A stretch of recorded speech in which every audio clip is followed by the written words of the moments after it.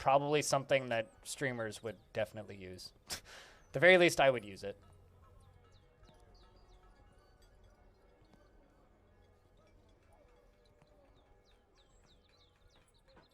Just like selecting what sounds I want in this noise generator.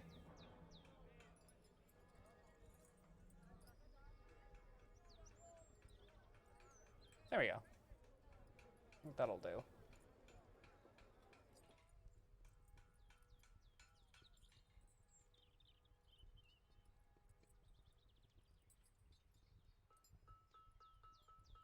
But that's probably hidden in the API somewhere. Yeah, I mean, I wouldn't be any assistance. I have no idea how any of that stuff works.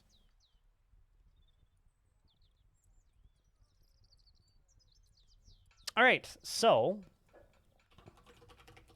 we started up a little early. And the reason we started up a little early is we didn't get to do Dwarfs at all yesterday because the internet exploded. So we're going to pretend that the internet didn't explode and it's actually yesterday, and let's dive into Longdeath. It is the year 318 in the absolute realm. But yeah, no, I do hope that people watch and enjoy the video for I do hope people watch and enjoy that, because those interviews, I do put a lot of effort into them, even though they might seem like not the craziest productions on the viewer end, but they take time to put together.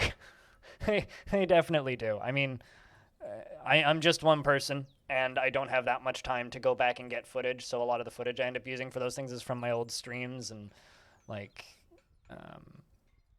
the actual interviews themselves are like hour to 2 hour long recordings. Then I have to cut the audio down. Cutting the audio down takes time, and then I have to like find footage and then edit it together. And all in all, like the first big one that I did, which was the Jupiter Hell video, probably took me about, I want to say 40 to 50 hours to actually do it, because I re-edited it twice.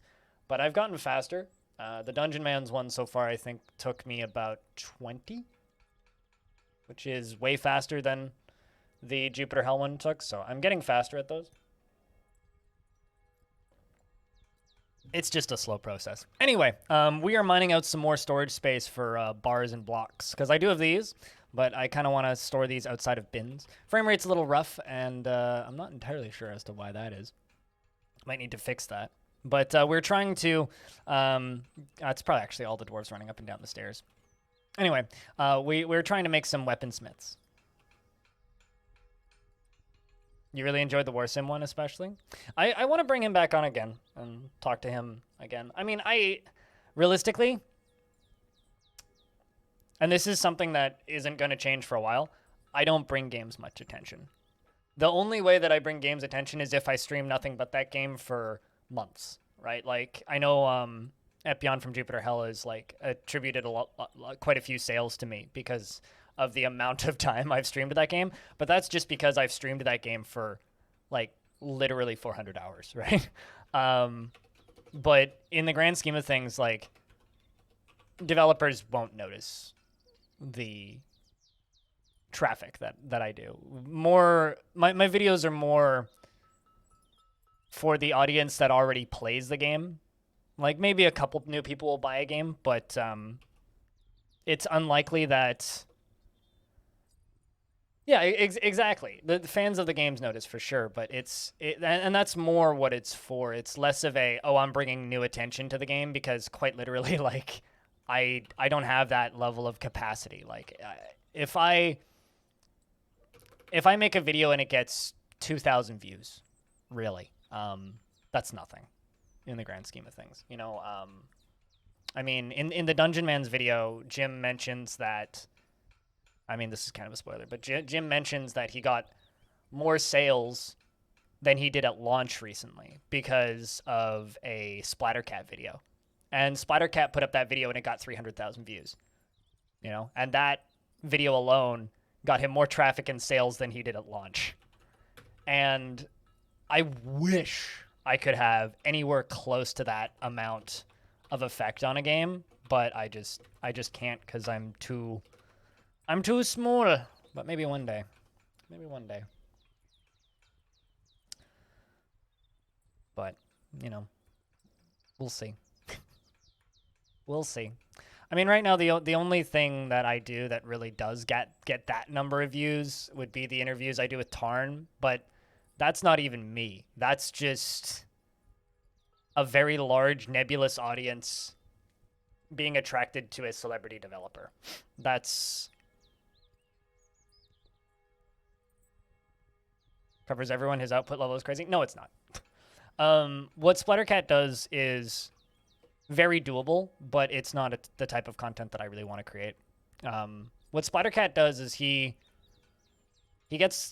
just like any other streamer or any other creator. He gets a lot of keys, and then he just makes a video out of everything and just puts up one video a day. But he actually gets enough views on YouTube that it's financially viable for him to put up a 30-minute video every day, which is not hard to do. That's actually the easy way of doing YouTube. If you want to see somebody with a crazy level of output, go look up like what basically what I'm not down talking Splattercat. Like what he does is good, but if you want to see somebody with a crazy level of output, like what I personally consider to be crazy, go look up Wanderbots. Wanderbots actually has a ridiculous output. And the reason I say he's got a ridiculous output, also Stone, it is early summer, just a heads up. The reason Wanderbots has a ridiculous output is because he puts out 15 to 20 videos a day. That's a ridiculous output. Splattercat just does quality impressions videos, and that's not a ridiculous level of output at all. 1 to 2 videos a day isn't crazy.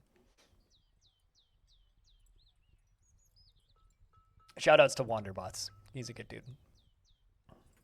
But like my YouTube channel would look like Wanderbots if I actually edited down my VODs. I'd be putting up 15 to 20 VODs a day, which is actually part of the reason I don't edit my VODs, is because some people are just like, oh, you should edit your VODs. It's like, well, I want them to be like an archive. So if I were to edit them, you would get 20 to 30 videos in your subscription inbox a day, and I would lose all of my subscribers. I don't think people would actually want that. Some people say they want that. I don't think they actually want that.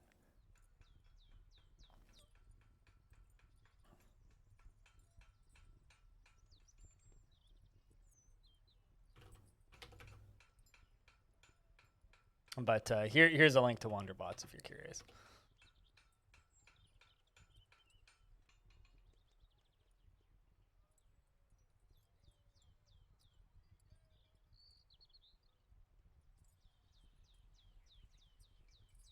And I don't really understand how he does that. 22,000 uploads. Yeah, I mean he's. But the thing with Wanderbots though is he has help. He's not alone. Wait, hold on a second. Okay, so the humans arrived.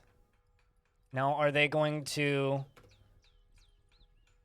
Is the other faction and is the Royal Treasurer going to arrive? That is the question. I'm starting to wonder if there's like a human merchant stuck on my map. I should check.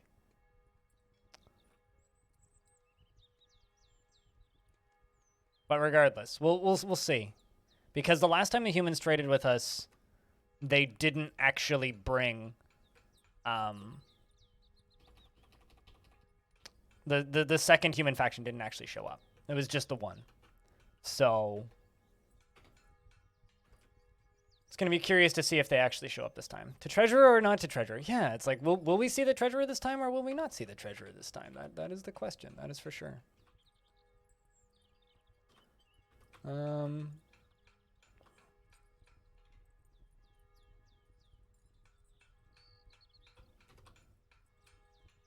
Just trying to find stuff that I don't need. Sell all those silver warhammers that we've been making.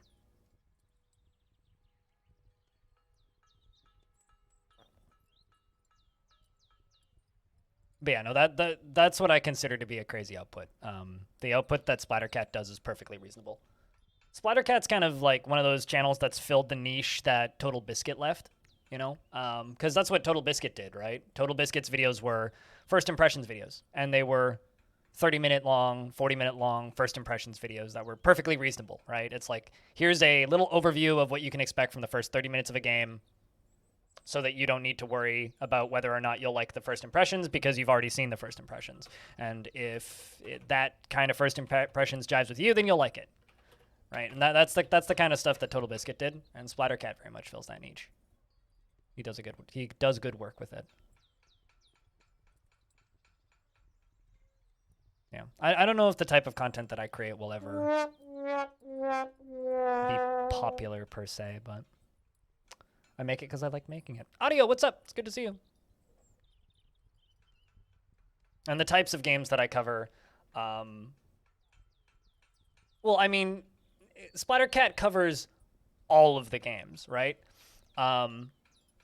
Splattercat is actually interesting, though, because he actually has knowledge about roguelikes. Even though he doesn't get super deep into any of them, he does have like that baseline knowledge of what a proper roguelike is, which I think is rare among bigger YouTubers, which is why I have a lot of respect for the guy. There are other YouTubers who do similar types of content to Splattercat, and I end up like face palming every time I actually read what they are. What they're talking about. You know what I mean?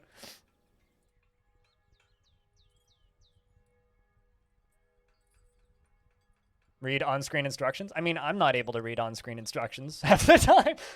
I mean, like, I was pretty amused at the Splattercat's last Jupiter Hell video when he opened up a chest, a bunch of ammunition came out of it, and then he sighed and stated, man, it's too bad that there was nothing in that chest. Like, he didn't realize that the ammunition that was everywhere came out of the chest, and then said, but I can pick up this ammunition that the enemies dropped because he just killed a bunch of enemies around it. But a lot of the ammunition that he picked up came out of the chest, not from the enemies that he shot, which to this day, I still think is kind of funny.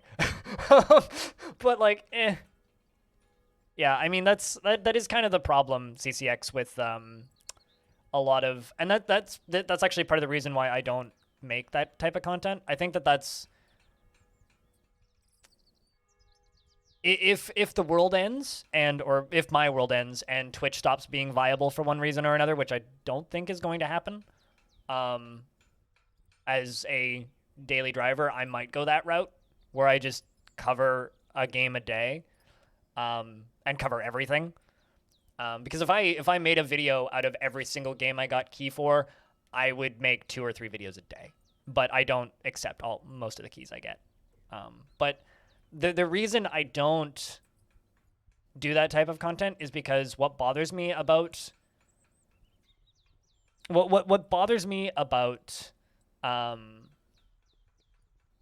that style of first impressions videos is, in order to maintain that output, you only have 3 hours tops, really, to put into each game. And even that's like pushing it. Most of those people who make those types of videos just play the game for 20 minutes, get the basic feel, read the description, read the typeface, and then record a video in one take and upload it. That's what most people do. And I think that the style of game that I enjoy specifically is benefited more by me putting out 4 or 5-hour-long videos than me putting out one 30-minute video.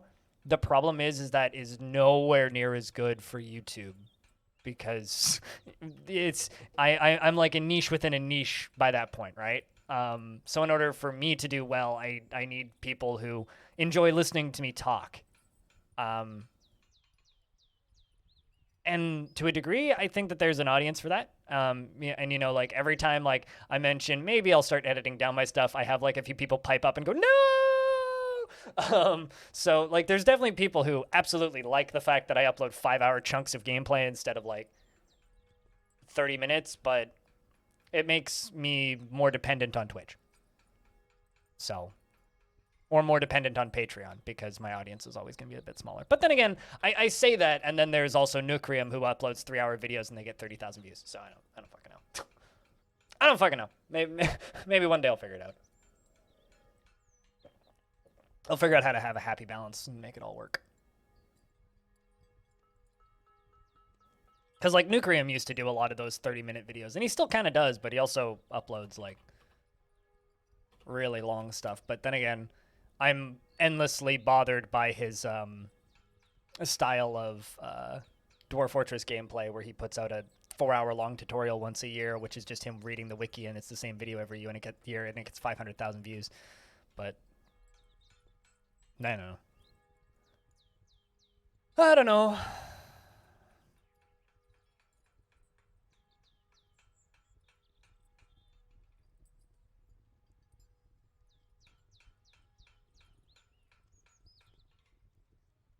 The view game? You mean the new game?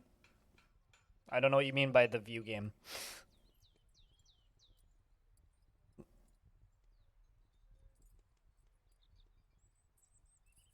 Stone V has not died yet.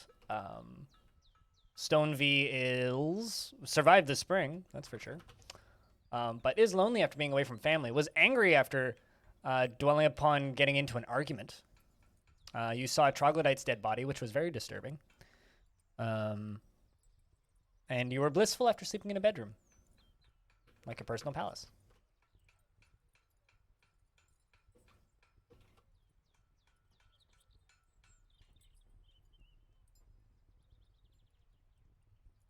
You weren't supposed to live this long? I mean... So I'm going to do a thing real quick. Because the pump stack is off currently, and I'm not actually pumping lava anywhere, I'm going to shut off the water because I would like to redirect the water. See if I can get some more power under there. Because currently the way it's set up, it's a little bit messy. And I've got water going off in all kinds of strange directions that it doesn't need to be. So I want to block this off, and I want to block this off just to push the water directly that way. So we're going to do that. We are going to do that because I don't need all this extra water flow everywhere. It's just kind of a pain. So we're going to clean the pump stack power up a little bit before we figure out what we're going to do with it next.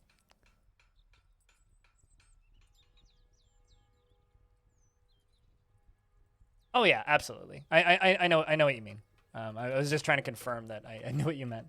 But yeah, I mean, do I have to do that? You know, I mean, I guess I think I go back to this piece of feedback that I got from somebody who used to watch my channel, which was, I have too many morals for this industry. You know?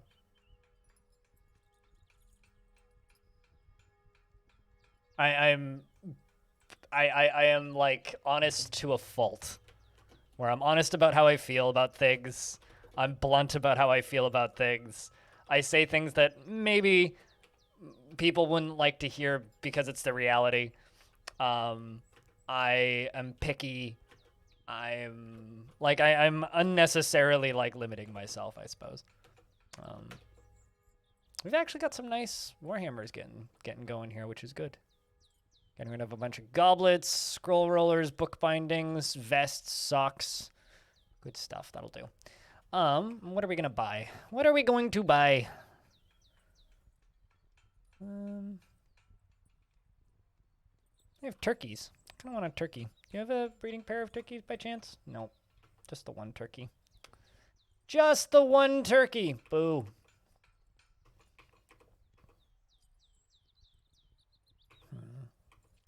I think that I'm just gonna buy some fancy meats, because I do have some dwarves that want like echidna meat and stuff. So, and I'm already seeing echidna meat and various other meats that we're not gonna see around here very often. So, I think that's what we're gonna do. We're just gonna buy meats and plants.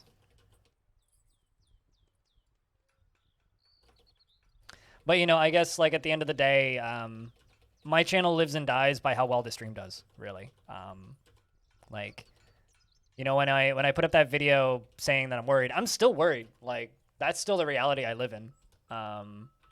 And admittedly, like, it helped a lot that week, but we've basically gone back down to where I was before I made that video, which I was expecting to happen. I kind of figured that would happen. I don't need rat weed. It's just kind of the natural order of things that numbers go up and numbers go down. And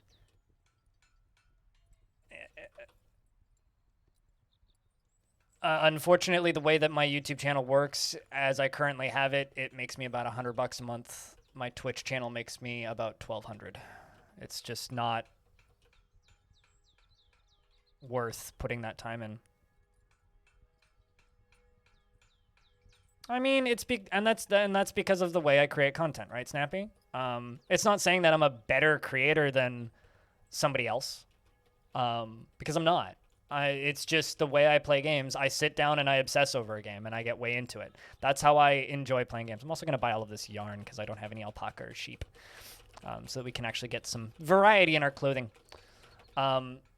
It's because of the way I play games. You know, I sit down and I dedicate a lot of time to one game.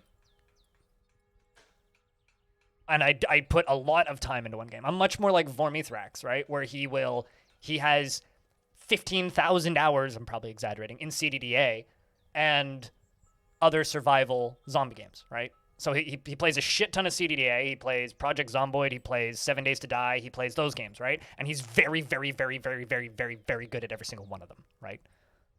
That's kind of the type of game player I am. I'm that sort of thing where I will sit down and I will play 1 or 3 games and I will play a lot of them. If I just play 30 minutes of every game that comes out, I will run out of inspiration to keep doing this very quickly because that is not fun for me.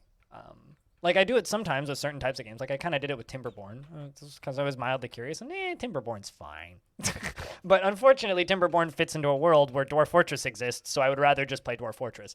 And it's the same issue that I have with like Going Medieval. It's like, well, why would I support Going Medieval? They've sold a bajillion copies already, and they don't need me. And I already know that that game mechanically is going to be very boring compared to Dwarf Fortress. So why don't I just play more Dwarf Fortress?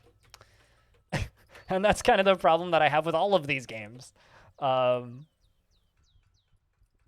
Is I personally will be bored. So why would I... Like, I'm going to play a game a little later today called Lords and Villains, which I have some keys to give away, and it should be a bit of fun. And we'll do a little first impressions. We'll play for about 3 hours, I think. And then if I'm still up for it later tonight, I will probably play some more Unmetal because I'm in that game, and I'm going to play through that whole game. But, like, Lords and Villains is another, like, oh, it's kind of like RimWorld, but it's more of a town builder. And it's always going to be another one of those. Oh, is it October where you're at? I mean, actually, hold on a second. I got to check my bank account and make sure, because it's the 30th, which means my rent goes out tonight. I have to make sure that there's enough in my checking account. I'm just going to do that now before I forget. Unmetal is really cool, actually. Even though I'm going to have to play it on easy because some of those projectiles are too small for me to see. I am enjoying Unmetal. That game is very funny. Unmetal is like Austin Powers Metal Gear Solid, the video game, and it's kind of great. I hope people are buying that game, actually. Last time I checked, it didn't look like it was doing all that well. Okay, I mean, they have 100 reviews. They're doing fine. 100 reviews and it's 97% positive. Yeah, people like that game a lot. But, you know, like, personal friends worked on that game and whatnot, so I'm gonna... Like, the guy who got me the opportunity to be in that game voiced-wise is somebody that gave me a lot of opportunities, like, back in 2016 on Twitch that helped me get to where I am now. So, like, it's not that I feel like I owe it to them. It's just, of course, I will do anything and be part of any project that they're working on because, like, I like those guys. They're good people. Yay, okay, I do have enough money in my checking account. Whee! My rent went up this year, so like I'm having to relearn how to having to relearn how to budget. But it's fine. It didn't go up massively. It just went up a little bit. Although I might get some free money soon because one of my neighbors wants to rent my parking spot, but he needs to actually buy the new car first before he can rent my parking spot. He wants to rent my parking spot and my storage unit in the basement, so hopefully that'll be some free money for doing nothing.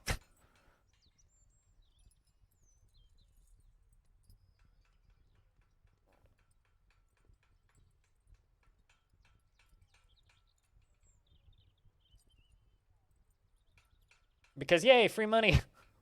So, I mean, it's not quite free money, but it's basically free money. I don't own a car, and I've literally told him, like, he's welcome to have the storage unit in the basement if he disposes of my television, because I have a old TV in there that I don't use. So if he can get rid of that TV for me, he's more than welcome to have that. You know what? Let's just get rid of... Let's keep all these. There we go. That's enough of this for now.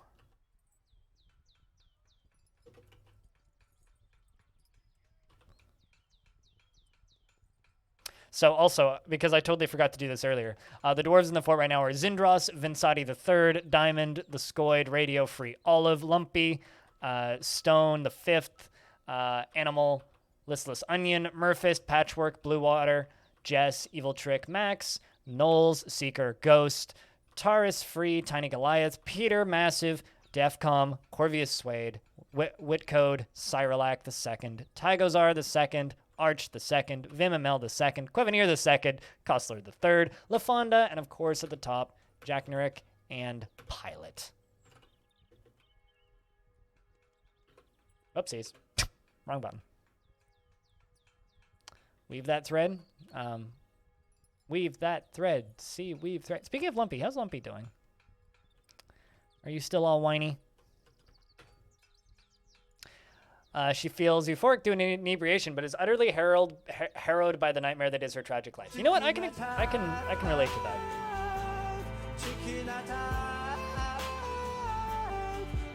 I can relate to that. But yeah, I guess Snappy, the thing that's really going to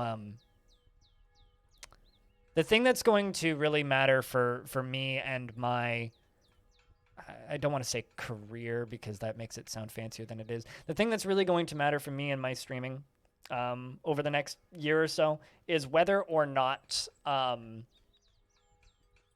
is all of us. Lumpy is the metaphor for how we all feel all the time.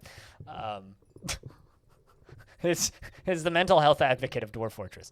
But no, what's really going to matter is how well my YouTube channel does during the launch of DF on Steam. It's like, if my YouTube channel does really well, and I get a bunch of top videos, and I get a really good subscriber base, like, it's already growing, and it's growing slowly, but, like, if it goes from, like, let's just say, to 50,000 subs or 100,000 subs during that period of time, if I can pull that off, and I have a bunch of videos that get up to the top and stay at the top, and they hold that for like a couple of months, and I'm able to keep that up and keep that momentum up, then I'm basically good, and I can keep doing this the way I'm doing this perpetually, most likely, and then I can spin it off into other things, and I can actually help games that I care about, and I can actually promote games that I care about, instead of, like, I don't want to say leeching off of, but, like, instead of just being this small niche thing that the audience of a game really enjoys, I would be able to actually bring a wider audience to a thing. Whereas right now, like, I really can't. Like, I'd say 80% of the people who watched the Warsim video already owned Warsim, and a few people didn't, and a few people bought it for sure. I know a few people have already bought Dungeon Man's because they heard that I was doing a video on it. So, like, I am getting to that point, but I'm still a ways off, and I'm not going to be close to that for a long time. If I can get that boost, then if I can get a boost from the launch of DF, that could just allow me to keep doing what I'm doing perpetually at a higher production value, and just I have better thumbnails and stuff like that. Like, because even thumbnails, they cost me money. I have to yell at Cooler and ask Cooler to draw something for me, and then I have to pay Cooler.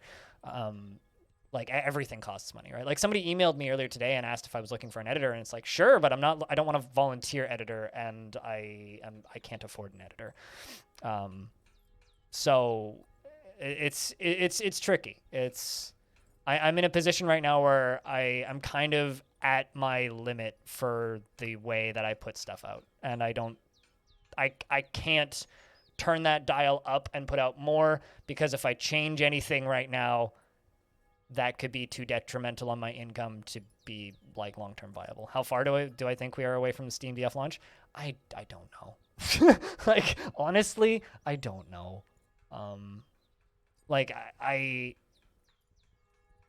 there's all of the estimations, which are all pretty accurate, I think, which are like, I mean, right now the Steam version is set to release August 10th, 2022. Um, because it's set to release right the day after a game that releases on the 9th that has a set release date on Steam, and the day before a game that's supposed to release on the 11th.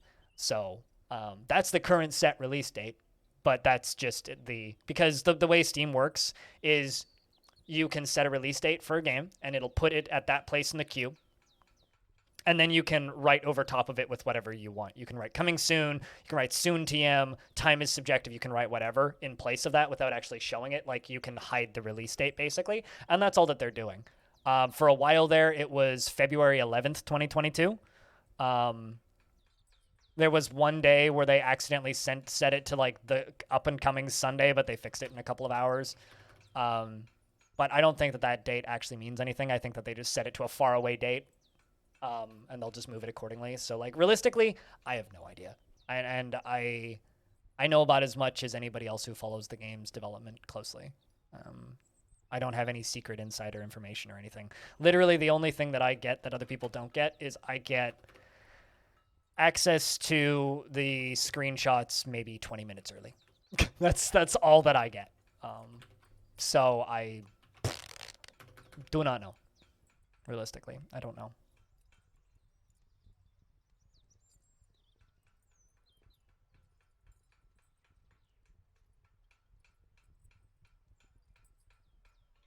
When will it happen? It'll happen when it happens. Yeah. I mean, that's the way that goes.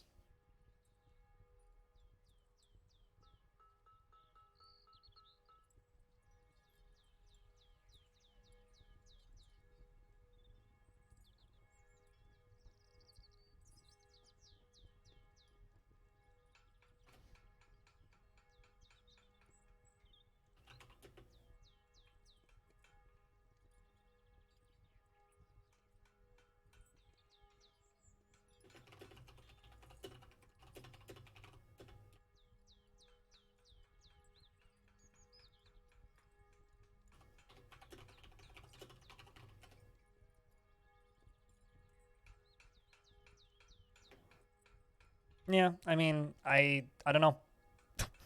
I like quite literally I don't know. I mean, I've had so many people state, "Oh, the Steam version will bring in tons of new traffic and you'll be super famous when that happens." And all I can say is I've been in plenty of launch cycles for games before, and that has certainly not been the case for a lot of those.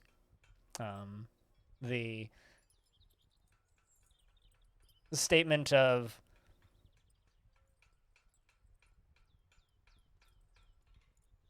oh you'll do super well when this game comes out, right?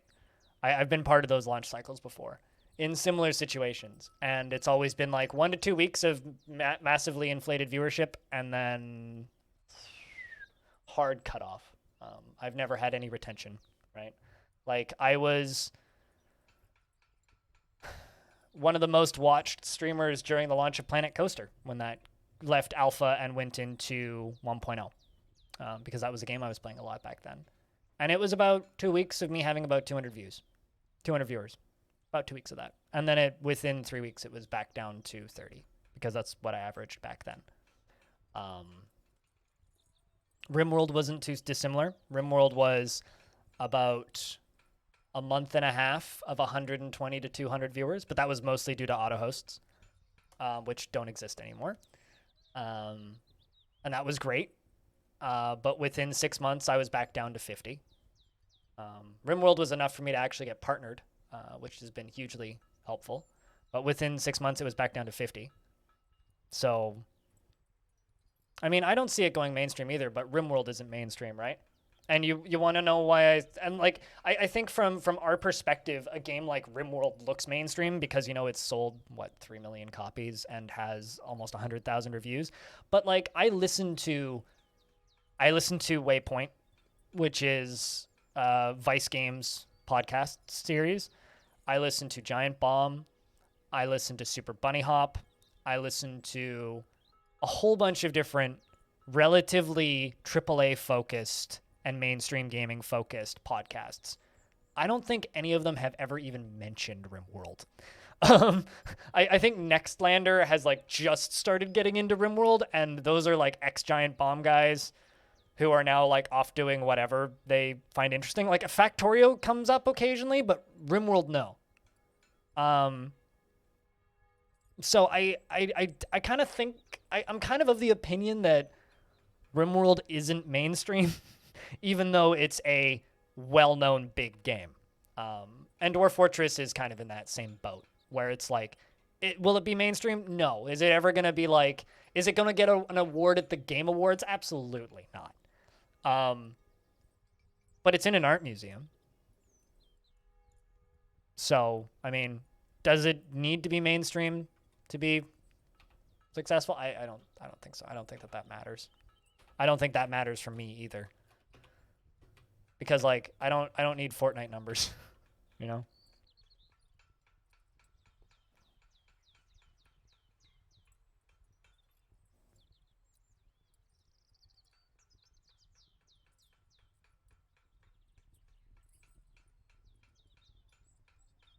I don't get it. Stone what?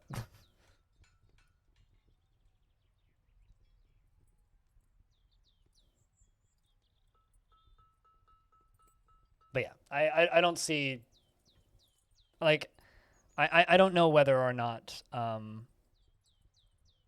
the Steam version will have any effect on my streams. I'm just saying nonsense. All right.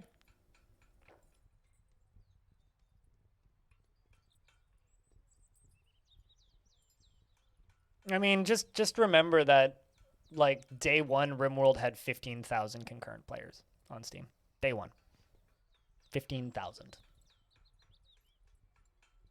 And from what I can tell, it had less people that were wishlisting it, and Steam didn't have following back then, so following on Steam didn't exist. But from what I can tell, there were less people excited about it when it was launching.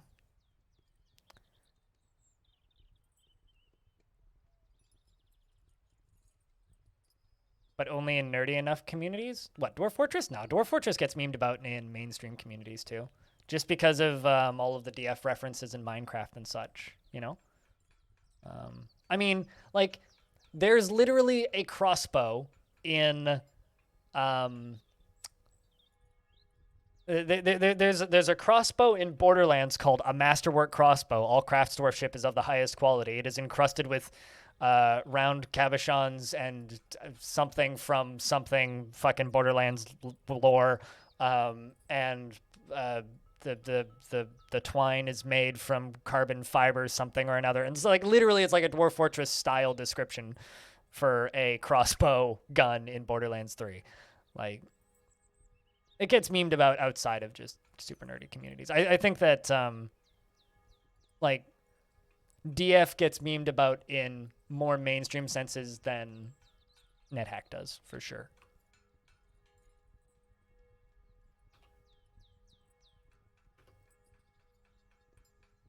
That most people know about, but no one plays. I think saying that no one plays Dwarf Fortress is actually incorrect. Dwarf Fortress has a quietly really big player base. The thing is, a lot of the player base for Dwarf Fortress is in countries that do not have particularly good computers and not a lot of money. Because it's... we don't need blocks because I don't really have any metal blocks. I mean, you can always try. Maybe. I didn't see them, but 9 minutes, 49 seconds. 10 minutes. So it's 10:40, so at 10:50. But yeah, saying that no one plays Dwarf Fortress, I think, is actually false, and I think having that opinion is kind of wrong. And the reason I say that is, like, just look at how active the subreddit is. You know, /r Dwarf Fortress has what? I'm just looking. 120,000 members. And in the last like 2 days, it's had 5 posts. It's actually a little inaccurate because some of these are. Oh, I see this one got locked. That's why that one's busy. But yeah, most of these are they get like 8 to 10 posts a day. And that is, I think that people think that nobody plays Dwarf Fortress because Dwarf Fortress is not connected to any hyper. Also, I should say this. This is a fucking rad looking fort, by the way. So shout outs to the person who made this. This is awesome. Anyway, Port Urist, shout outs. Looks awesome. Here's a link. Anyway, Dwarf Fortress actually, I think, has a bigger player base than people give it credit for. And the reason enough people care that a nobody YouTuber can get a good 83 views on a tutorial. That tutorial is like amusing as hell. Like to the point where I think you should just post that on the on the subreddit. Like actually try to promote it a little bit because like it is very funny to me. And I think anybody who plays DF will get the joke. It is very funny. All right, you nitwits. Anyway, it's Dwarf Fortress is a weird game because it's like it's not attached to any stat tracking, right? Like we don't even know how many. Like I have a pretty good idea how many hits the Bay 12 Games website gets because whenever I do interviews with Tarn, I see how many hits come in. But like Dwarf Fortress gets a lot of downloads. Like a lot of people install the game. That website is not quiet by any stretch. Like the forums right now are at an all-time low for activity, but I think that's because a lot of people have moved to Reddit and have moved to comment sections and are in Discords. Like look at how active the Kid Fox Discord is for Dwarf Fortress. Like there's a lot of people in there actively playing and talking about the game and helping people learn it. So I think that saying that nobody plays Dwarf Fortress is kind of a fallacy at this point. Like it's very much not the case. A lot of people do play Dwarf Fortress. Considering part 1 of Longdeath has what, 14,000 views now? Like that's kind of bonkers. I'm just gonna throw that out. That's kind of nuts. You know, this little series that I've been doing for the past very long. It's kind of nuts how well it's doing.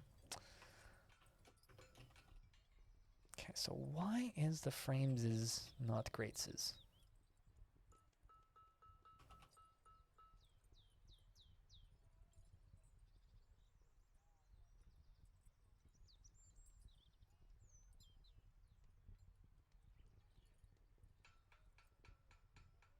I'm starting to think that there's something stuck somewhere. I have to just look.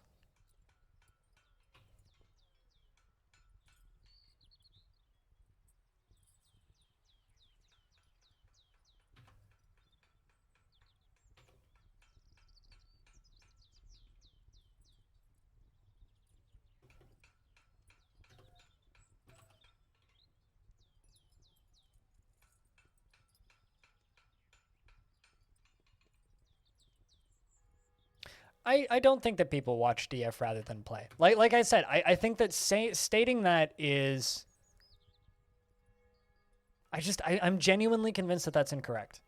I think that there are more people playing Dwarf Fortress than you realize, and I think a lot of them just don't speak English.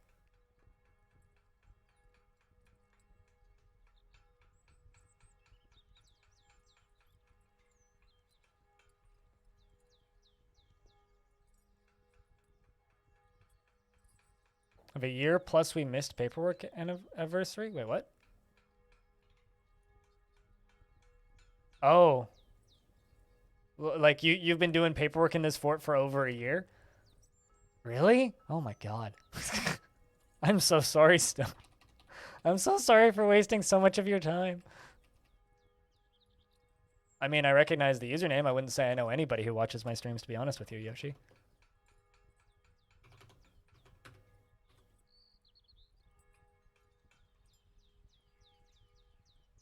Well, damn. Round of beers for that, I suppose.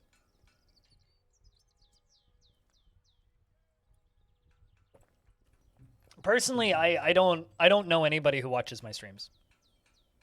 Like, unless I have hung out with you in person, shook your hand, and know what you look like, and know what the sound of your voice is, and talked with you for an hour, I don't know you. All right, and that kind of like, I'm aware of you. I remember your name for sure, but do I know you? If I'm being honest, no, not at all. One thing I will say though is if you would like me to know you a little better, there's 2 free slots open on that there bits leaderboard. I mean, Brander Buddy kind of won with the number 1, but it only takes 1 penny to get number 2. I'm just saying. Also, we're on the last day of cheaper subs, so I'm just saying. Yeah, I mean, I know a little bit about people who watch me frequently. Do I know your arch nemesis? I know somebody named Arch, and I know somebody named Nemesis. I know a streamer who goes by Nemesis, and I know a streamer who goes by Arch. Do I know your arch nemesis? No, though. There you go. Well, I'm taking that number 2 spot. Thanks for the bone. Cheers.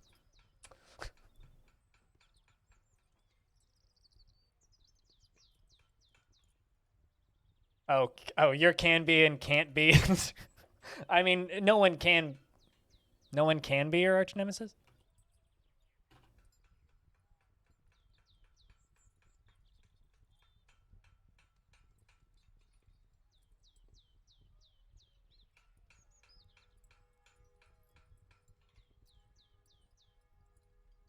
I mean, I would say Stoned is probably Stone's arch nemesis because I screw those two up all the time.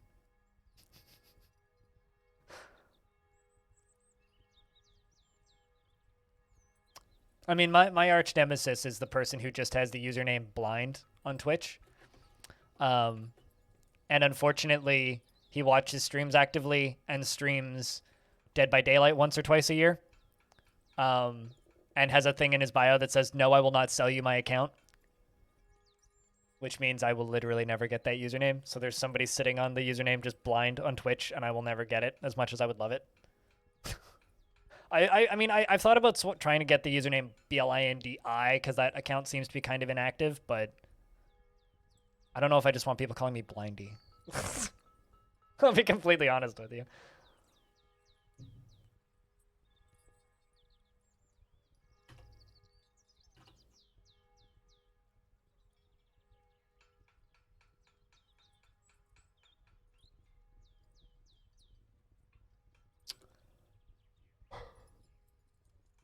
Oh, also, just because your name is Yushi and you made me think of Yoshi, um, I just want to say that Seth Rogen as Donkey Kong, mwah, just mwah, can't wait. Can't wait. Just can't wait. I will absolutely go see that movie or watch it somehow. I cannot wait. I'm not super big on animated movies, but yeah, I'm gonna go see that one for sure. No questions there. That just seems great.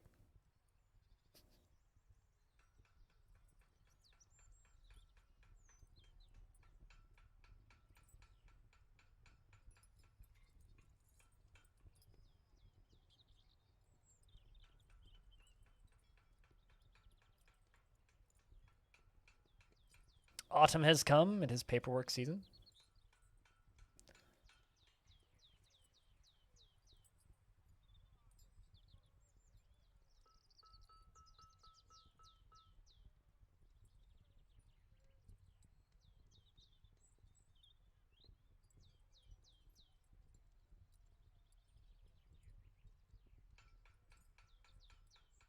Also, investments are open if you are so interested.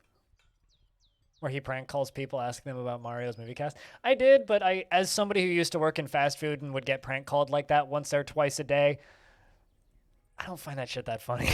But yes, I did watch it and it was amusing. Donkey is an incredibly talented entertainer. What I actually liked a lot more is a video on Donkey's second channel, which is also Stone. We didn't get the royal treasure. has arrived, as well as Basti Pime Nulanabo, here to give us tribute. He put out a video. No, he wasn't mean, but yeah, it's a waste of your time as somebody who used to do that job, and it just kind of sucks.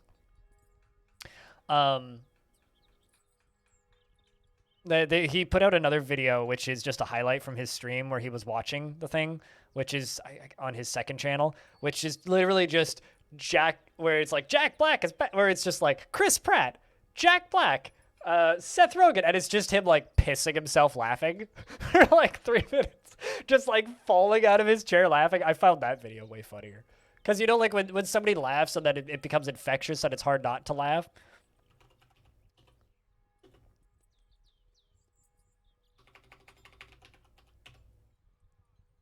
Hold on, just let me find it. Here you go. It's actually a minute long, not 5 minutes of him laughing hysterically. But it is just him like straight up reacting to it, because it's just Donkey being funny.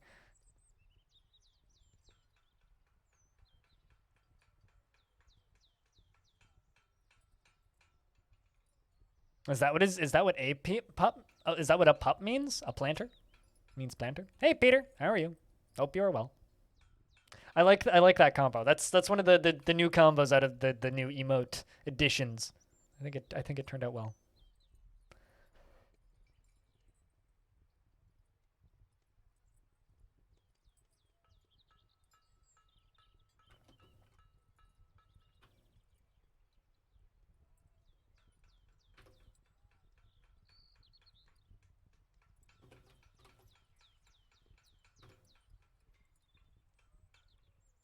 Trying to figure out why the frame rate got not so good. In like the last 2 or 3 streams, like we lost about 10 frames a second. Hoping it's not permanent, because that would suck. I hope you've been well, Peter. Hope you've been well. Yeah, I really like that combo, Crypt Happy, Crypt Rocks.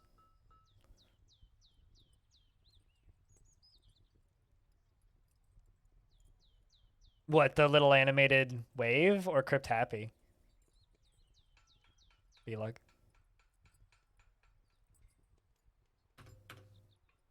Because I'm starting to think that Crypt Happy might be one of my more popular emotes now.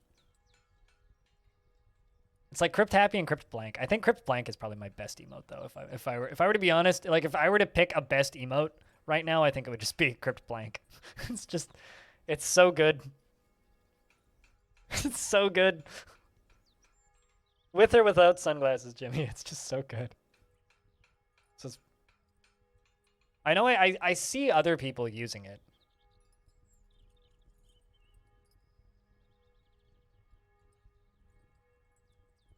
Does anybody ever call it out as the RCT panda though? That's the important question. Be like. So I guess at the end of the day, if you really want to help me out right now, do me a huge favor. Share around the history and development of Dungeon Man's video. Trailer. And pop into this video here and click the Remind Me button. Because there's a little Remind Me button that you can click, right? It's sort of like the smash that bell and break the like button, I think is what you're supposed to do, right? Except it's just to remind you when the premiere goes up. And whenever the premiere goes up, the more people that tune in, the better it is for the premiere itself. And so just hit the remind me when this goes live thing. I mean, don't like and don't subscribe, but if you enjoy the content, it'll be easier to find it if you subscribe. So make the correct decision, fam. Says the streamer.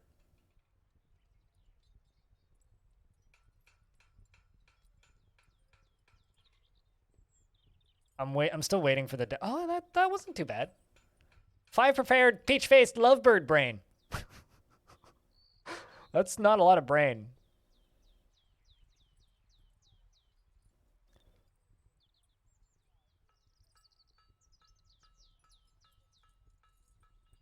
Make wise life decisions. Yeah.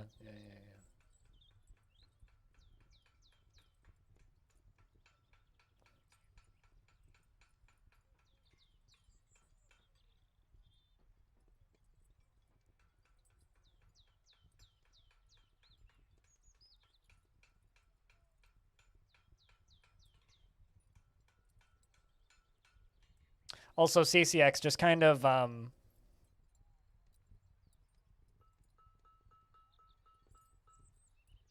what? Hold on a second. Twitch just sent me an email about something that I need to look at. But CCX, in regards to that thing, if you do make a tool, I will promote the ever living heck out of it.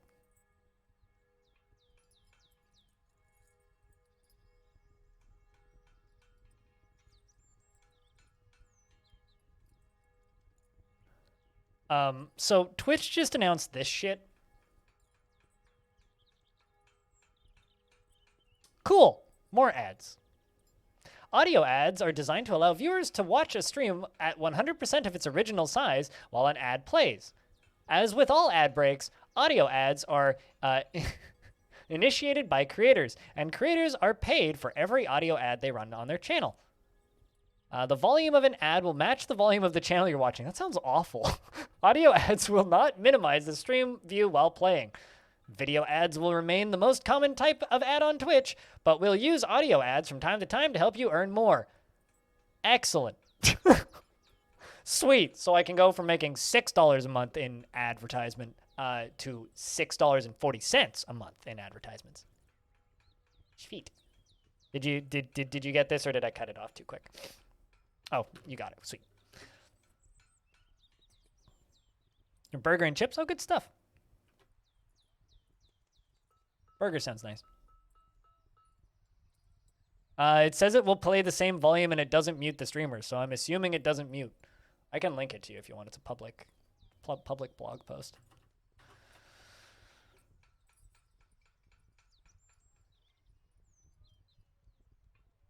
It's just a normal ass ad. Brilliant. As a creator, can I choose to never run audio ads? No, we aren't offering that type of control. Sweet. Audio ads will help creators earn as much as possible each time they choose to run an ad break.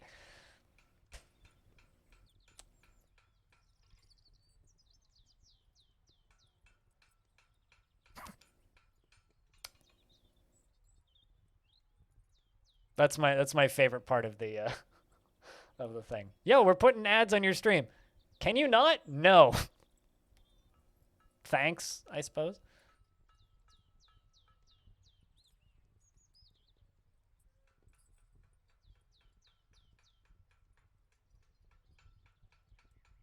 Sure, but like I don't run ads on my stream, so.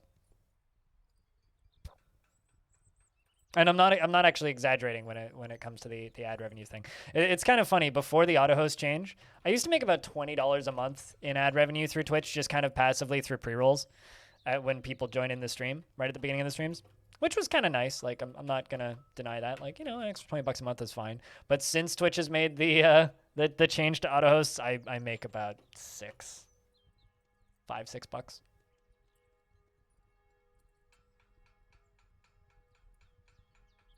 You know what Chippy is to me? Chippy is the name of the bird in City Skylines. I think. Is that Chippy or is it Chirpy? It might be Chirpy.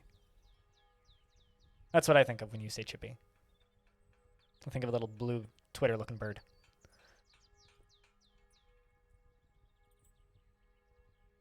Zindros has become a dwarven child and can now move. Let's see what clothing you pick up. Oh, is it Chirpy? Okay. I still think of that. Well, Toulon, the outpost liaison, is here, and the dwarves are here to trade.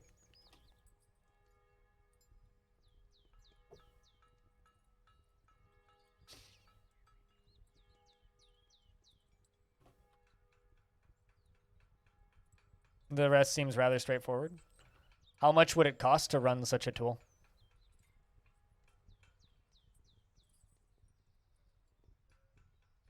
Because I'd be willing to bet that I could, with the help of some people, probably fund the server costs with a Patreon. But yeah, it would need the authentication stuff in order to work. That's just kind of a given.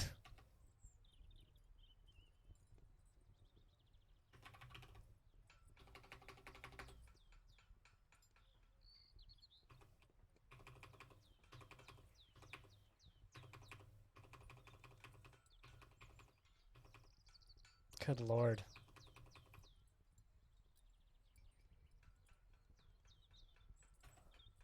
You know, I'm going to just get rid of all of these dead bins.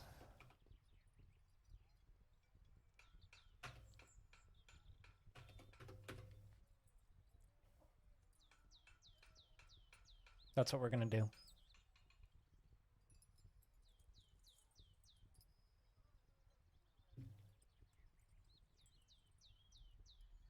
But yeah, I believe that the bureaucracy end of it would be a pain in the ass.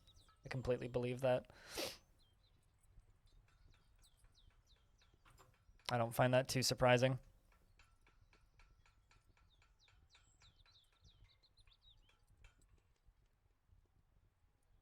If you're not good at the video game, can be.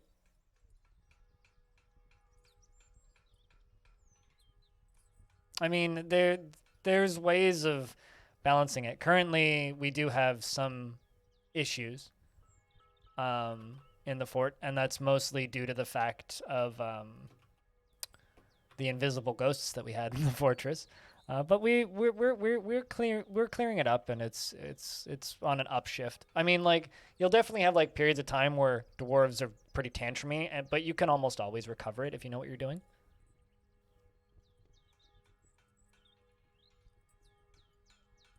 Time is though. I mean, like I said, don't do anything that you can't put the time aside for.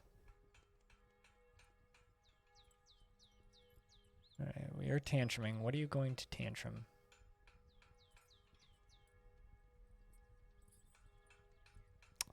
You beat the ever-living crap out of Costlord III. Please don't kill Costlord. Please don't kill Costlord. You're killing Costlord. Somebody please rescue Costlord. Or Costlord. Okay, sweet. Costlord got rescued. I'm going to keep following Jess. That was a lot of teeth that just got knocked out.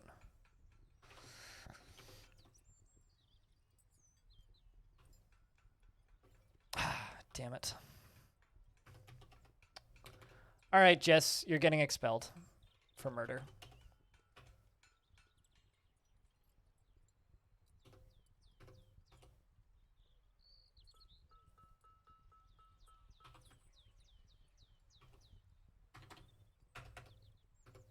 Goodbye, Jess. You were a good dwarf for a bit, but I can't have dwarves killing my dwarves. It's just not an option. Pounds spent. Good stuff. I ended up supporting a local business in the format of coffee yesterday. I went and got me a cup of coffee while my internet was down because I was like, I'm just not happy with my internet being down, so I went and got something that made me happy in the format of coffee. Rest in peace, Costlord. Is anybody putting Costlord's body into a coffin? They will. It's just going to take a little bit.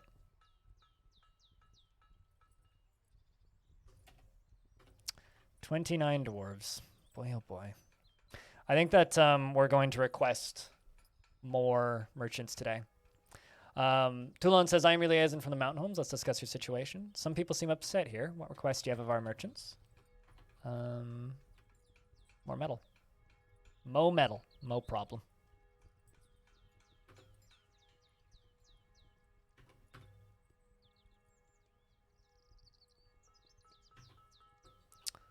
And Toulon says, Peter, I look forward to our meeting next year. Our fortunes rise and fall together. Can bring traders in. We're going to go to the hillocks of Channel Dens.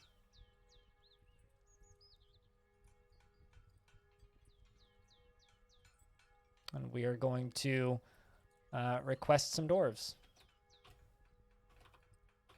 Ones that are married. That can come in pairs.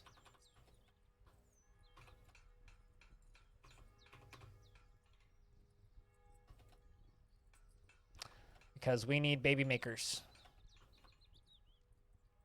We need new families. One thing that I think is kind of funny is it never repopulates the top of the list. All right, Patchwork, you've got the new mission. Let's see what happens. They usually come back super tantrumy. Or they show up and immediately die on the edge of the map. Because I've already done that. Not for a while, but I did that with one dwarf and then re-expelled them. And I also had one dwarf come back and they were still just as tantrumy. And then they... something actually that I need to try doing is I need to try doing that on the new version. Because...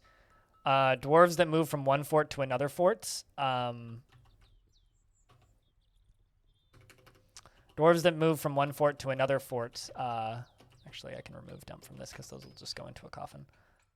Dwarves that move from one fort to another fort lose all of their stress. So I'm wondering if you expel and recall a dwarf from a Helix who was super tantrumy in the current version, if they lose their stress. I really want to know that. But I haven't had that opportunity yet. Hopefully I'll get the opportunity to do that in Reigns of Terror.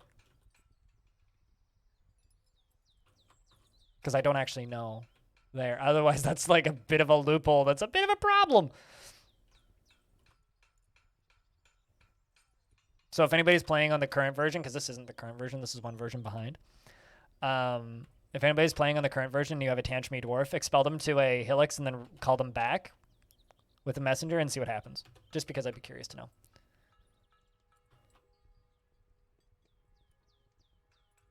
Just need to make sure that I have coffin with space.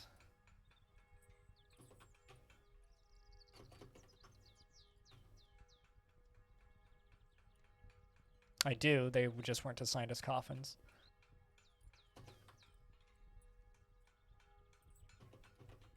Ah, he already has one assigned. It's just a matter of somebody actually having the time to do it.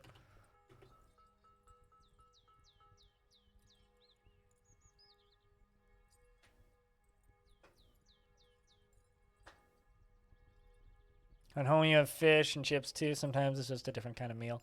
I mean, sometimes it's nice to, you know, just get a restaurant meal and not have to make your own meal, you know? That can sometimes just be nice.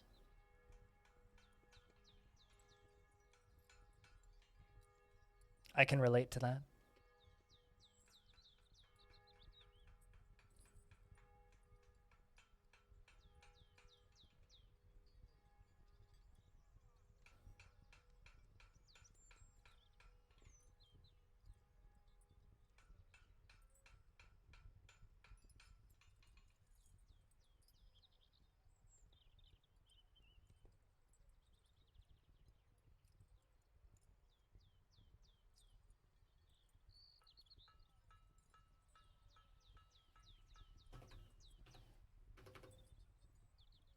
But yeah,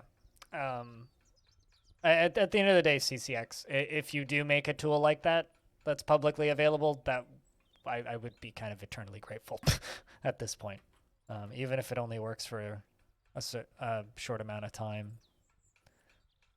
All right, let's see what the return looks like. Looks like we're getting a bunch.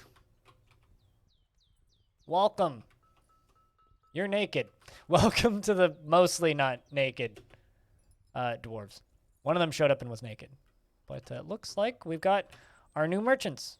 97 years old, and they're actually like reasonable ages too. 102. Excellent. I'm just going to give them jobs that fit what we're currently doing.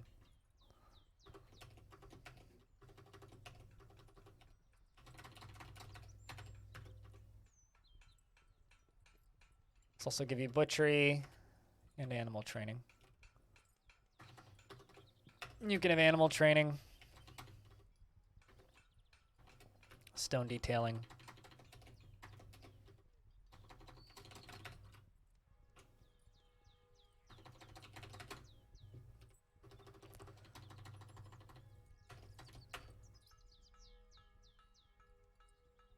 Bring us dwarfs this time and keep it that way. Oh, Make us babies. It's that simple. You guys have one job. Welcome to the fortress.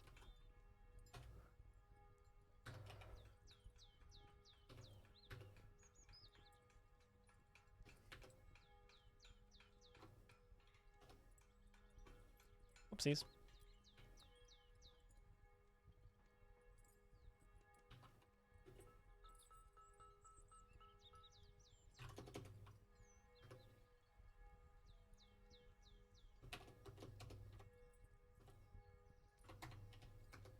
Also, Cooler, how have you been, by the way? Hope that you've been well. Hope temperatures are now much more normal and less ridiculous than they were forever. I like how they come in naked and then they have to run back and get their clothing because their clothing spawns at the edge of the map. It's like a little detail that I've always loved about Dwarf Fortress. I think it's really funny.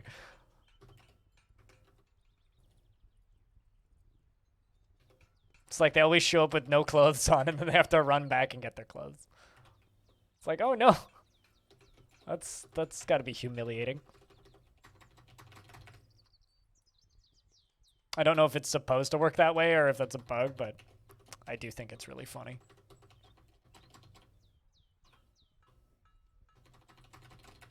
Engage in baby making. Welcome to Longdeath.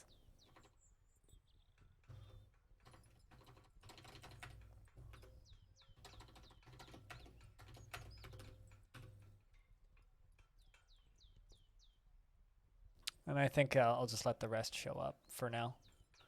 How many are we at? 51! That's what I'm talking about. Look at all these extra hands. So many. So many extra pairs of hands. So many potential offsprings.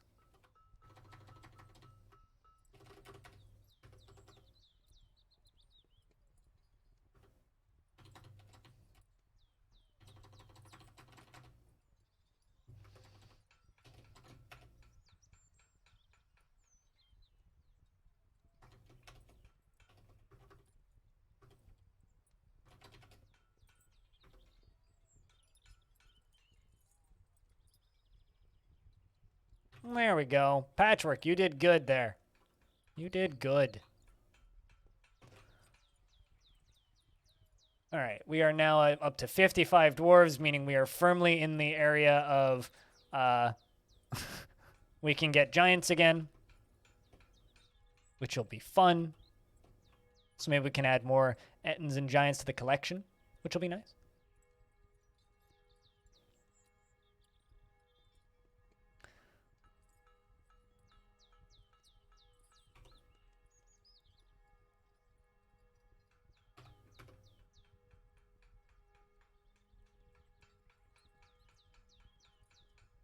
We need more full citizens.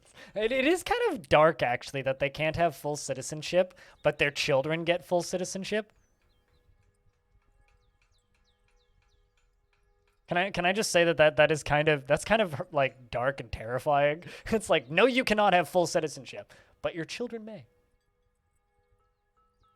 It's weirdly dystopian.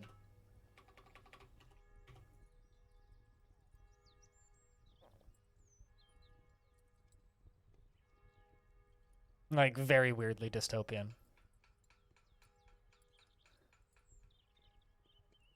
It sounds like the US. I mean, okay, the US is weirdly dystopian. Like, straight up, it is weirdly dystopian.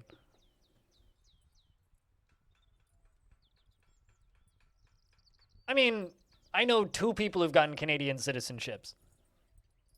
Granted, both of them had to get married to get Canadian citizenships. I was in a voice call a while ago, towards the beginning of the pandemic with a friend, and he was complaining that he wanted a Canadian citizenship. And I'm like, yeah, you basically have to get married to a Canadian to get a Canadian citizenship. He's like, hey, you want to get married? I'm like, not really. Not particularly. To be completely honest with you.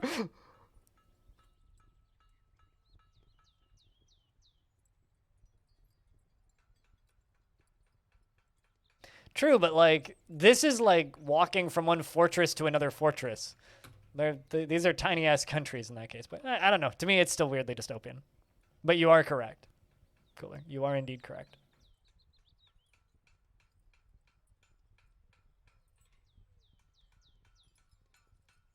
I mean, you can become a American citizen if you really want to. Like, you can absolutely immigrate to Canada or the U.S. or anything else. In this game, these merchants have no way of ever becoming a permanent citizen. So, I don't know. It's more dystopian, I think, than even the States is, because like you can absolutely immigrate into the U.S. if you really wanted to, or Canada. It's just not easy. But if you go stay in Canada and you have a baby in Canada, then that baby's Canadian.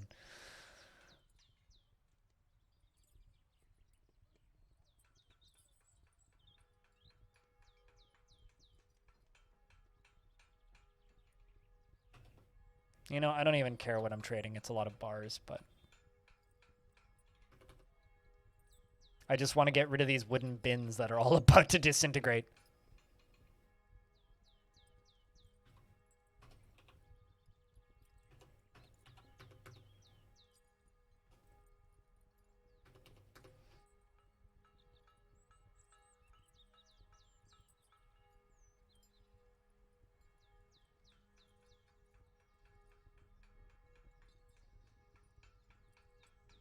Then explain how Danny O'Dwyer got. Well, I mean, you need money, an in-demand skill, or you need to be married to somebody who's from that country to immigrate. Basically, you either need to marry somebody, or have money, or have an in-demand skill.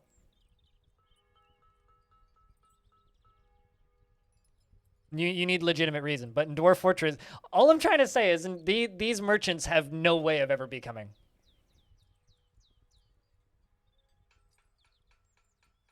They're going to bring bins back almost disintegrated? I've never actually had them bring almost disintegrated stuff back, so I don't know if they will. They might. It would be kind of funny if they did. Uh-oh. I need to make flasks?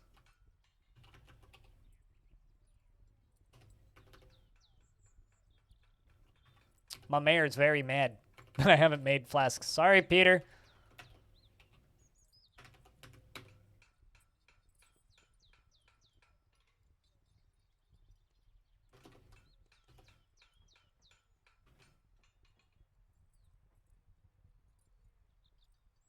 All right.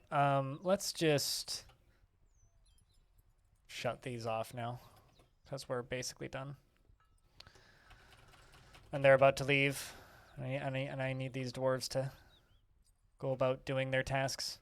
I need this corpse put away and other things.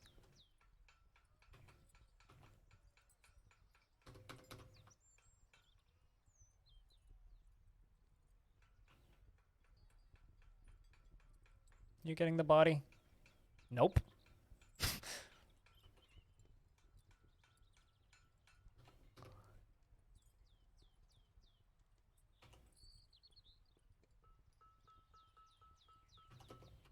I was going to say, are you getting the body? Nope, you're just socializing with the corpse.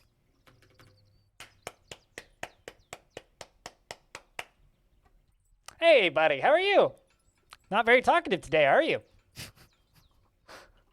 Now he's standing on top of and socializing with the corpse. You know, Arch, you disturb me, dwarf. Just gonna be honest, this dwarf scares me a little bit.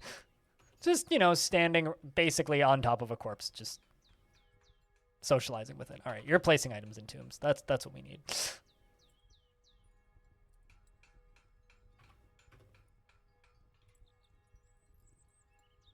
Gosh.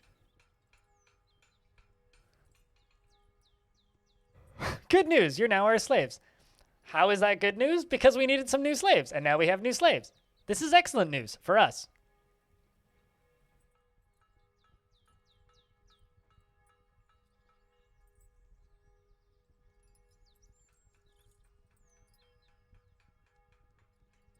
Just needed someone to listen. I mean, I can relate to that. Just having somebody to talk to that never talks back. It's just, it's nice.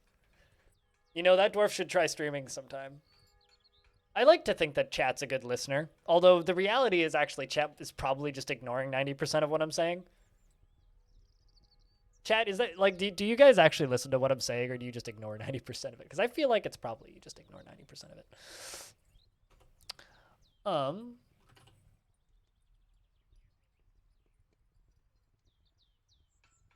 50-50. Yeah. What? Exactly. Correct. Wait. Correct. Pardon? Please repeat question. I'm not trying to call you out on anything. I was just asking for an honest answer. Depends on what I know what you're focused on. Yeah, no, I get you. You failed exam? No! That sucks. Next time. Hey, Eternal. Ah, that's fair. Yeah, no, depends on topic.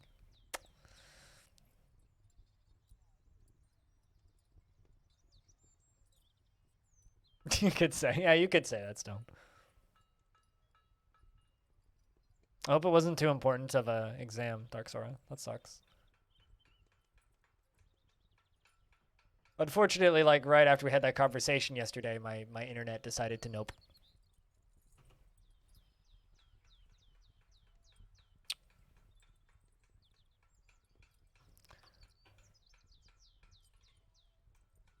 So the important question is, do I tell my teammate Jess that her dwarf murdered somebody so I expelled her?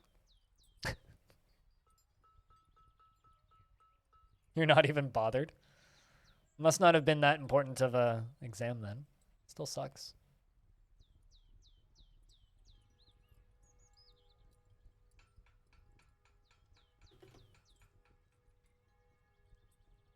How much water's down here? It's draining. We'll wait for it to be completely drained and then we'll dig into there and we're gonna make this thing work better. Make it much more logical and efficient.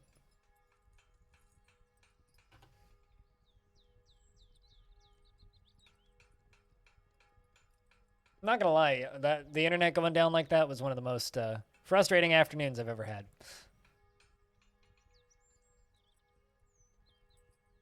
Maybe too many people in my city are trying to play New World.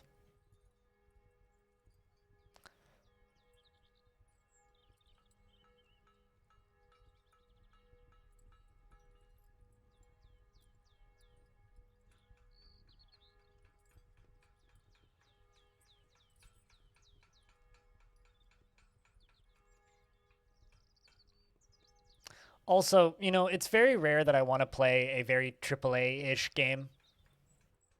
But man, this tickles something in my childhood that I can't even explain. It's just about $40 more expensive than I'm willing to pay for it, so I'm just gonna wait 2 years and wait for a sale and then buy it. I'm a patient gamer, I can wait.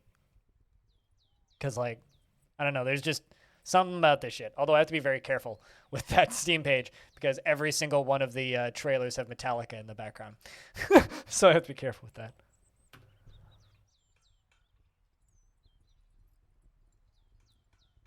You don't know what that is? It's Hot Wheels. It's toy cars that I used to play with when I was 5, 6.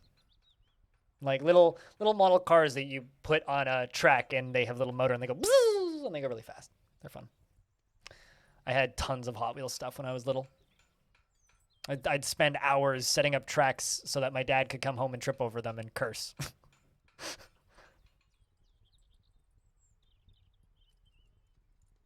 You don't know what a Hot Wheels is? Hot Wheels is my childhood, basically.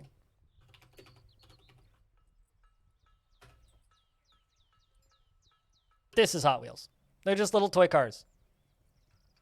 They're little toy cars, and you put them on tracks and they go fast. That's what Hot Wheels is. I don't know why Mario pops up when you type in Hot Wheels, but these are Hot Wheels. It's like $1 for a car, really, although they get more expensive quickly if you're actually trying to collect them, which people do now, and it's like Pokemon cards. It's a fucking nightmare.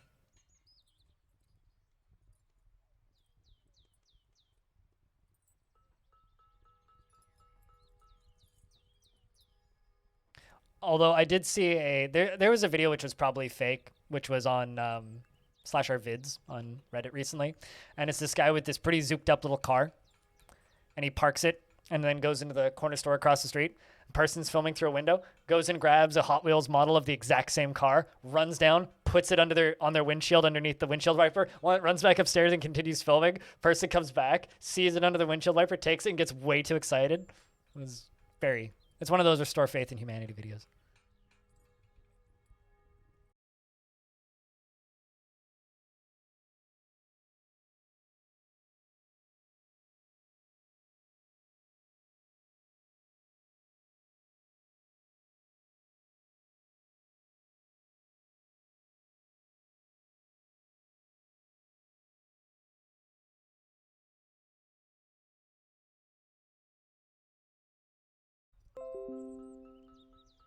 Are we back? It says reconnection successful. I didn't even drop a frame. I don't know what the fuck that was. Hi, we back? The internet didn't drop. That was Twitch. That wasn't me. Also, Mr. Tamika, thanks for the raid. That wasn't my internet. I can confirm. I did get a welcome to the chat room, though. I think Twitch just burped. I don't think that was my internet. Hold on. Let me just looks at some things real quick.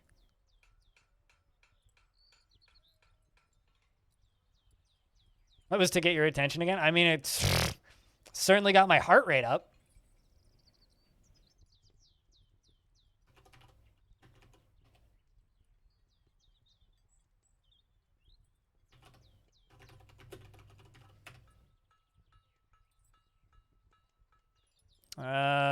Twitch claims all systems operational. I call bullshit. Because, yeah, no, my internet didn't drop. Literally the first thing I did was I refreshed YouTube in the background. Like, my internet didn't go down. My modem's fine. Well, anyway, Tamika, your raid was so powerful, you almost knocked my stream offline. Thank you very much for the raid. Cheers. I hope that your stream was good.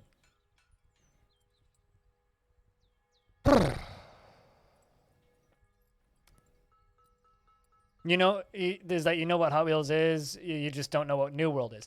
Oh, you don't know what New World is. Well, New World is Amazon's MMO. It's literally just an MMO. Like, that's all it is.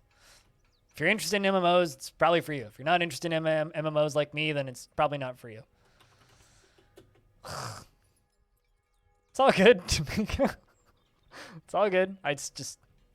I swear to Christ, like, if my internet goes down again, I'm pissed. So, I'm watching you, modem. Good Lord.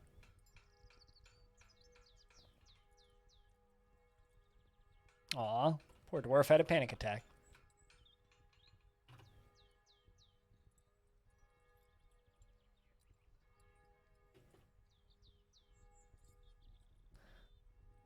So, there's just a bunch of pus, wine, and blood around the well. That's wonderful. At least they're cleaning their wounds.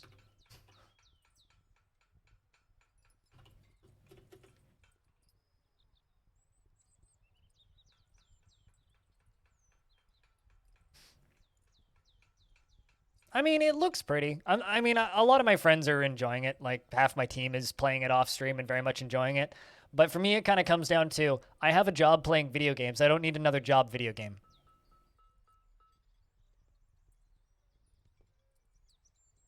I have no idea because I haven't played it. Dark Sora. I have no idea. Although, I'll admit, right now is literally the best time to launch an MMO. Quite literally the best time ever to launch an MMO. Because WoW is at an all-time low, I think. So, I don't know.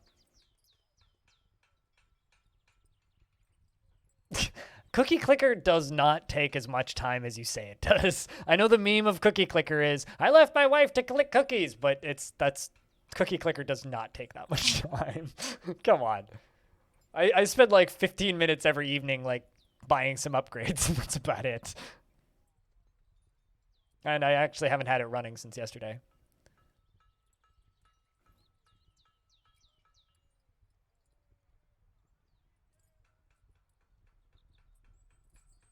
Because you chewed everything? I seem to remember my parents' dog chewing the Hot Wheels cars. And of course, you know, barking at the cars and everything.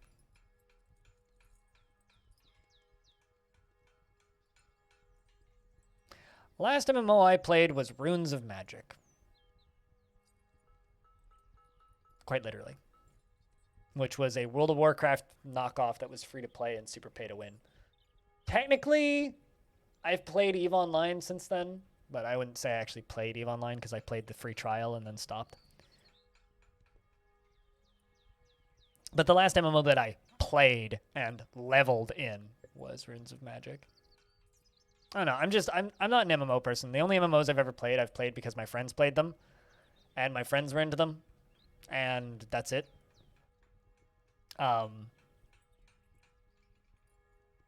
But since then, it's like, eh.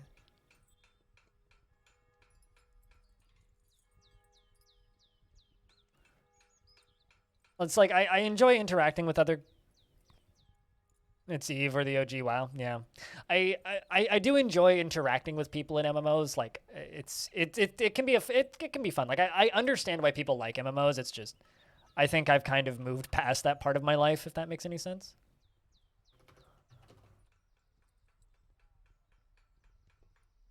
Does this fort have coin?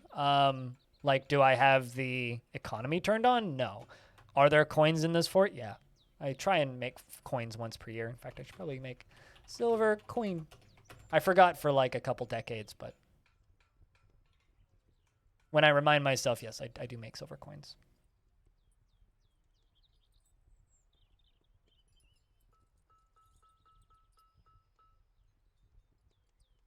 No, you have to play an older version. I think that that code stuff is still in the game, so you might be able to mod it in, but you wouldn't want to because it breaks the game so quickly.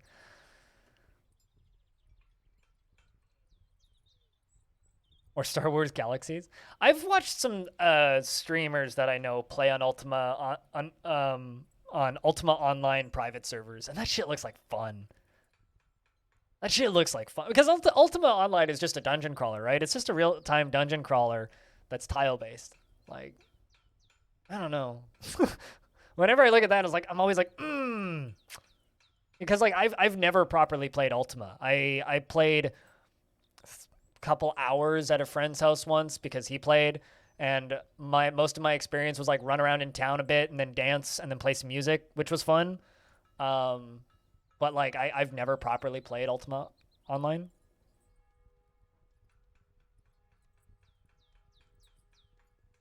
Which is also part of the reason like I stumbled on this game on Steam.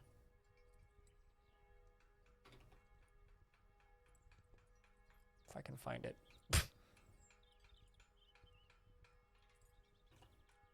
Yeah, Wyvern. That's the name of it. This thing. I stumbled on this thing. And I took one look at this and had a solid maybe thought to it, and then I installed it and never tried it. I don't know if this is any good, but you know.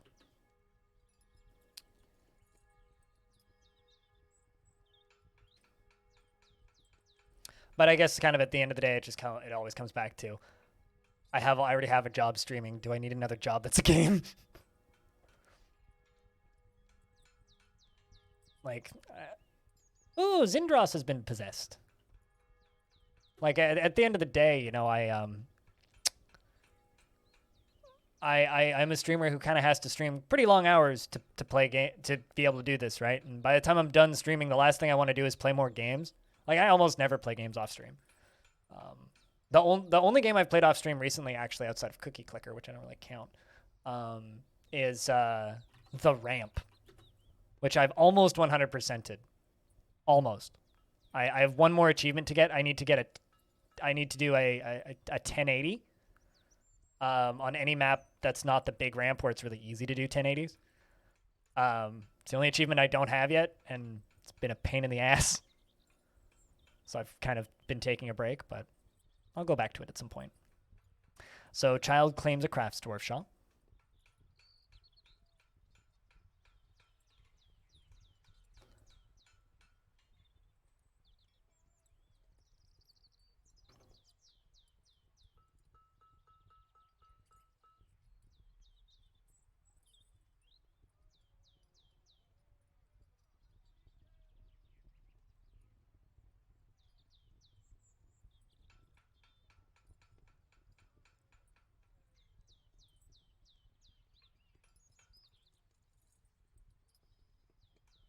DF is kind of an idle game. Not even close. I mean, by that logic, any game that you can just sit back and watch is an idle game, so no, it's not. That's like saying RuneScape is a clicker. It's like, sure, the only interactions in that game are clicking, at least RuneScape Classic, but it's not a clicker. So, I don't know. Please don't be just wrong about genres like that.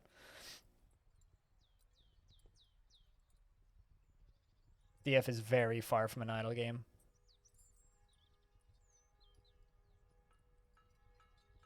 Same, Eternal.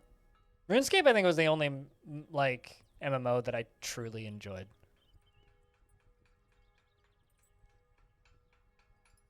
But I have no interest in going back, I'll be honest.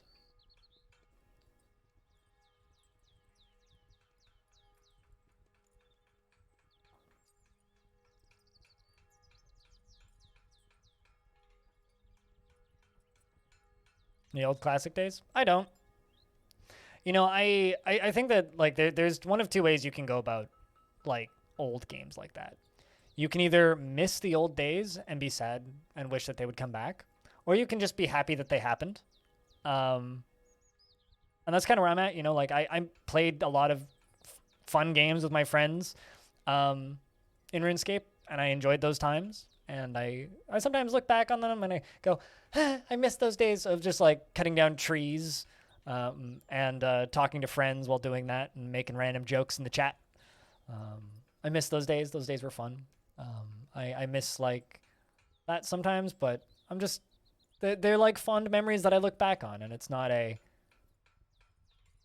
something that I miss really. It's more just something that I'm happy that it happened, and I'm happy that I got to play those games and meet those people and do that once, but I never want to do it again.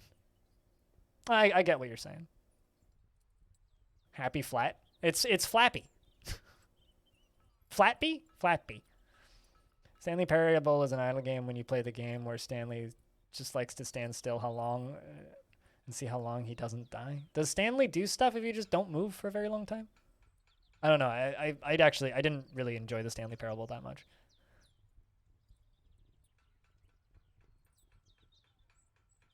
Does anybody put sunglasses on Crypt Happy? I don't believe I've seen that.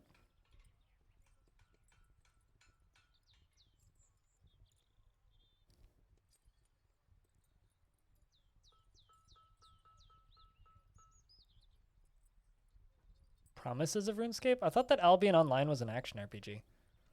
I've never even seen gameplay of Albion Online though, so I have no idea what that game is. Where the hell are you going, child?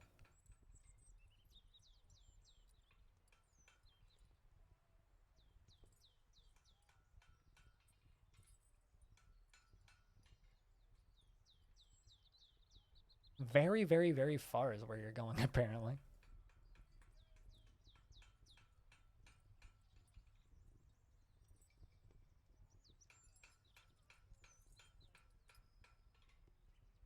All right. True story. I have no idea why those emotes didn't work. They look like they should work. Anyway, hi Spitalier. How are you? Emotes are broken? Okay, so like then my stream dropping definitely was just Twitch, right?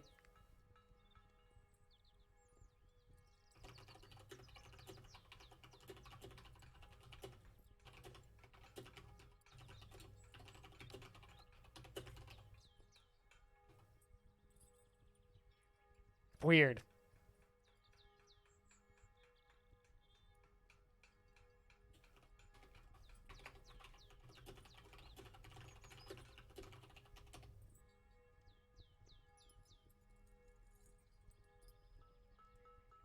Called Life. The idle game called Work hasn't sent me any tasks to do yet today and I'm bored.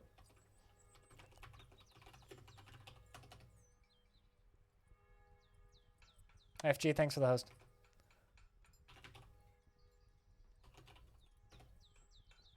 It was 3 flasks that you wanted, right? Yeah.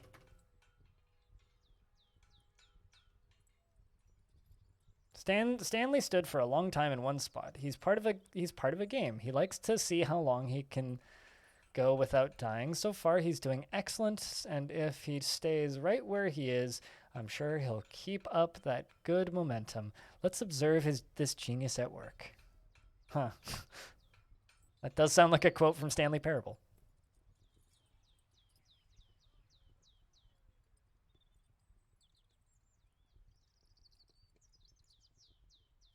Yeah, I don't know. I've never played it. Like I said, I've never even seen. Like, if you showed me a screenshot of Albion Online, I wouldn't know what it was.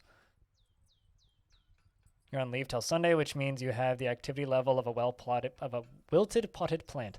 That's unfortunate. Why are you on leave? Are you on vacation or something, or is it like something else? Regardless, I hope that you're not too bored. Also, wouldn't that mean that theoretically you should just be grinding New World like everybody else? By that I mean staring at the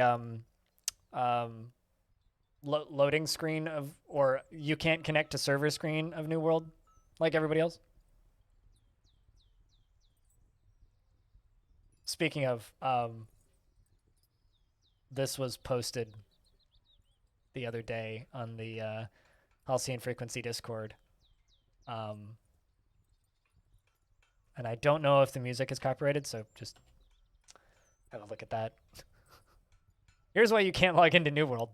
It's because everybody's just running in a straight line, in place, indoors, so that they don't log out, so that they don't have to go through the login queues again. You have no interest in New World? Okay, yeah, no, me too. But that video was very funny.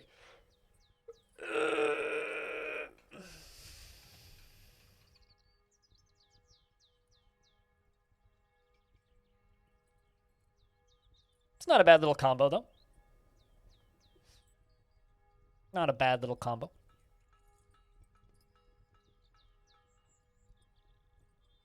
Coin in the keyboard. Good old coin stuck in the keyboard, yeah. Yeah, I used to have a heavy thing that I would just put on my keyboard. Or like, if the game is controller support, you take a rubber band and you wrap it around the joystick so that you just walk in a straight line. It's another thing that you can do. I remember seeing a stream, because when Forza launched, I want to say it was Forza, the last major Forza. I think it might have been Forza Horizon. I can't remember. But this was back when Mixer existed.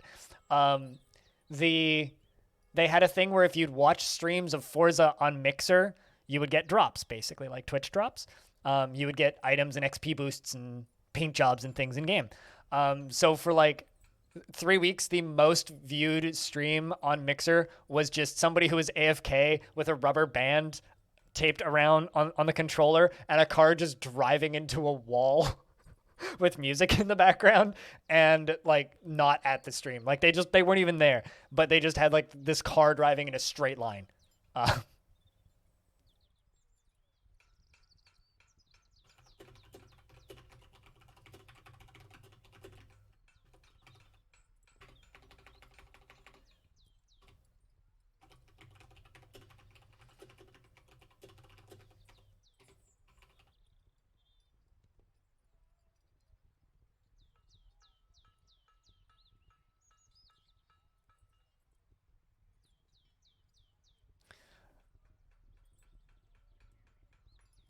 What a good day. I sure hope no miner is tantruming and decides to pick me to hurt. I wasn't tantruming, but for that pun, I went bonk. Yeah. I love the varieties. Yeah, I mean, I haven't been working on it, and I feel like a slacker, but like, it's part of the reason I really want to get that mud off the ground. But I've been trying to focus on my own tasks and my own work and stuff that makes me money recently because of the Twitch changes and like just generalized that like depression recently. Uh-oh, Seeker's tantruming. This is a toughie, Dwarf. Please don't because if you decide to punch anybody, they dead. I just want this Dwarf to break something so that they go to prison.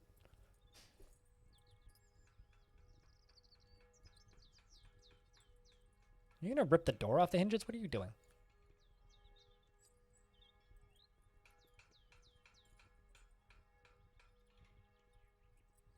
But yeah, it's one of the reasons I kind of want to get that mud off the ground because muds aren't infested with microtransactions. It sucks because like the pricing models of MMOs make sense because of the way that they work. but also in the current year, everything is an MMO, basically. Like even games that aren't MMOs are still kind of MMOs, you know? Um, because that's how you actually make a large amount of money off of your audience is you make it in you give it persistent online stuff. Like even Dark Souls has persistent online features. You know, Deathloop that just came out. One of the main draws for the end game of that game is you play PvP against another player. Um, like basically all games that come out now, in order to have the true experience, you need an online connection, and I genuinely think that that kind of sucks. Everything just has some sort of online aspect to it now, and I kind of hate that about modern game design. Like I get it, but I also kind of hate it.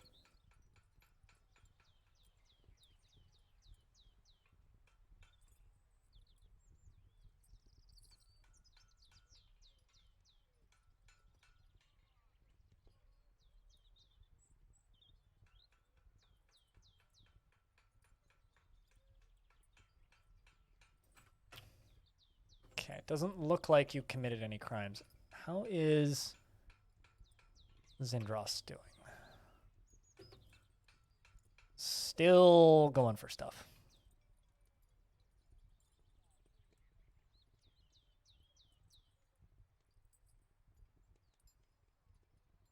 I mean, here's the thing, right?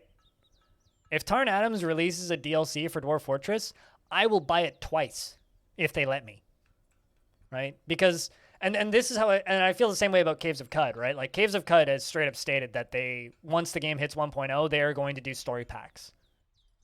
And I completely support that idea. And I feel the same way about Tome. And the reason I say that is like you could buy the base game for Tome or download it for free. The base game is $7, and you could play that game for 1,000 hours and not run out of stuff to do. You know, like you could literally sit down with the base game of Tome and play it for 1,000 hours and not run out of stuff to do, and still see new things because there is so much in that game. And it's the same with DF. You know, like if Dwarf Fortress releases on Steam for $20, and they release a $5 creature DLC or faction DLC or something, who cares? Ooh, is that rose gold? Fancy child. I like.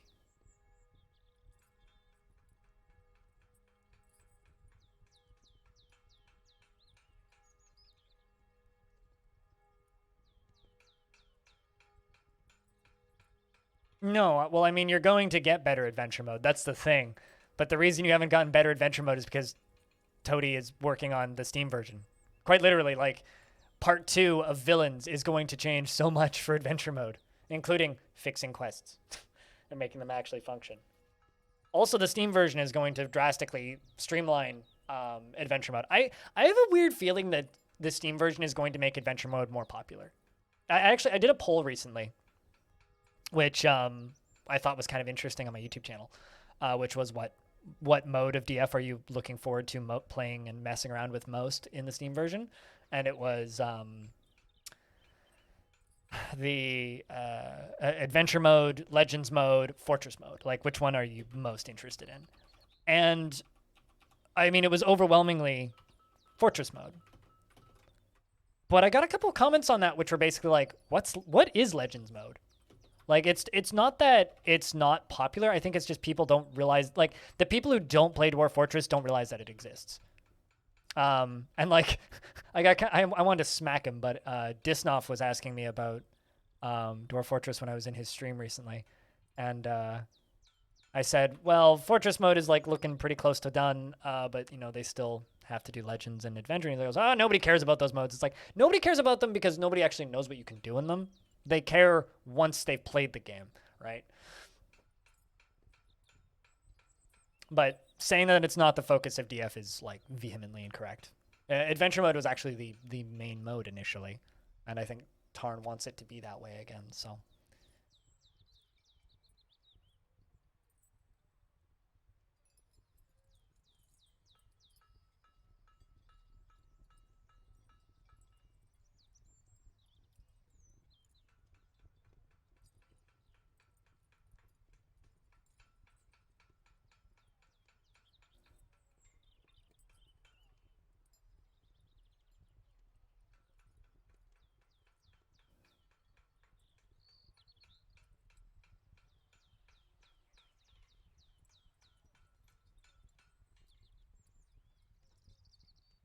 You don't really enjoy any games anymore? I mean, that's totally fair. I mean, I've talked about this before where it's like video games are my job. Do you always enjoy your job? Assuming you're employed, do you always enjoy your job? Same for me in games. Like there is definitely times where like I love what I get to do for a job. And then there are also definitely times where it kind of sucks. And if I didn't stream as my job, there I would take long breaks from games. Games are a wonderful hobby and a great pastime, but it's also not something that I can always do.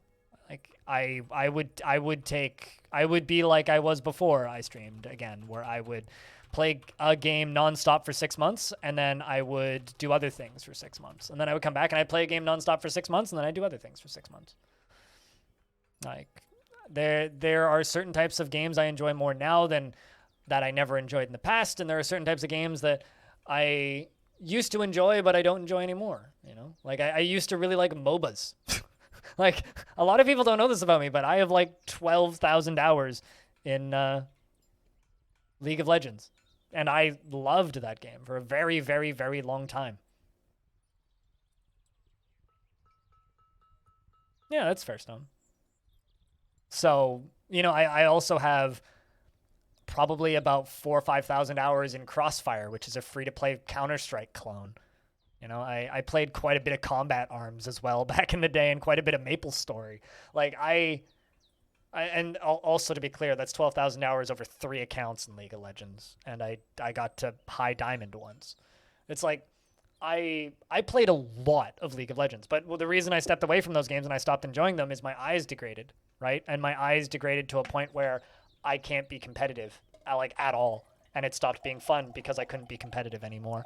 So I now play the games that I used to play in queue. When I would queue up for League of Legends, I would have Adom um, or Brogue or well, actually not. Brogue would have been towards the tail end. Adom or um, Doom the Roguelike or one of those other, or Tome or Angband or any roguelike that I'd happen to be playing at the time. I would have that up in the background because I could just let it run perpetually and just tab over and play a handful of turns in between matches. Or when I was dead, even. It's like,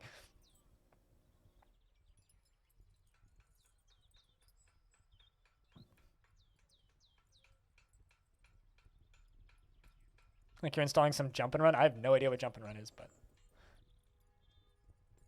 you played a lot of hours of Longdeath paperwork. I do genuinely feel bad about that, Stone.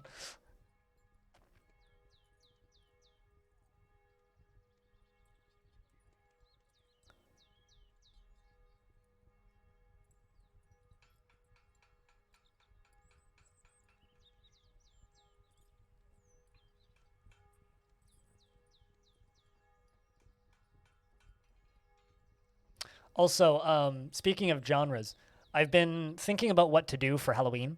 Um, Obviously, I've got Reign of Terror running, but last year for Halloween we played through Fear, the first Fear, and I've been thinking about like spooky-ish games, or like not. I don't like straight up horror games because straight up horror games are just kind of monotonous, and I don't find them particularly fun, or scary for that matter. But I've been thinking about interesting kind of Halloween feeling games that we could play for Halloween season. And I was kind of thinking about just doing that as a patron poll. And one of the games I'm thinking I'm going to chuck in there is Dungeon Keeper 2. Dungeon Keeper 2. I'm thinking like Dungeon Keeper 2, and I need 2 more games. So once I think of 2 more games, I'm going to set up the poll for the patrons tomorrow. Last game you enjoyed was Stalker? Wait, the Stalker Call of Pripyat, Stalker Shadow of Chernobyl, or Clear Skies? Which one? Last zones are too laggy? That sucks. I'm sorry. I don't care about multiplayer. Not even remotely interested in playing multiplayer. I'd play the campaign. Especially for a game like that, because I would just get wrecked.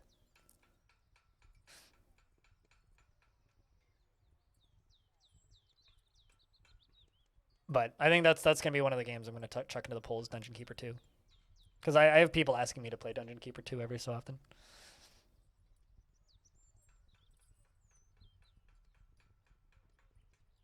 No. That's all I have to say to that is no. I have no interest in streaming multiplayer games. Oh, Anomaly. That makes sense, actually. That makes a lot of sense, because Anomaly has all of the fancy graphics stuff put in. No offense, Ocelot, it's not you, it's me.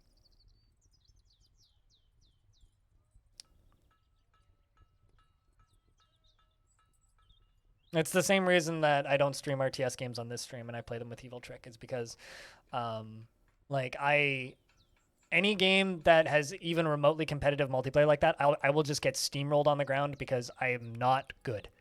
So I will play a game like that for the campaign, and I will not play the multiplayer.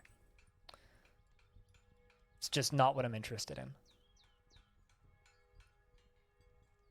And Zindros has begun their mysterious construction. It only took you 10,000 years. Very wild boarbone, rough pink tourmalines, nice blocks, granite, table cut clear tourmalines, rose gold bars, pecan wood logs, and wild boar leather.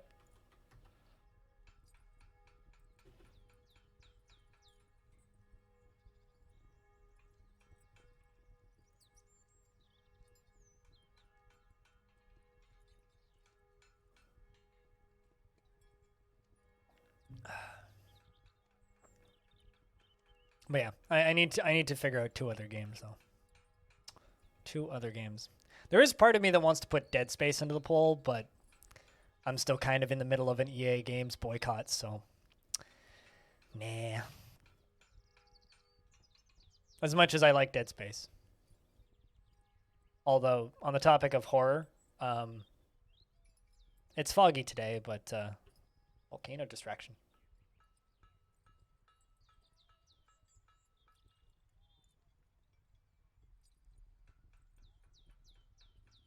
It's at the ocean now, too.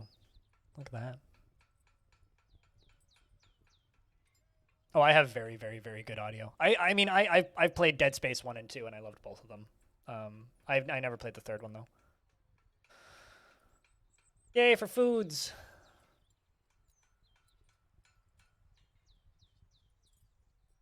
Yeah, I mean, whoa! That's a lot of miasma. Where's that coming from? Rotten llama kidney. Lovely. I think it's the rotten llama kidney. Anybody want to deal with that rotten llama kidney, please?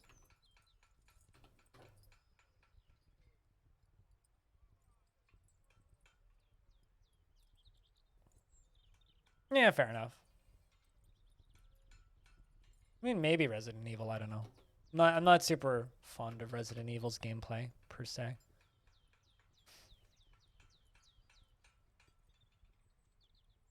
Please don't ask me to stream 4X games. That's all I'll say, Dark Sora. Also, I don't know how else to word this. I don't like streaming multiplayer games. Like, I'm aware that I streamed that Aliens game, but that's just me and Hobo goofing off. I don't like playing multiplayer games on stream. I don't know how else to explain it. It doesn't matter what genre. I don't enjoy it.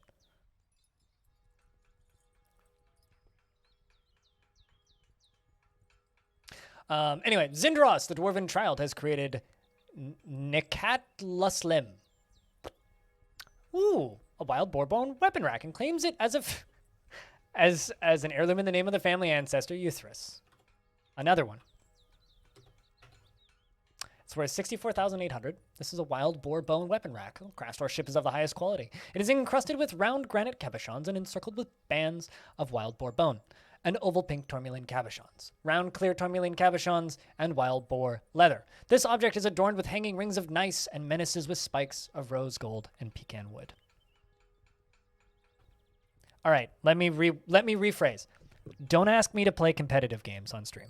Just don't do it. Just don't do it. Because the answer is always going to be no. Without any shadow of a doubt. The answer is always going to be no.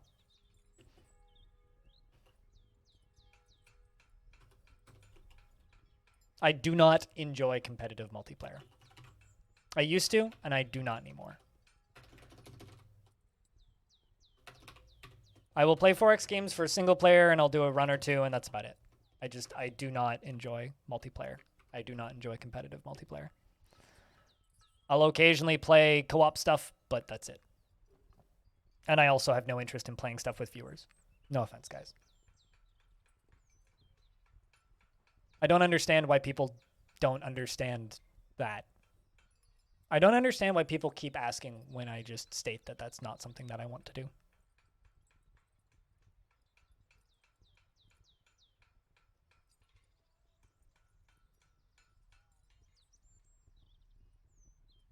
Like, there's a very specific reason why I play games that are complicated with a lot of depth in a single player sense. There's a reason behind that.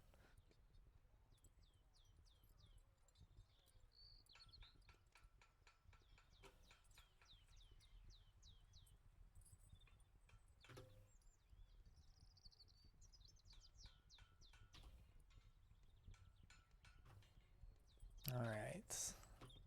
How's clothing doing? Generally, clothing seems to be all right so far. That's good. That is good. All right. How's the draining going down here? Slowly. Slowly, slowly, slowly.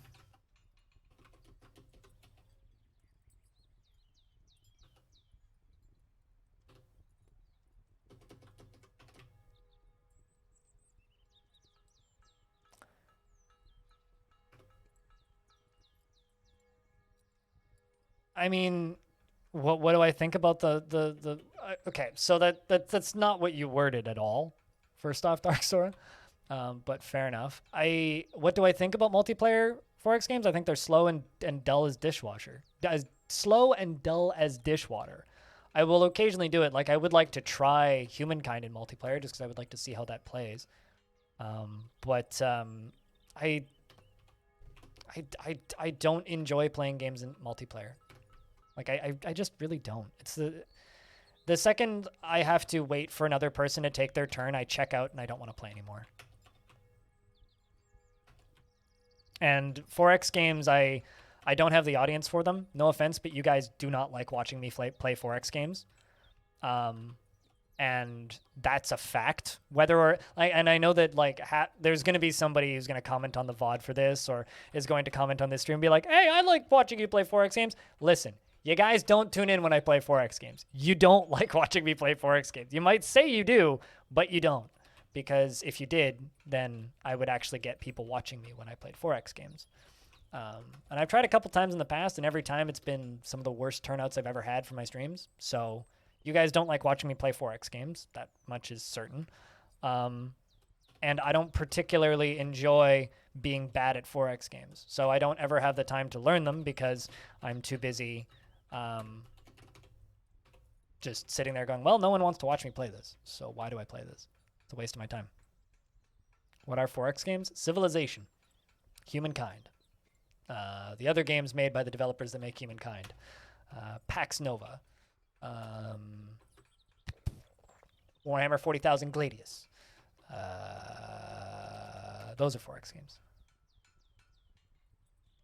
Expand, exploit,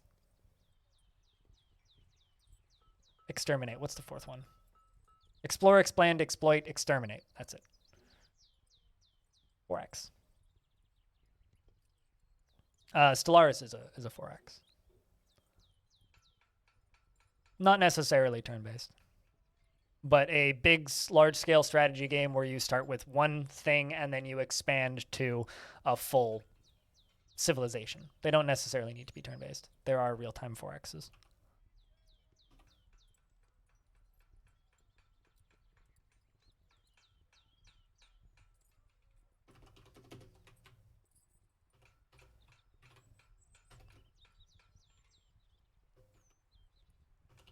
I personally feel like there shouldn't be real-time 4Xs, but enough people disagree with me on that I've caved down there. And quite frankly, it's a genre that I don't particularly care about that much, so I don't worry about it. I was really excited for Humankind, but I was not thrilled with the execution.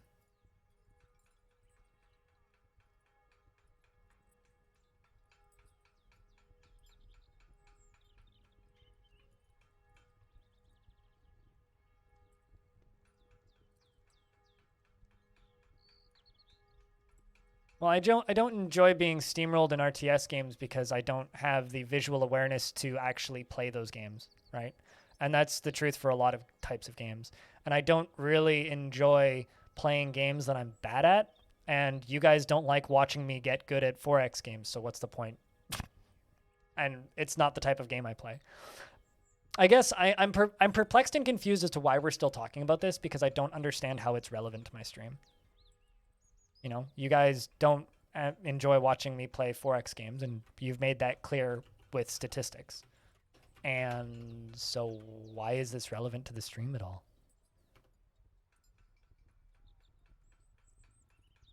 I've never even heard of that, CCX. Wonder if that had a different name in my region.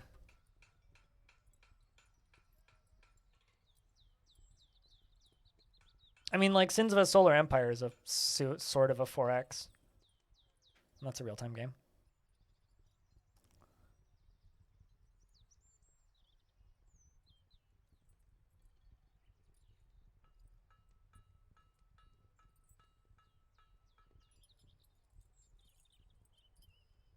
All right, let's see how we can smooth this area up.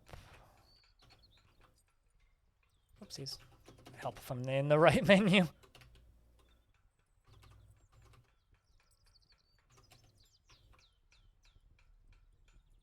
Do not need to smooth that.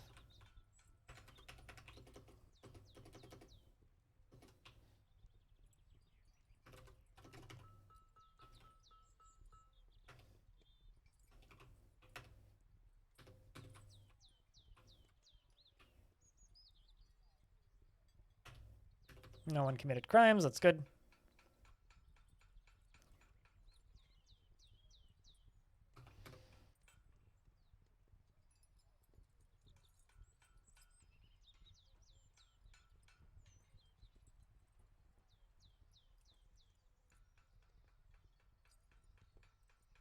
But yeah, no, there's plenty of different types of games out there that, like, something that I think every streamer kind of needs to accept at a point is there are certain types of games that you're entertaining when you play, and then there's certain types of games that you're not entertaining when you play.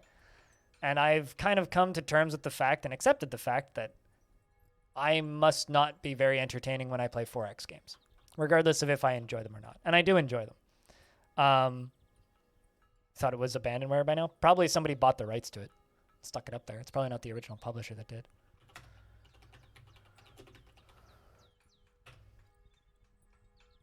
I mean, I Googled it, and the first thing that pops up is abandonware? Question mark. Alternative software. Huh. Yeah, this seems like a shovelware publisher that has it. It's probably just bought the rights to it and just tossed it up.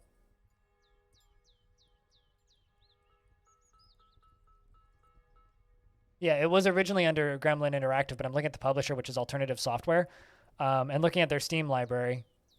They have an MMA manager. Like that, this kind of seems like like a shovelware publisher. So, Gremlin for Mayor, indeed. Yes, Gremlin for Mayor, indeed.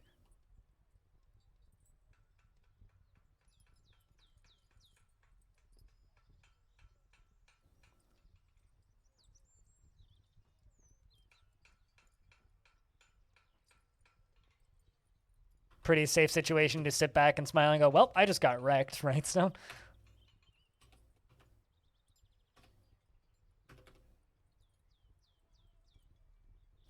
I heard that. I'm just going to say this again. I saw that response, Dark Sora, and I ignored it because that's not the type of game that I'm interested in streaming for Halloween. I wasn't really taking suggestions. I was more just thinking out loud because chat was quiet and I needed a topic. No, I mean, it's probably going to be... I mean, currently, I have 3 games in mind. One of them is Dungeon Keeper. One of them is a Cthulhu-esque roguelike, which some of you have probably played. I just need a 3rd game, but I'm not taking suggestions. If I was taking suggestions, I would ask for suggestions.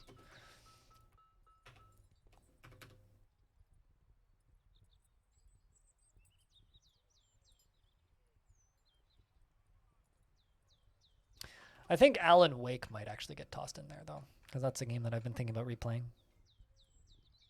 But no, in order for me to stream a game, it has to be a game I'm interested in.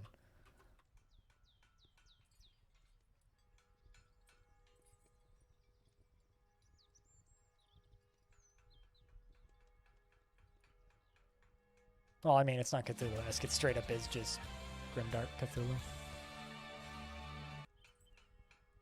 Thanks, Lump.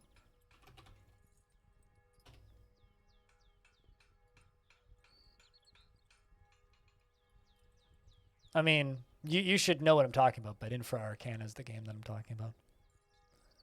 Infra Arcana.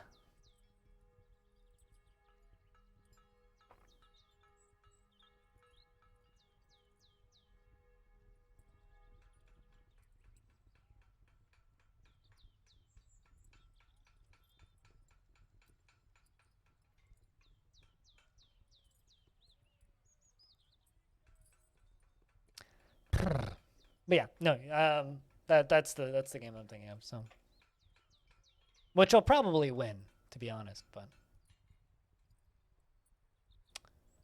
if I was a gambling man, I would say that's probably gonna win the vote. But you know, then again, I also thought that Cogmind would have won the vote more times, and I had to put it into the vote 4 times for people to finally vote on it. So.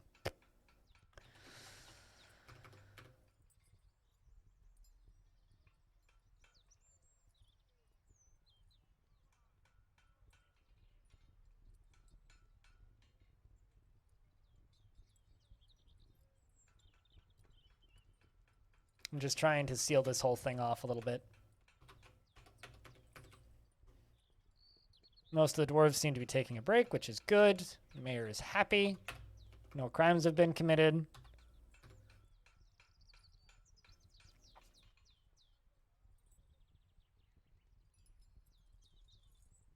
Infra Arcana is also one of those games that I know a lot of people who've beaten it on their first run. I don't think we will, but I know quite a few people who've managed to beat that game on their first run, so we'll see. Could also be a fun one.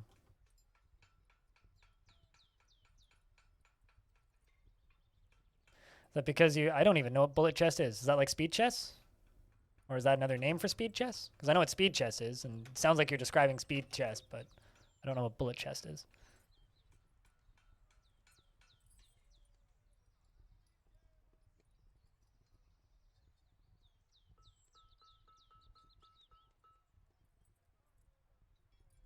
You always got obliterated on the first few floors.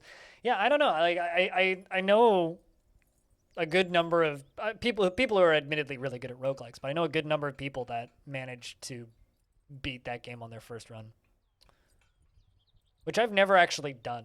That is kind of one of my goals, is like to beat a roguelike on my first run and then never play it again. Just have that 100% win rate and just call it. Just retire from that game.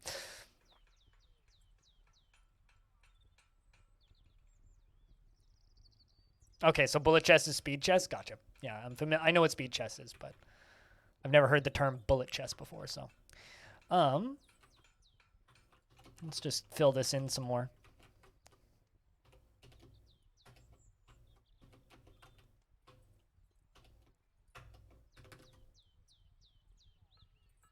And it's super fast chess. Sounds fun. Also, this is a great shot.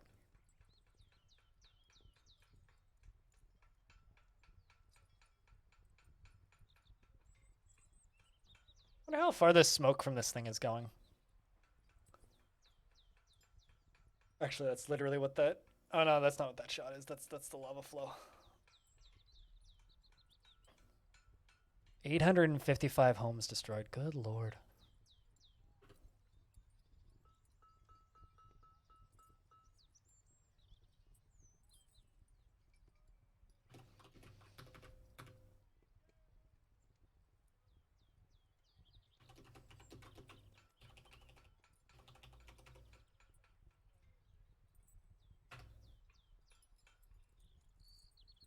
Good luck, you moron. Yeah, that's one of the reasons I don't play chess is I like playing chess in person. I've tried playing chess online a couple times against people, and it's like I get so bored. And then I have a hard time paying attention. Like it's too long in between turns most of the time. So I just kind of stop playing pretty quick usually.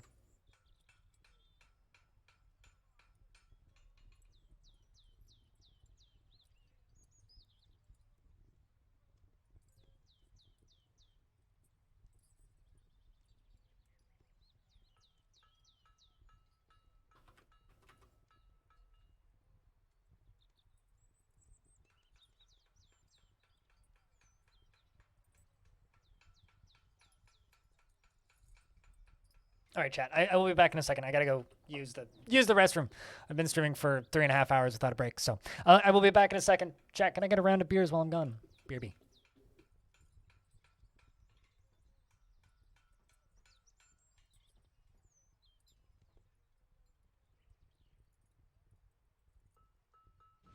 Tea Earl Grey, hot.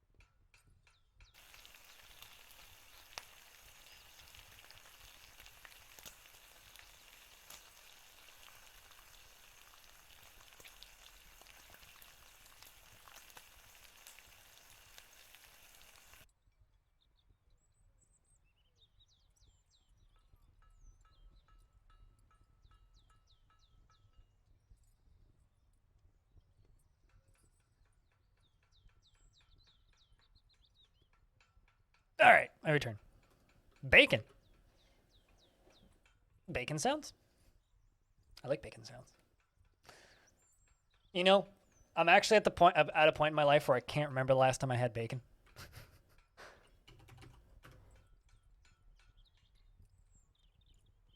Theoretically, but probably not. I enjoy chess puzzle games. I own a chess puzzle game on itch.io, which just gives you a bunch of it's a very simple game. It gives you a bunch of it was in one of those big ass bundles, but it just gives you like a chessboard and then a bunch of pieces on the chessboard, and you have to take the king, and you have like X number of moves, and I enjoy those. But those are like chess puzzles, just using chess pieces. So if you understand how the chess pieces move, you can do the chess puzzles. I also probably would like that game that just came out, Punbarian, which is sort of a chess game, sort of, but again removes the PvP aspect because I find the player versus player aspect frustrating. Also, thanks for lurks, Nervicious. Cheers.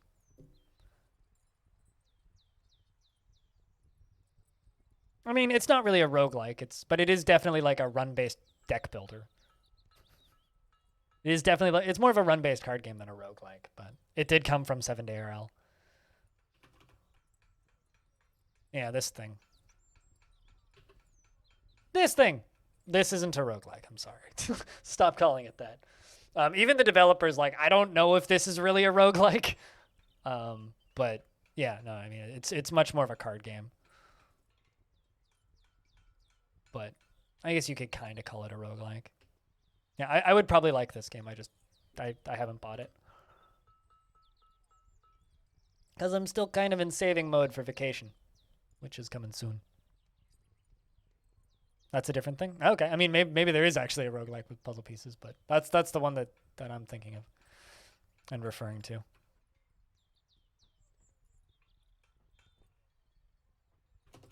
Did I get canceled? Nope.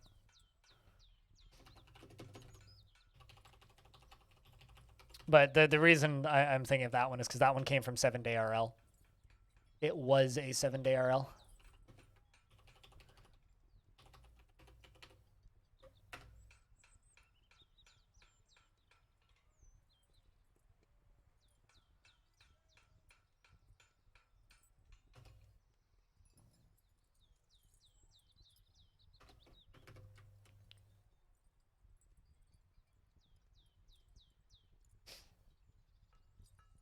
I don't know. I think of chess as kind of like fighting games. In order for me to enjoy fighting games, I have to be in a room with other people playing fighting games that are around my skill level.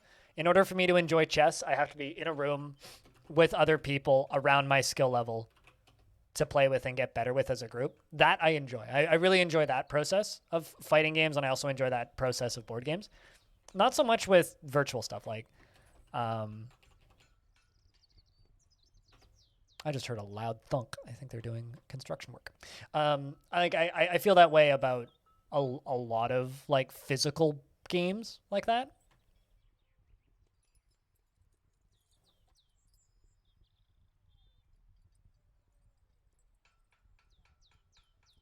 So personally, I like that's what I like. I don't know if that's even a thing that'll be able to be possible in the world that we live in now, but you know, in the before times when we could see people, I used to really enjoy playing. Like, some of my fondest memories ever actually of video games was at TwitchCon one year. And I think it was the first TwitchCon I went to. Pretty sure it was the first TwitchCon I went to because of the group I was hanging out with. Yeah, it was San Diego, so it would have been the first TwitchCon I ever went to. So 2016, the very first TwitchCon I went to before I went to TwitchCons with Hobo. I ended up in a hotel room with about 8 other people with Dive Kick, and we were all terrible at it. Half of us were drunk, and we just played Dive Kick for like 4 hours. So much fun. Some of the most fun I've ever had playing video games in multiplayer with anybody, because we all sucked at it and we all just like laughed hysterically and had a great time. And that to me is the optimal way to play that type of game, is with a group of people that are around your skill level that you can just play with.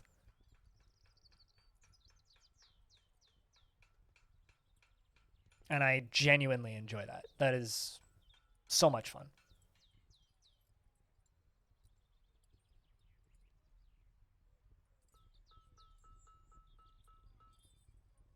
And I feel that way with like, we were talking about turn-based 4Xs earlier. The way I enjoy playing turn-based 4X games, because this is how I've played the majority of the turn-based 4X games I've played, is in the same room with a group of people. What we would do is we would sit down and we would play Mario Party, or like I had two friends when I was growing up named Scott and Jeff. They were brothers. And then their friend Steven. The 4 of us would just, and then usually their friend Jared would come over too. And it would just be like the 5 of us. We'd sit in their basement, and we'd have 4 people playing on the N64. And we'd either play Mario Party or we would play Smash Brothers. Later, it was the GameCube, but initially it was the N64. And we would either play Mario Party or Smash Brothers or Mario Kart. And the 4th person would either play Heroes of Might and Magic, Civ 2, Civ 3, or Age of Wonders 1, because those were the games that they had. And we would set up a multiplayer game, and we would play for like 14 hours. We'd start at like 10 in the morning when our parents would drop us off, and we would play until like 11:30 at night, and then we'd sleep in the basement on the floor in place, in our clothes, in sleeping bags. And then we'd wake up the next day and we'd finish our games. And that is how we would that's how we would play games. And that was the best way to play games in multiplayer, in my opinion. And I don't think I will ever change that opinion, because that is the most fun I've ever had playing multiplayer games, because it was all super casual, and someone would eventually get steamrolled out of the someone would eventually get steamrolled out. Is this one of the new editions? 306? No. Okay, so you've been here for a while.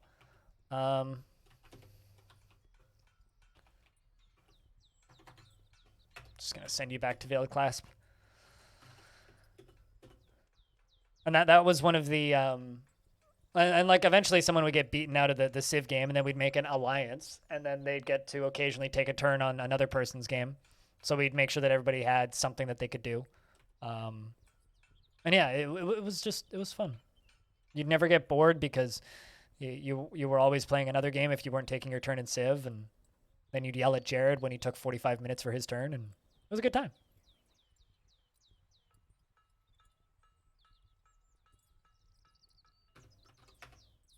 Cage trap toppled by Maffle on the way out. Don't let the door hit you on the way out.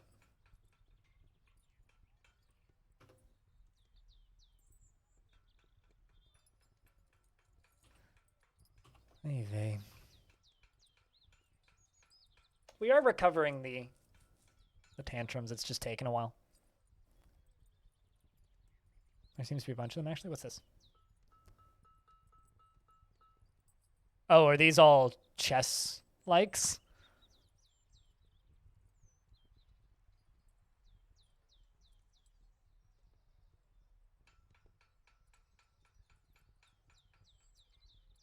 Huh. I can't read Pippin Bar. Is this like the name of a creator or something? This website is really difficult to read because everything like tilts. Interesting.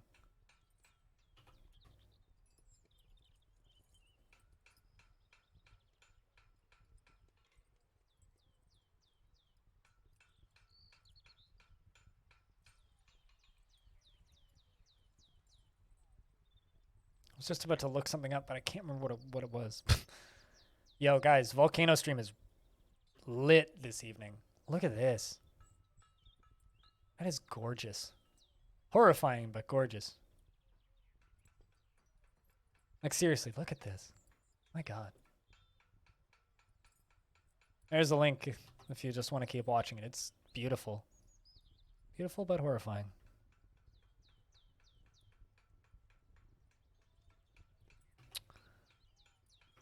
Giant rat fell in the caverns. It's never going to stop being funny. Just, you know, casually falling to their deaths.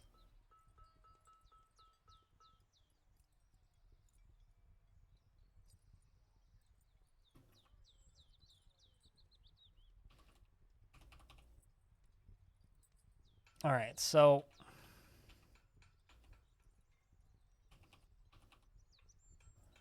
what I need to do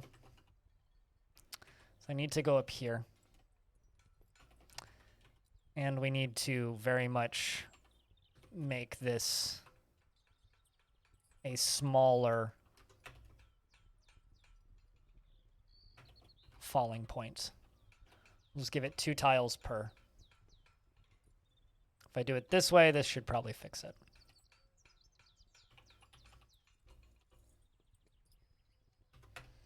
Also, we're using all that old mudstone. Keeping that age of mudstone alive. Whoopsies, those are upstairs.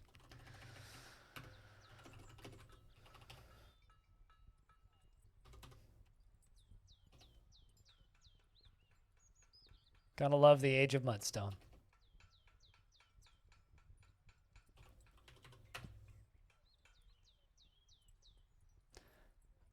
So yeah, chat, tomorrow at 2 p.m. Pacific, we will be premiering the Dungeon Man's interview on YouTube.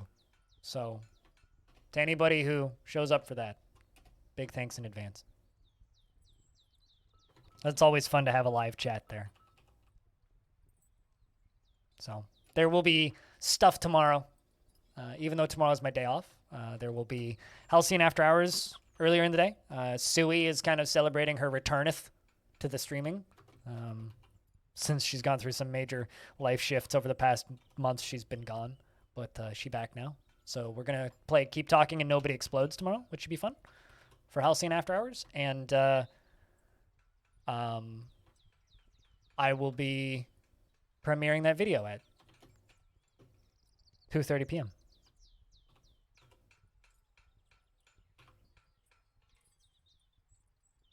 Microsoft, Age of Mudstone. I would play it. Keep talking. It's my job to keep talking, sir. I know what you mean, but also, it is quite literally my job to keep talking. So, I won't stop. Don't worry. I would be a very boring stream if I didn't talk. Yeah, Sui's going to be diffusing, and the rest of us are going to be staring at manuals. So that'll be interesting. Interesting, to put it bluntly.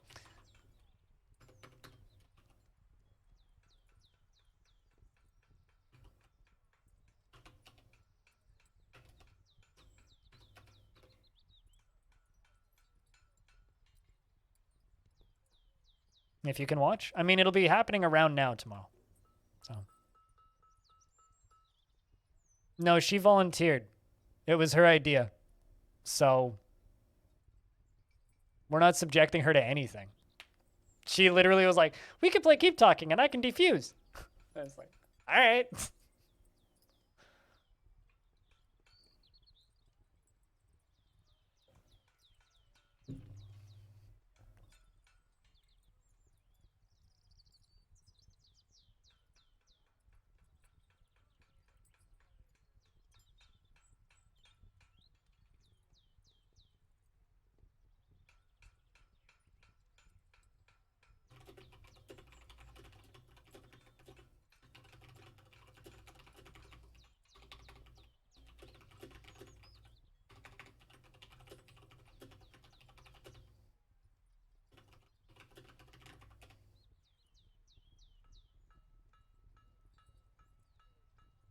Yeah, I mean, I don't know how much of her stuff is public, so I'm not going to say things, but I think she's doing better now.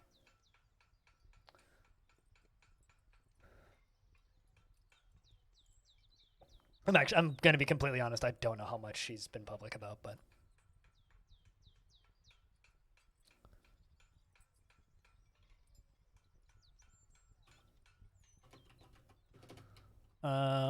let's go down to this layer.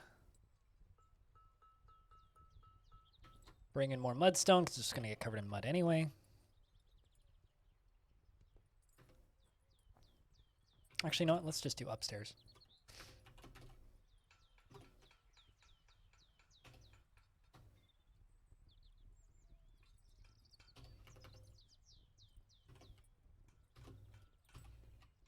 Yeah, no, I mean, I'm in the same boat as you, Audio. Completely agree. But yeah, no, the more people that can show up for the actual premiere, the more fun it'll be, I think. I mean, it might end up being a little quiet, but you know, genuinely, I have a really hard time figuring out what the actual interest is in my interviews. It's like, I know that, like, chat, you guys like the interviews I do. And I know that there's a very specific portion of my YouTube channel that really enjoys them, but it's really difficult for me to gauge the actual interest in them. Like, quite literally. Like, I never have any idea how interested people actually are in them. So, should be curious. We'll see how it goes.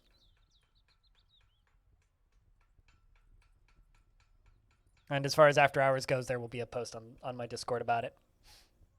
So don't worry. I will do my best to let you all know.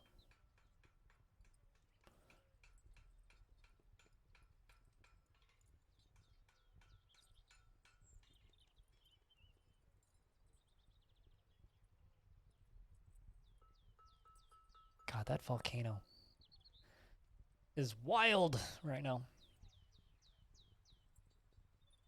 Poor listless onion. Super depressed now.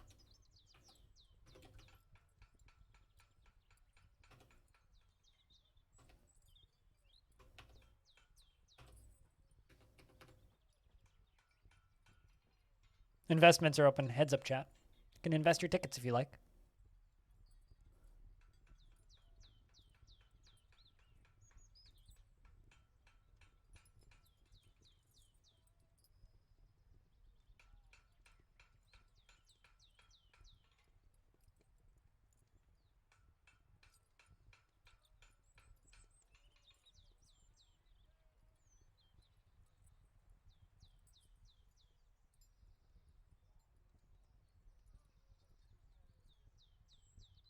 Trying to get this waterfall back up and running again.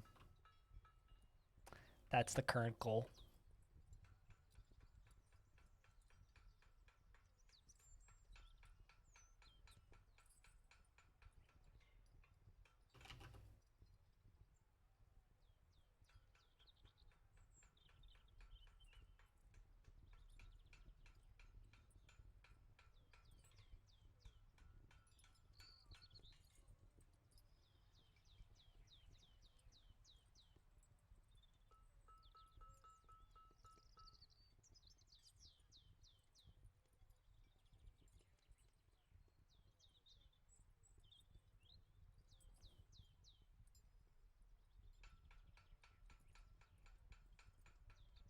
All right, let's do that. So I'm kind of hoping that all of these adjustments to this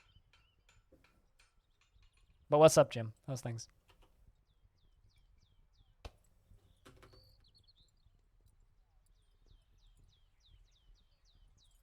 But the spring tribute from Ibon. We are now in year 319. I think we're going to go for 320 today. Try and do one more year. That was good foods. What was the foods?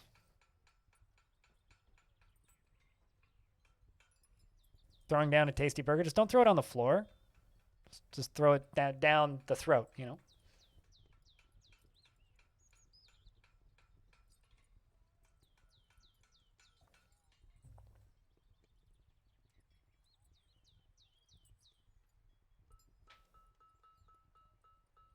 I threw it on the ground. Yeah. You know, that's a very good example of a song that I hated the first time I heard it, and now I love that song. You know, someone stated that The Lonely Island is old memes recently, and it made me feel old.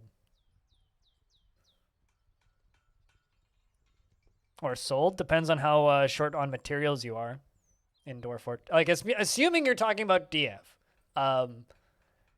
It depends on whether or not you need materials. If you don't need materials, fucking trade it for better stuff. If you need materials, melt it down. Like in my other fort, Reigns of Terror, we're absolutely going to be melting everything because I haven't found any military metals yet. But yeah, it should be fun. Snappy. Should be fun.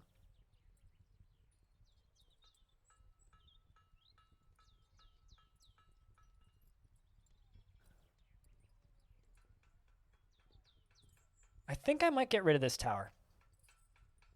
It's kind of old fort-y, and like it's mostly like smooth stone. It was all of my temples at one point, but none of the temples are in there anymore because they're all scattered around the fort now. I think I might get rid of that tower. Now the question is, how do I get rid of it? Do I do a controlled cave-in? Or, nah, that's, because if I do a controlled cave-in, it's going to punch through this layer, this layer, this layer, this layer, this, it's probably going to punch all the way down to that. Yeah, I'm not going to do a controlled cave-in. We're just going to cut it down, I think. Yeah, that's what we'll do. We'll cut her down. Take her apart one layer at a time. Because I've already kind of started, but...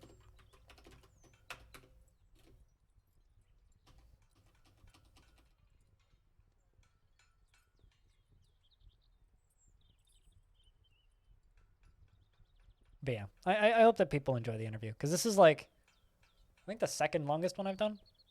The longest one I did, well, not counting the ones I've done with Tarn, because those sometimes go like an hour and a half, but the longest one I did up until now was the one that I did with Cornell on Jupiter Hell.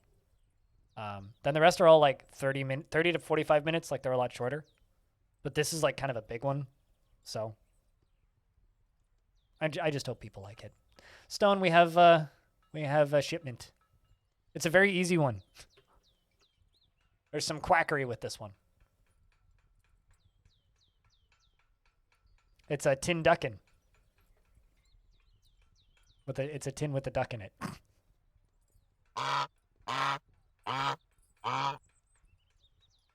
Some honkin' quackery indeed, yes.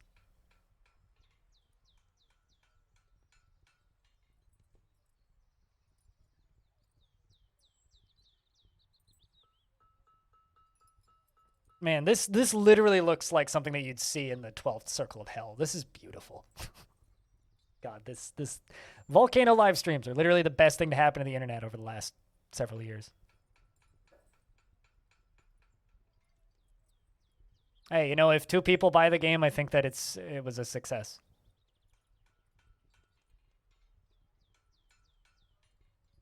Yeah, it's still going. It's reached the ocean. It's day 12 of it since the eruption started. 800 homes have been destroyed. 30 kilometers of road has been destroyed. Like, we were actually talking about this the other day. Because we're just like, what happens to the land ownership if a volcano decides to just dump lava all over your house? Like, if you own some land, volcano goes boosh, land gone. It's volcano rock now. Who owns that land and what do you do with it? Like, do you just own a bunch of obsidian now? Like, how does that work? I guess that's how you get stock in obsidian is yeah, it's like free lava rock. Excellent. It seems kind of suboptimal to land ownership. It's like, does the land value go up? Does it go down?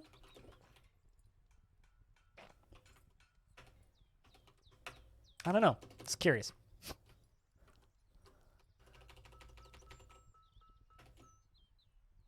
Also, we were talking about like volcano insurance and whether or not people get like volcano insurance if you live in an area with high level of volcanic activity. And whether or not people consider it a scam until their house gets washed away by their land value burns. Kind of literally, yeah. And the elves have arrived to trade. Is it still just 2? Still just 2. Man, what's going on in the world?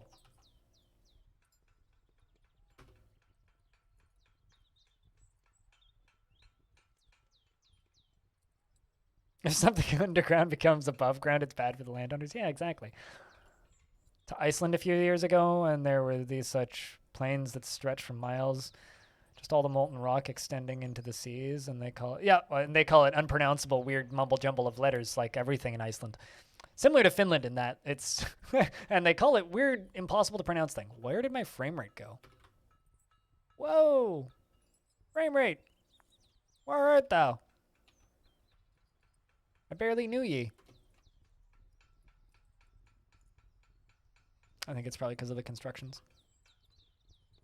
Well, it fixed itself. Yeah, it's literally all of the dwarves pathing down that one ramp. That's all it is. You know, if I put like 2 or 3 more ramps here, we'll fix that. If something above ground usually goes below ground. Yeah, if your house turns into a sinkhole, that's probably not good for business, I would assume.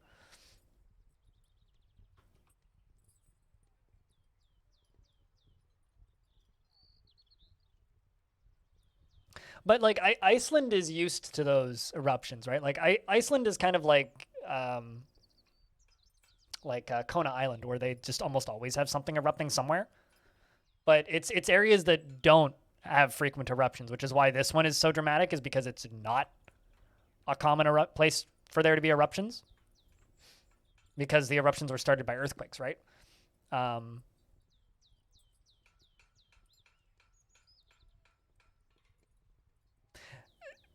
Finnish pronunciation is funny because like it's literally just phonetically.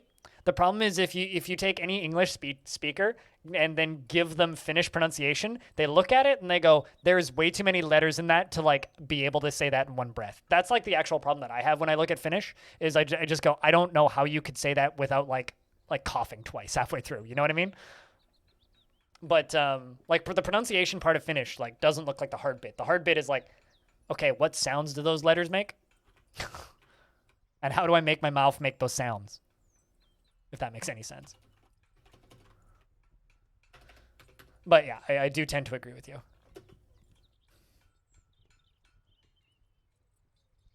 They have too many letters per word. Yeah, I mean, and then there's a problem with like Polish, where it's like kind of a similar issue, except Polish just like decides that half the alphabet sounds differently. So when you look at Polish words as an English speaker, it's like that makes no sense to you. But then when you realize that half of those letters mean different sounds in Polish, it's like, oh, this actually makes sense. They took the alphabet and then they decided that half the sounds are different.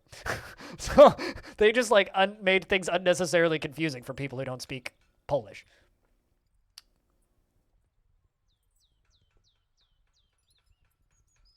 For which bit, Tamika? About Finnish or Polish? I mean, I know that you're from Finland, but like...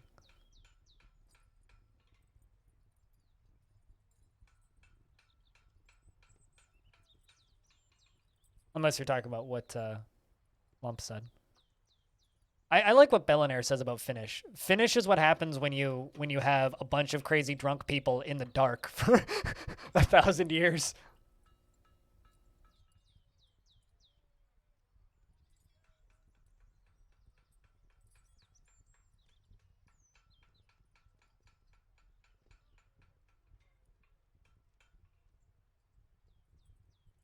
But that's also fairly straightforward. Sure, but for an English speaker, it's like the equivalent of giving me Klingon. In fact, I think Klingon's easier to pronounce.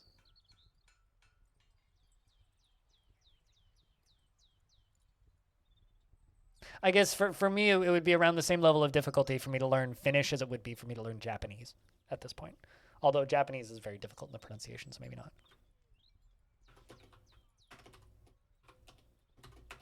That being said, I don't really have any interest in learning other languages, so there's that. There's also that detail.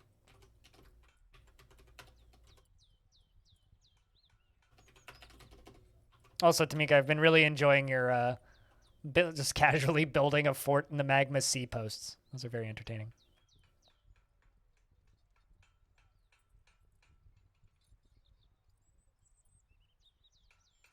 Uh-huh, yes. I see that a cat managed to walk across your keyboard, cutest.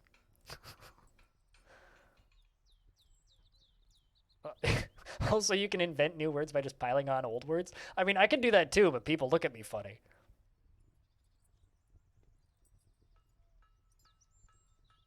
Yes, Lord Snappy. But then again, try and tell somebody who's Polish to say the word "the," and it's one of the funniest things in the world. They can't do it. It's impossible. Well, maybe not impossible, but very hard for people who are used to speaking Polish to say the word "the" and pronounce it correctly. I always say "da." It's a "da" instead of a "th." Like the Polish people have a very difficult time saying that.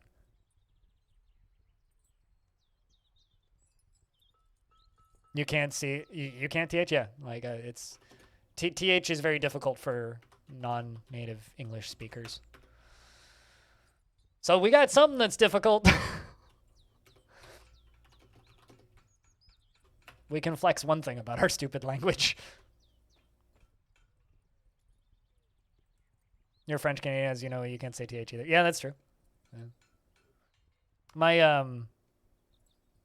My text-to-speech bot is in French Canadian because it's funny.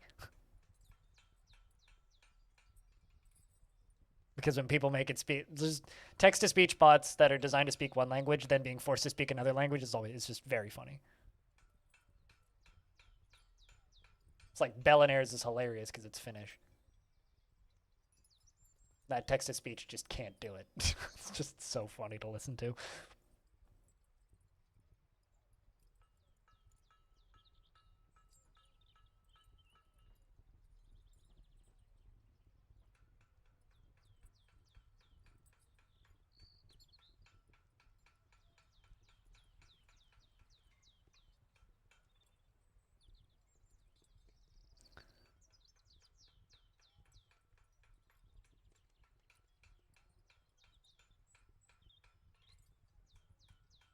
Also, fun fact, there's currently 5 people waiting for the history and development of Dungeon Man's video.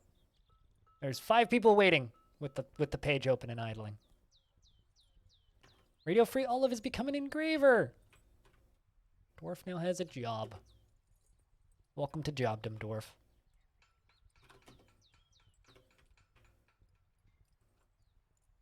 All right, we need to trade with those with them elves. Why is there a bunch of miasma in that hallway, guys? Okay, who left a piece of cheese in the hallway? Seriously, that is disgusting. Rotten stray cat corpse. Never mind. Found where the cat died. Oops. I suppose.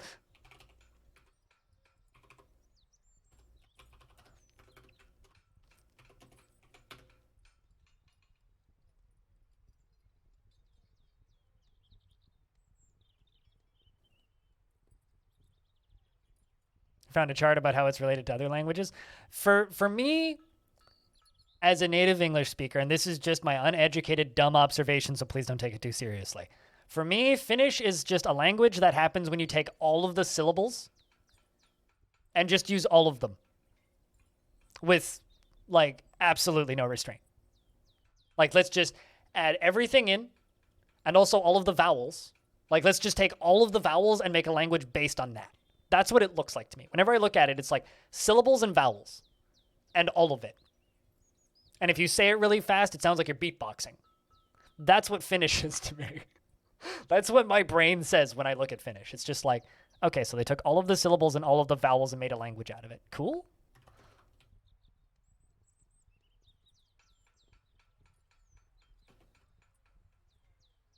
My trader, who is Ghost, is currently pondering economic data, which is great for a broker to be pondering. However, I need you to go trade instead of pondering economic data.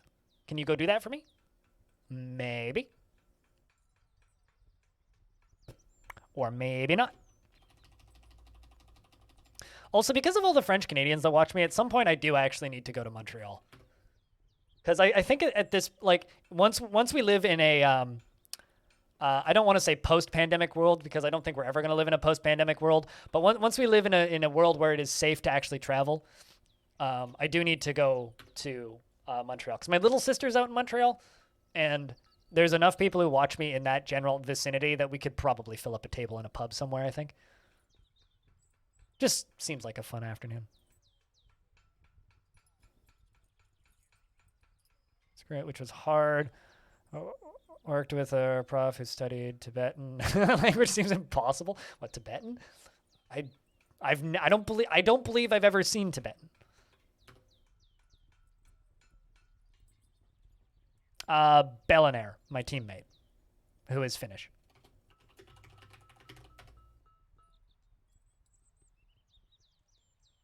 Did I even type his name in right? Yes, I did. Twitch just gave me an error on my end for that.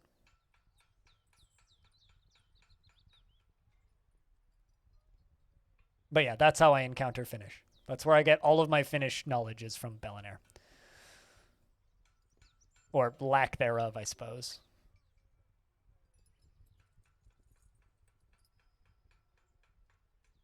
Oh, also, metal.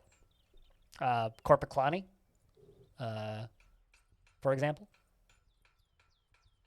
I've seen actually kind of a number of various Finnish bands over the years that end up in the dive bars that I go to that are like, we're from Finland! And then they wave giant Finnish flags and take their shirts off and run around like crazy people on stage. And I sit at the back with beer going, these people are scary. and it's a good time. Battle Beast is another one.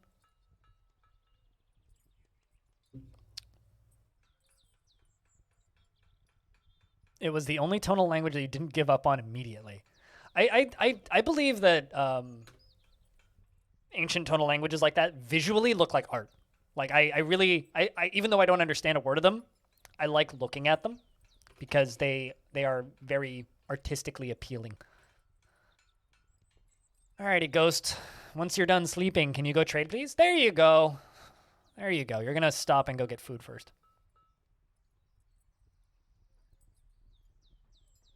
I'd open that up, but I can't. So if you chuck it in the music room on Discord, I'll look at it after stream. I used a number of years ago, I used to just pop up music all the time and just listen to random music that people posted in the chat, but we don't live in a world where we can do that anymore. Which is sad, but is what it is. They brought a horse. That's it. Man.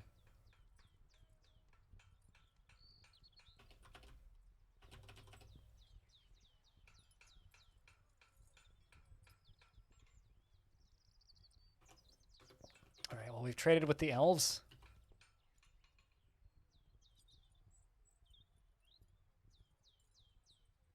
I don't know. I have a ton of respect for people who speak multiple languages and learn multiple languages, but for me, the only languages that would really be beneficial for me to learn are not languages I would want to learn. So. Oh, really? Do you have like a quickie link to the alphabet for it? I'd be curious to see what it looks like. I mean, Tolkien ripped off a lot of things, but you know that's what a lot of fantasy is, right? It's just combinations of, different things that we already have, right? Pieced together in a way that just makes it seem like something new.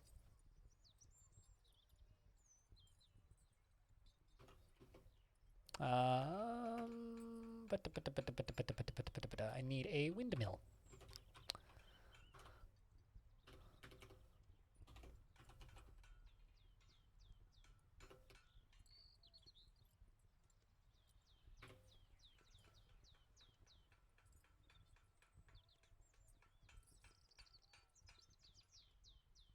And let's also see. Can we call this area done? I'd say we can almost call it done. See if I can seal this off without anybody getting stuck back there.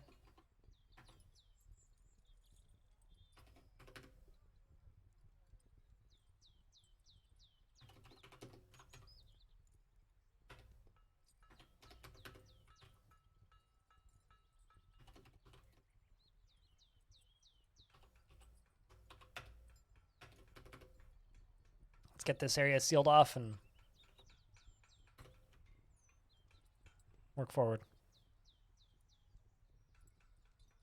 I mean, in an area like to give you an idea, there is more people in the greater Vancouver area, like the valley and the the 3 cities that I live by, the 4 towns that I live by, and the few smaller cities up north. There's more people around here in the greater Vancouver area than there is in all of Finland.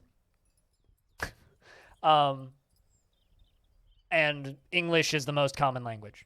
But like, if I were to learn another language here, it would make sense for me to learn one of the Chinese dialects or Korean or Japanese, because those are all very commonly spoken around here, as well as Hindi would also be very useful around here.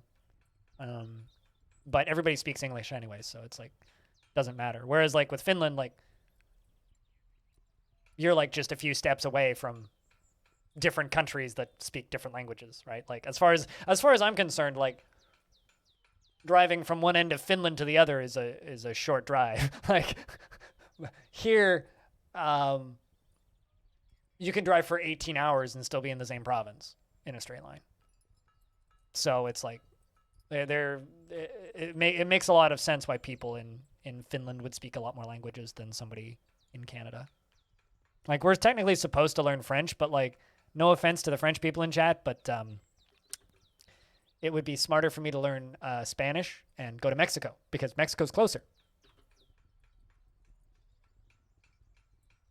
I'm just saying. Many people ask me, Nikita, will we the blin? Really? Full album or single? When did that drop? I have to give that a listen.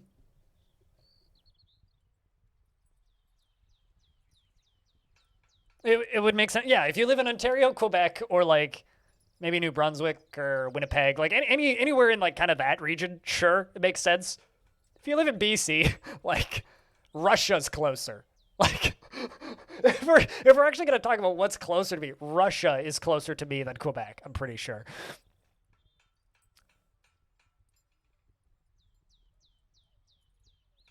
This morning? Huh. Well, I mean, this morning I woke up and turned my stream on, so. And yesterday I had no internet all day, so.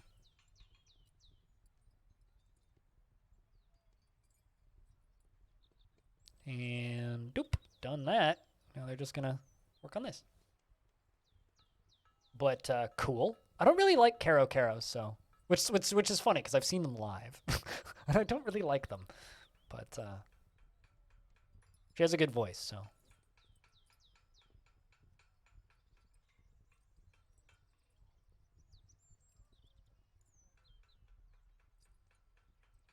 They're a bit too twee for me. That's kind of the only way I can describe it. Bit too twee.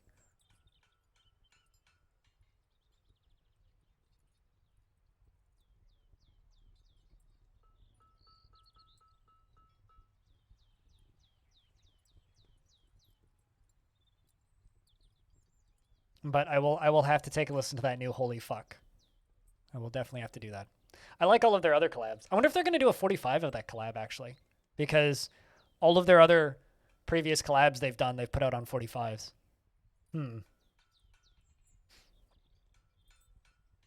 Yeah, I mean, they write cool stuff. They're just a bit too twee for me.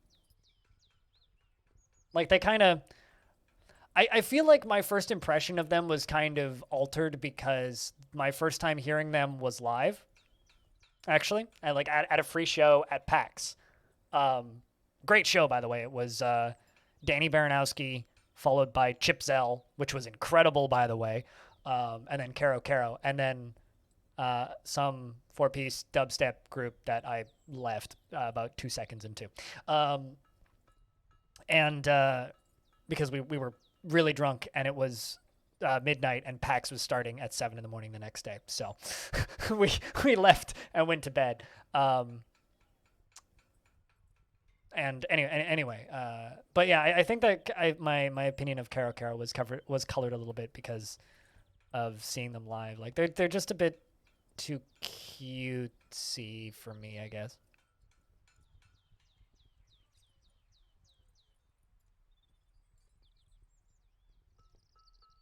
Oh, done. But yeah, I will get to listen to new Holy Fuck today. That is good. My day just got a little bit better. Thank you, Ryan, for the heads up. Holy Fuck is probably my favorite band of all time. So, you know, just flat. If you've never heard Holy Fuck before, I'm gonna link a thing. Ryan knows exactly what I'm about to link.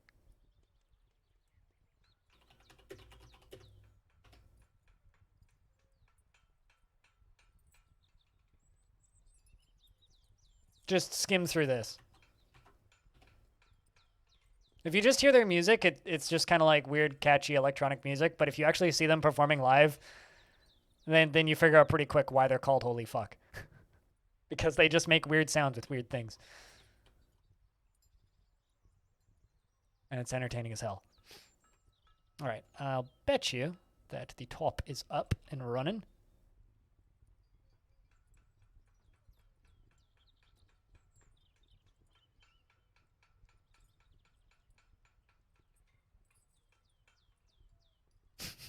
I mean, I don't know if that's necessarily genre of Whiplash. But it makes sense to me, Ryan. Maybe that's just because I know you. You've seen them twice in Ottawa?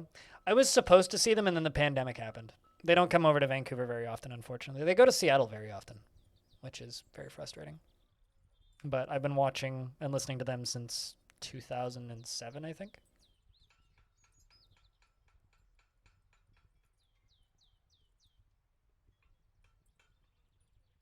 I also own a ton of their records. I do need to get a copy of LP, though, which is kind of difficult to find. Hey, Ryan, for whatever it's worth, I will have seen Every Time I Die by this time next year. Assuming it doesn't get canceled. And that's your fault. Also Under Oath, and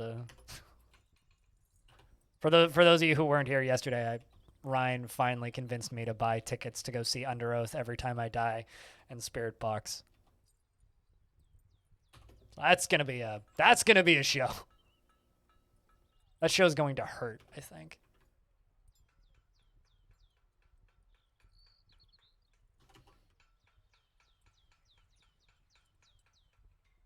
At least twice a year before the pandemic. I believe it. I mean, like, that's their home, basically. That's their home. I mean, one of them lives in New York now, and one of them lives in Halifax, but they were all originally from Ottawa, weren't they? I mean, that's like me saying that I've seen Ninja Spy 5 times, because Ninja Spy used to do a free show in the town that I grew up in, Maple Ridge, every year. And then I've seen them in Surrey, I've seen them in downtown, I've seen them on Vancouver Island. Like, because they literally would just do a free show here every year. Another great Canadian band, Ninja Spy, which, you know,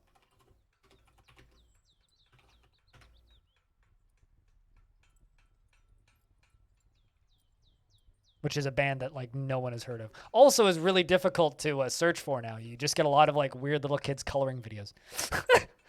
Although I guess if you just type in "out of tampons," you're fine. Which is the name of one of their songs.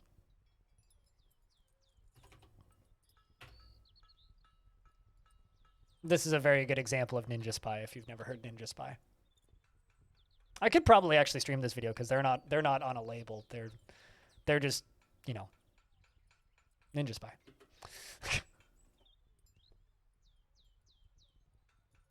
They kickstart all of their albums. Also, this bar that they're in, I have been to way too many times. Way too many times. Also, 100 bits Twitch RPG just went out. Just heads up.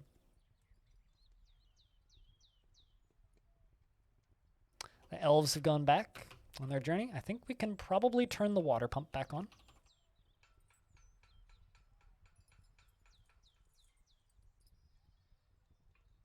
You didn't know that? I did know that. I actually did know that. The water pump has turned on again. Let's see how the spray goes. See if it's better than it was before.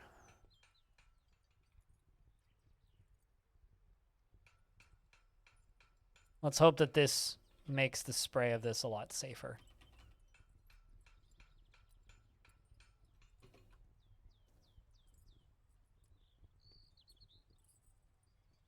Would help if I hit the right button.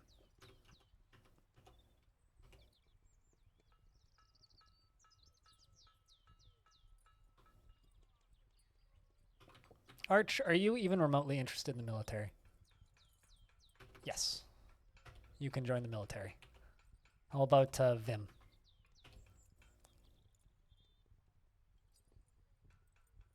Want to lead an exciting life? Yeah, I think you'd like the military.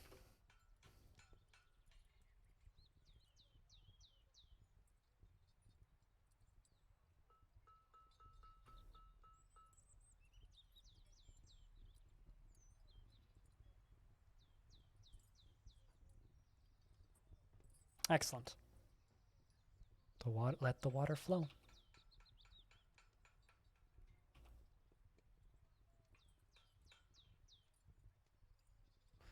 I mean, I wrestled a bear once. As entertaining as they are kind of a gimmick band. I feel like projects like that get old pretty quick. Something's clogging the frames.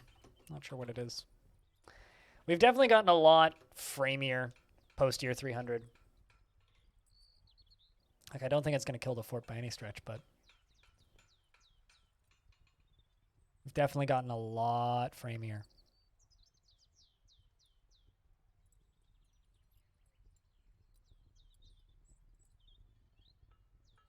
Welcome back, Dark Sora. We've got the fountain back up and running. Thinking about rerouting this so that it also goes down the stairs.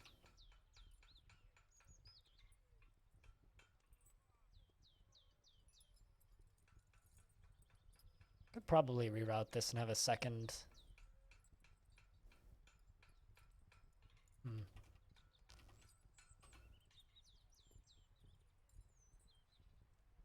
Can also lock this doorway.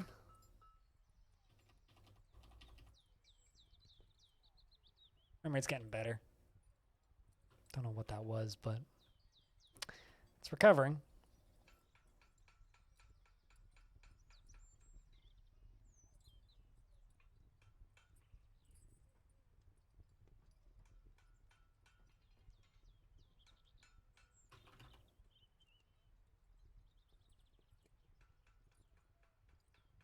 What is it? What is causing these frames? You know, let's just do this. Let's try this. This is a suspicion.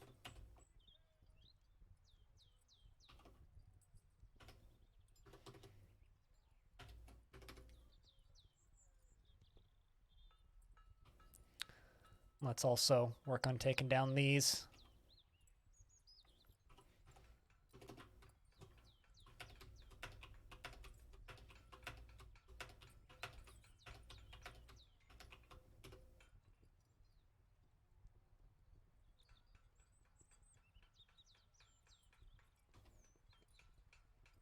But yeah, no, I think that Spirit Box is going to be a good show. I'm looking forward to that. Very much so. The thing that I'm currently waiting to find out though is I'm expecting that Ginger show to get canceled. I'm very much expecting it. Because systematically everything is getting canceled and postponed. Like, okay, these two got postponed, this got postponed. This one hasn't been canceled or postponed yet, which I'm kind of surprised by. Anti-Flag canceled, Scenic Route to Alaska canceled. This one's sold out. And it's just like slowly moving up the list of shows getting canceled. So, I don't know. I'm expecting them to all get canceled.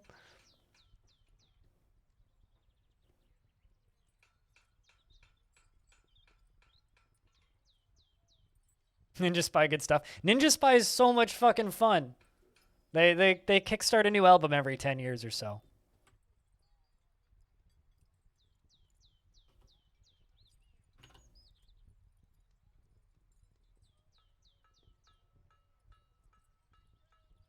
An easy buy once it comes out? I have. It's pretty fun. Although you can actually play almost the full game on itch.io for $10. Although it doesn't have graphics. So it's ASCII, but it's like super readable ASCII. Yeah, it's very much just a murder hobo game. You run around and you be a murder hobo. It's good fun.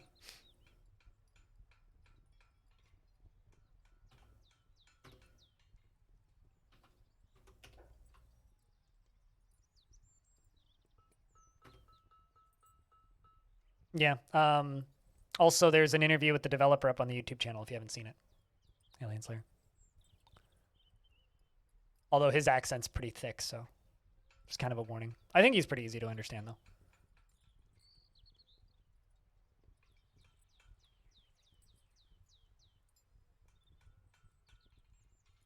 And the shout out to my wife at the end was pretty cute. At the end of the video, he's just like, and shout outs to my wife for dealing with my bullshit. And it was one of the first comments I got was, I can't believe you made me wait to the end of the video to hear a shout. How dare you make me wait so long? Which is funny. It was entertaining. He was a fun guy to talk with. But yeah, Soul Ash is pretty good. I hope that game does well when it hits Steam.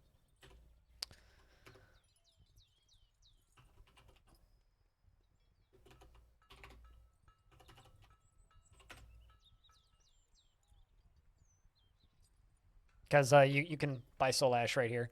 It looks like this, though.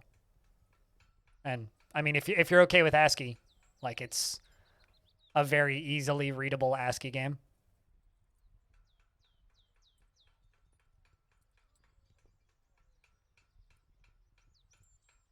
Well, I mean, it's this game. This is a graphical roguelike, dude. Come on. Like, come on. It's very much a roguelike. Very much a roguelike.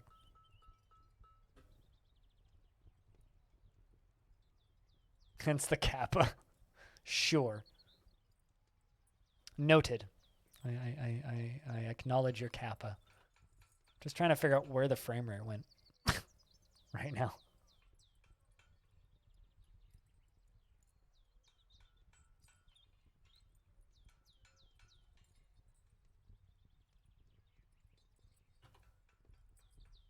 Man.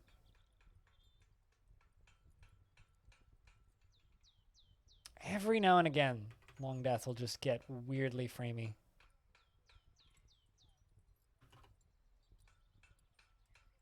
Is it the elves, maybe?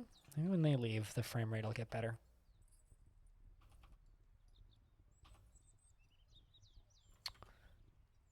Could also be some of the deconstructions I'm doing.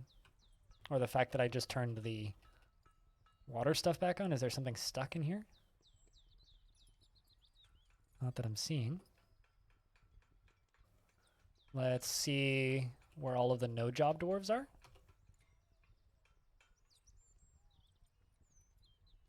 Perhaps somebody is stuck somewhere. Doesn't look like it.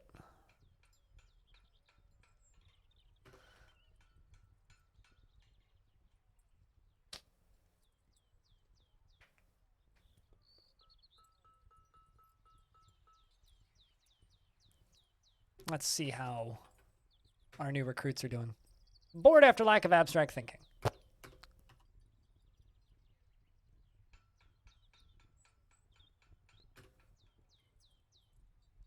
I'm gonna go close the sliding glass door. It's a little chilly in here. Back in a sec.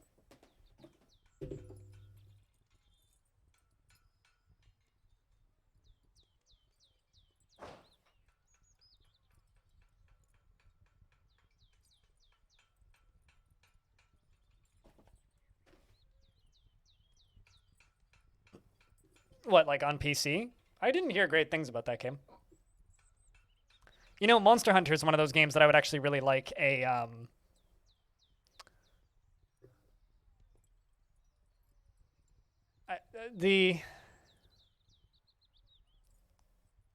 Monster Hunter is one of those franchises that I would love to see a roguelike remake of. The world seemed pretty static for you. Yeah, I tend to agree with you there. Like his choice for minimal procedural generation is a little eh. But the way he plans to expand on it, to me makes me feel that the game that it's going to get a lot more interesting as he develops it. The fact that it's 64 tiles and each tile can be swapped out, and the fact that they're available to like people can make new tiles and people already are. I think I don't know. I think that game could get really neat, especially with a lot of user generated content. Let's see what happens when I put that stairway in.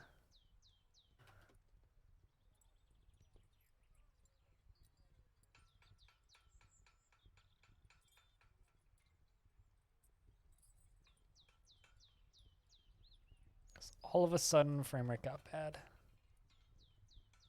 That doesn't seem to be helping too. It helped a little bit.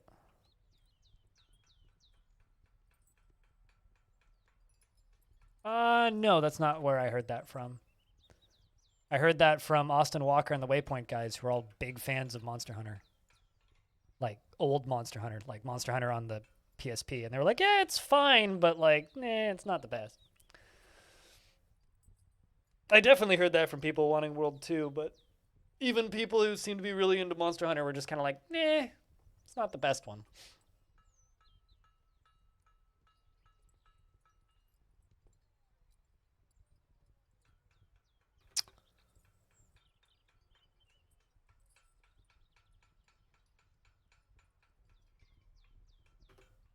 Hobo is on the wrong account. Is what Hobo's doing. Is Twitch broke on Chrome? Twitch booted me offline once today, and I had to use the auto reconnect tool, and then after that, like certain chunks of the site just aren't working. I've had people ask about issues, and I think Twitch is just broken today. I think Twitch is collapsing under the weight, the heavy weight of Amazon's MMO. Neither do I, because I don't use multi-stream. So, but just remember, everybody, chat, that's Hobo's second account. Burb. All right, we'll see you when you're done burbing. Also, I don't use Chrome, so. You're starting to feel the need for sleep? I'm starting to be irritated with the frame rate. I'm really starting to wonder what the fuck's up with the frame rate.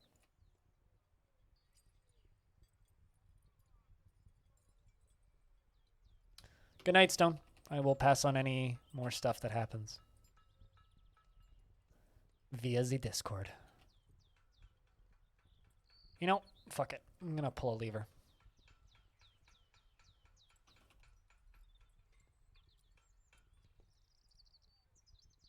Wait, hold on. Literally, as I say that, the frame rate improved.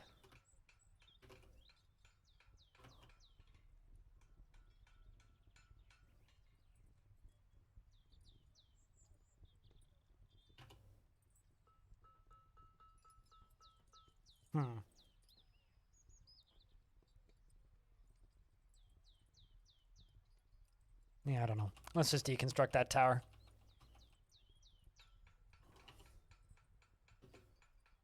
But yeah, good night, Stone. We'll see you on Saturday.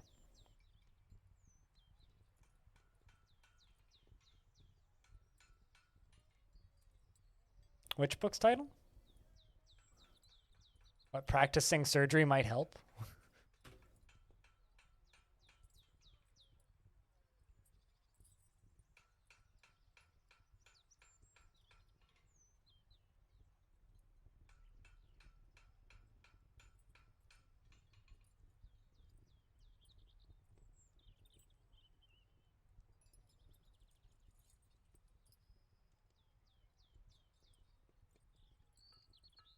Hobo, I have a question. Because actually Hobo's just said BRB. I don't know if Hobo's here. His account is in my chat. I don't know if he's listening. But Hobo, when you pop back in, I have a question.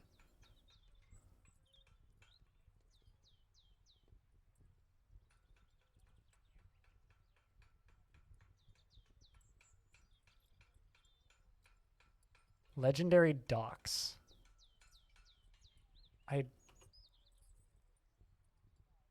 I don't know which book you're talking about, but like you can't queue up specific book copies. They just make book copies of. They just make book copies of what like specific what do you call it or of whatever the fuck they feel like. Oh, practicing surgery might help. I mean, maybe they yeah, they just make copies of whatever books they want. I have several scribes and plenty of paper and plenty of stuff. Also, so Hobo, I'm asking about that green bass. Did you by chance see that K-Mac video about why you should always have a green guitar? This is madness! Madness. This is Hobo's in, chat. We can all panic. We're no longer safe. Because Hobo bought a green guitar and posted a picture of a green guitar, or green bass specifically. You haven't? Hold on. I have a video to show you.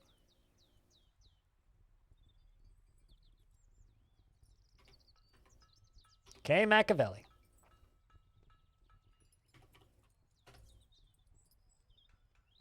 Hobo, you have 1 minute and 51 seconds of homework. Actually, it's 1 minute and 50 seconds of homework.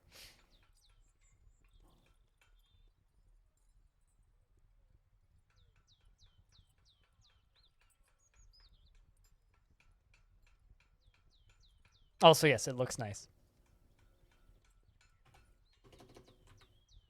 Also, can I just... I'm going to be honest. I get way too amused by people who accidentally type in chat in Russian.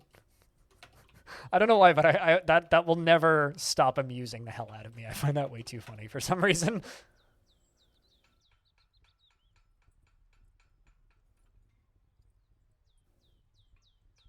That video made my mom laugh. That's how we know it's a video.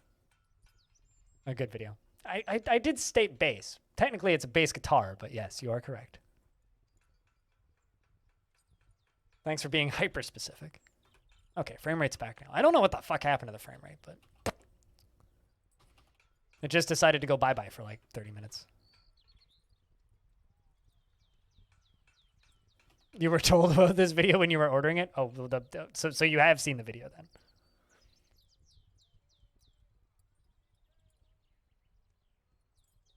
It's amusing people, not the opposite. Well, I mean, it's not like I'm going to ban you for typing in not English. It's fine.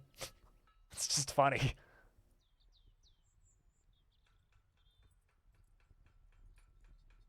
Oh, you've been told the premise. Okay, well, that's no fun. Although my favorite K Machiavelli video is definitely the when you hit a wrong note on an echo pedal, and it just echoes for all eternity. Is it a delay pedal? You know, it's when you hit the wrong note on a delay. That's my favorite video of his. It's so fucking good. It's just perfect. It's just perfect.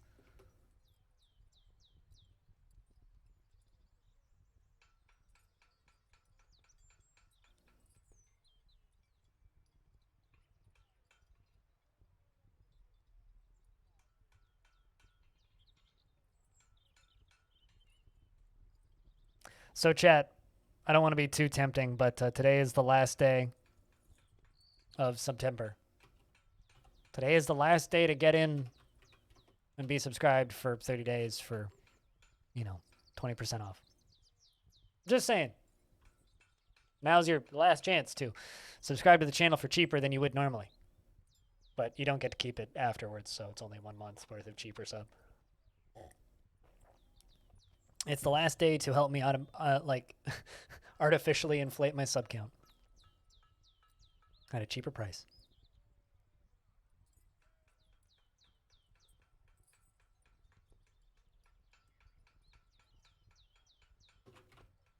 Going to have to remove that so that someone doesn't rip the floor out from under you.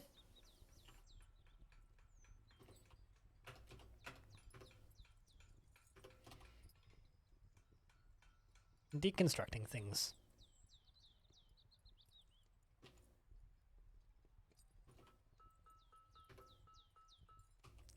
This tower was a piece of Longdeath history.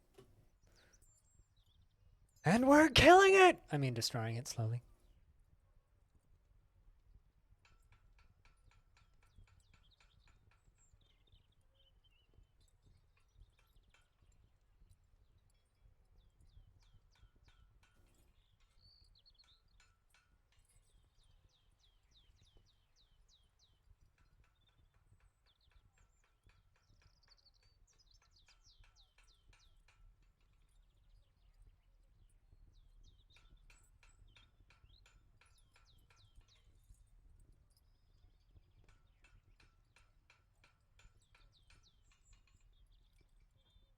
God, that volcano stream is just... I'm literally just, like, staring at the volcano. I will be completely honest. It's so satisfying to watch today.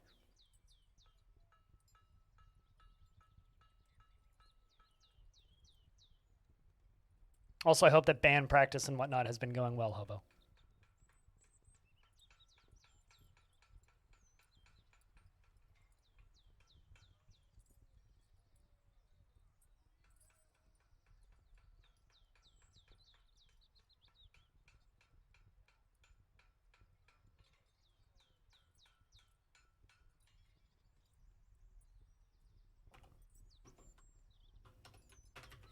Man, I can't wait until my actual day off instead of a forced day off because the internet decided to just not worky all day.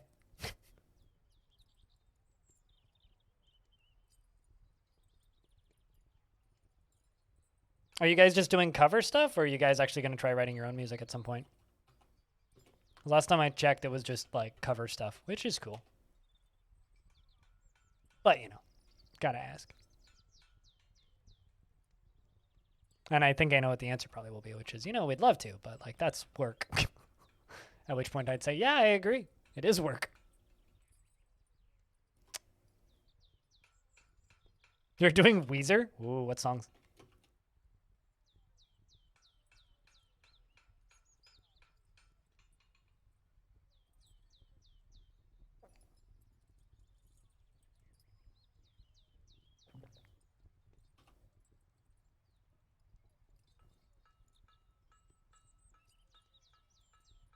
Whole bunch of them? That sounds fun. You should do some Sum 41 covers. Just because those are fun, like, songs to shout along with loudly.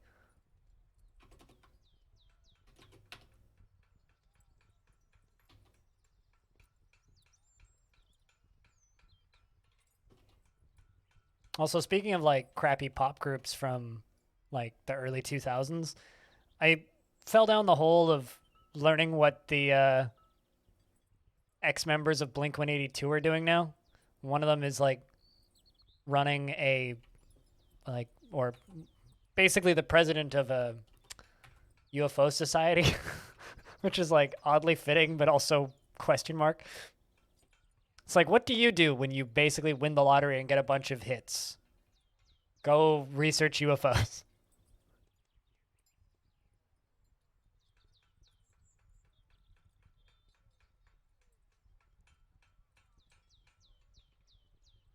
That's the set list if I want to see it.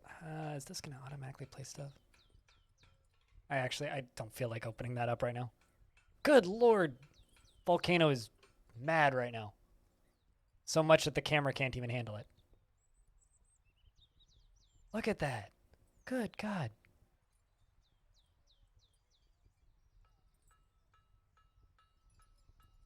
It's like somebody cut the Earth's jugular. It's just like, psh. Oh God. That's not good. All right, how many dwarves just died? No, none yet.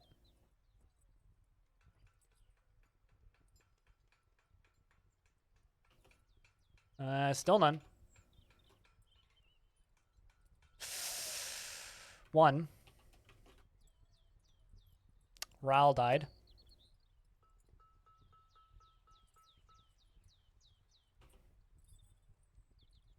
Lycott was found dead. That's two.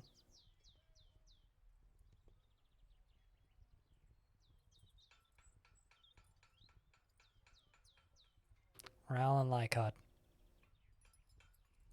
You're going to bed? We'll see when we see you, Ghost. More like fall death. Place item in tomb, recover wounded. Well, it's a construction accident, that's for sure. Evil Trick is super bruised and wounded. Your left hand is mangled. Who's the chief medical dwarf? Tiny Goliath is currently socializing. Well, that's useless.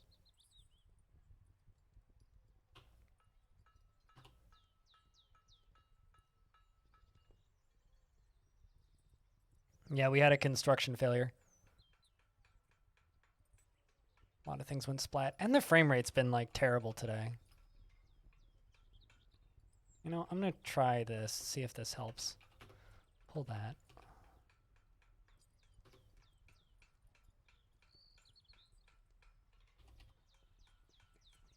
Yeah, I was paying more attention to the volcano than the fort, I'll be honest.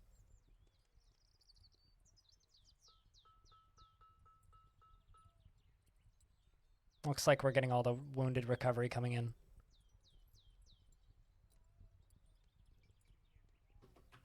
Worried about Evil Trick. His right foot is mangled beyond recognition. His upper spine is mangled beyond recognition.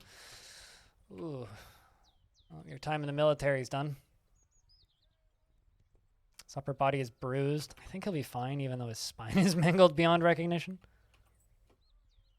That seems survivable.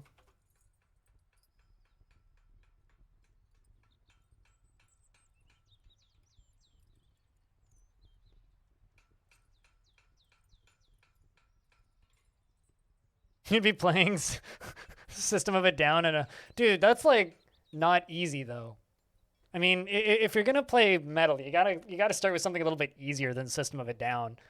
Like, that's so much work for your poor vocalist.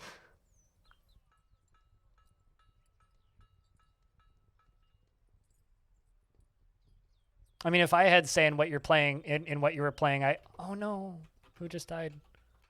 If I had say in what you were playing, I would Evil Trick just died. I would suggest that you are the poor vocalist. I would suggest Rage Against the Machine. Similar vibes, but like less effort. Rest in peace, Evil Trick.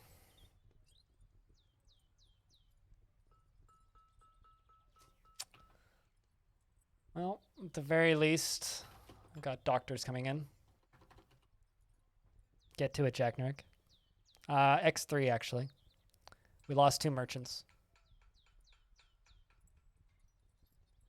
You're getting the purple screen? That's because you're watching embeds, dude. Hate to break it to you, but F. Although he may not have even heard what I said.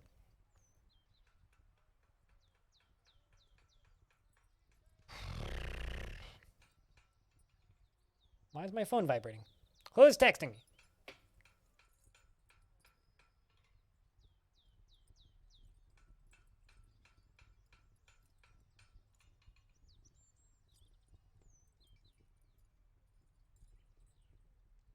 A picture of something that I can't see. Hold on.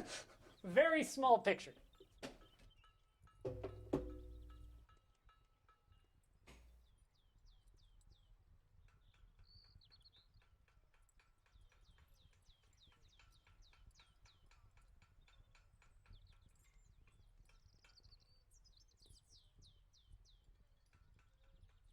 Asking if I want an FMAM tuner, and I guess I will take one. Repair compound fracture. Come on. Our friend here, Jack Nurick, is a goddamn hero right now.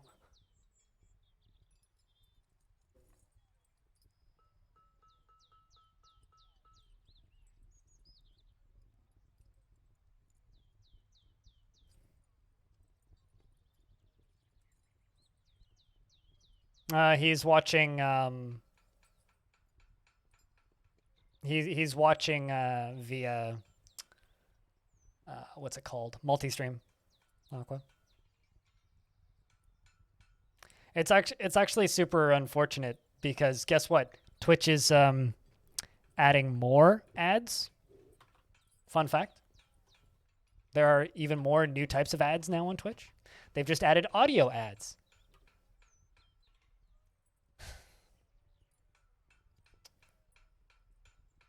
Got an email about them this morning.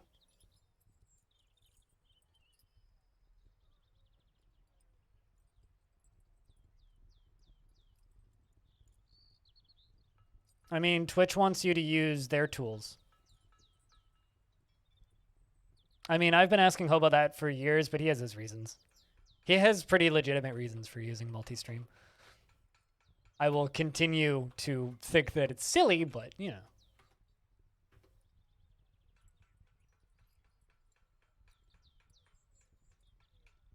I personally think that, like, pop-out chat is more efficient, but it's the way Hobo likes to watch his streams. I'm not judging.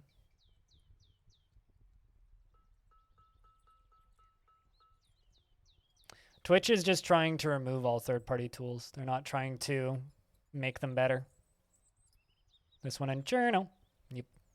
It's usually me and Cherno, or like me, Cherno, and what's his name? EJ. I forgot EJ's name for a second. That means I didn't sleep enough last night. Which actually isn't true. I slept too much.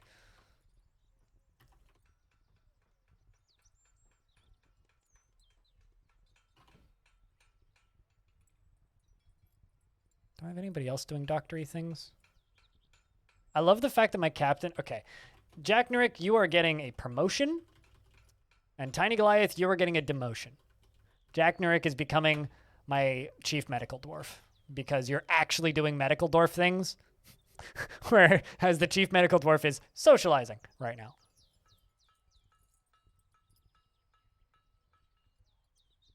Yeah, Twitch doesn't care, though.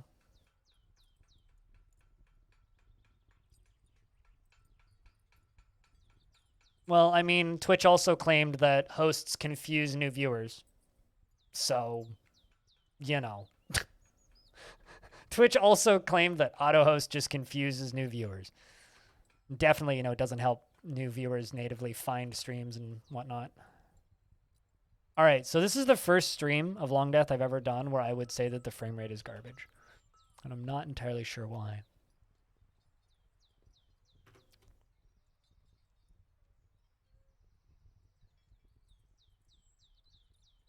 There's a bottleneck somewhere and I need to find it. Maybe I'll redo the stairwells. That might be what we need to do.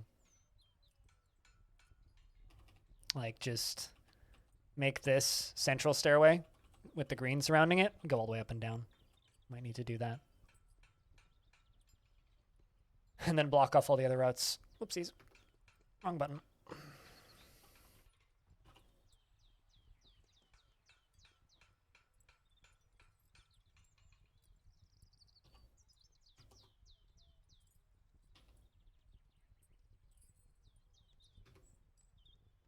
Man, could you imagine if that tower collapsed to the ground and let the lava out?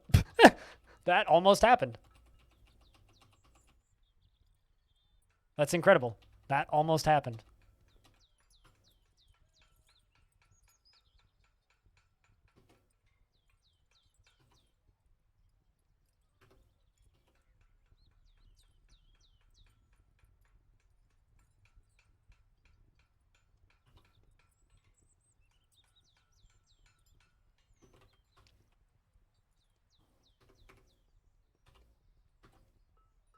You've got a bunch of stitches done.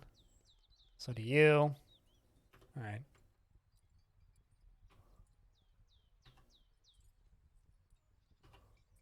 You're putting on splints. Good to see. Hey, Squawk, how's your day been? But yeah, this is the most recent feature that we get to be annoyed by on Twitch.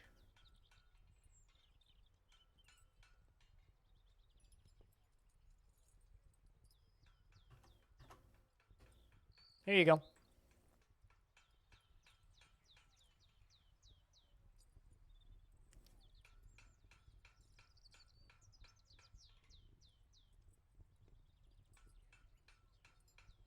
Who else is excited to randomly hear different sounds on streams?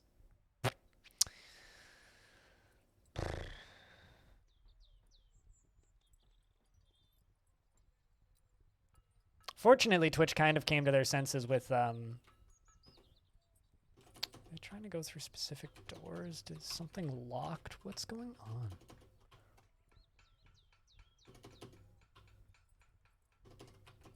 I'm wondering, like, if there's something stuck somewhere. There's gotta be. Do I have a cat in my fort? Yes. Is it stuck somewhere? Yes. Well, I fixed my frame rate.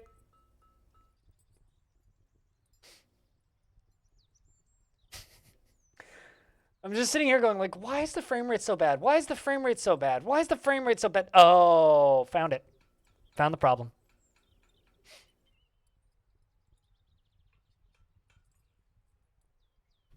Just like that, frame rate fixed. Fucking cats, chat. They just destroy everything. Even the frame rate in Dwarf Fort.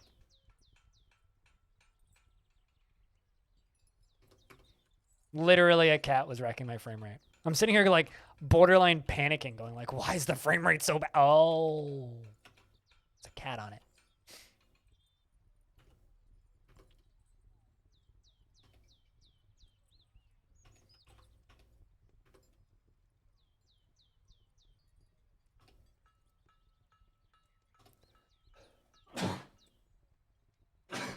Ah.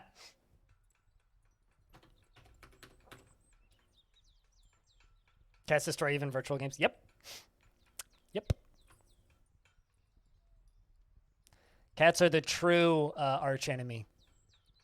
All they do is search and destroy. And they purr to give false sense of security. And they don't care about volcanoes. God, that is incredible. Shout out to the person moving this camera right now, by the way.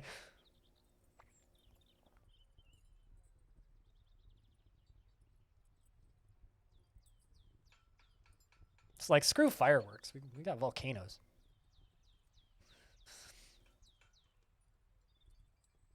Nature's insanity.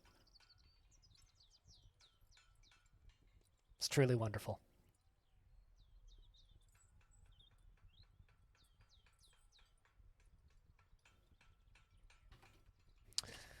All right, well, it does look like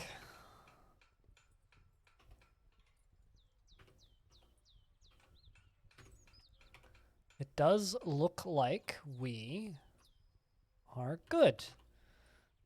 Sucks that we had to lose 2 dwarves, but we can now go back to deconstruction.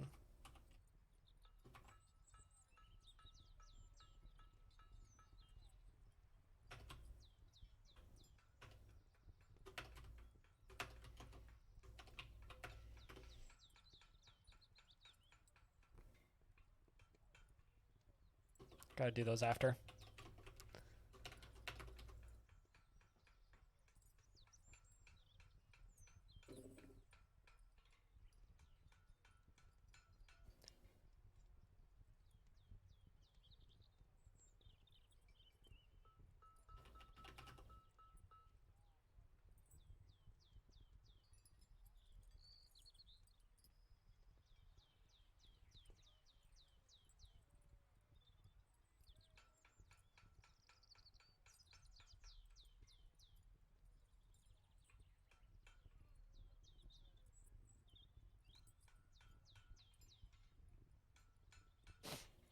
But yeah, the next project that I'm working on after the Dungeon Man's video is on the 1st of October, assuming everything goes well.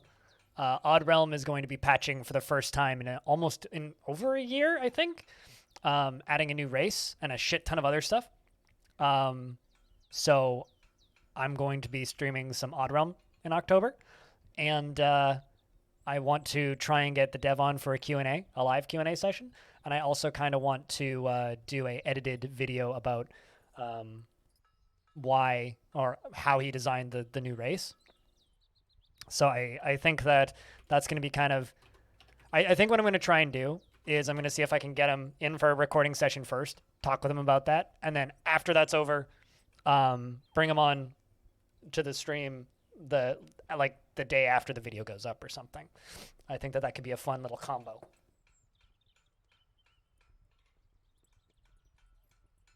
What do you guys think, chat? Do you think that'll be an interesting way to do that? Because I've been trying to think for a little bit, like what would be the best way to do that, and that seems to be kind of like the best format. If I could pull him away from development for 2 rounds, I think that would be probably the coolest way to do that. Is just bring him on for a bit, talk with him, make a video, post a video, and then after video goes up, bring him on a second time too. Then after the video goes up, bring him on a second time too. Just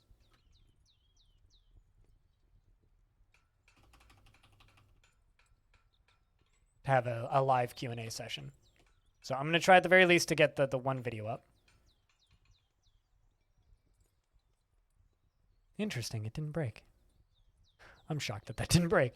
Bring him on at least for the live session, and then bring him on a second time. I think that could be fun. Exhilarated after a sparring session. Ghost is enjoying it. How about Vim?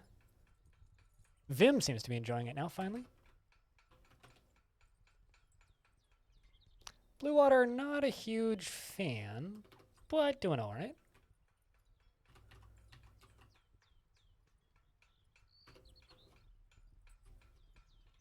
God, I'm so amused by the fact that it was literally a cat in the fort.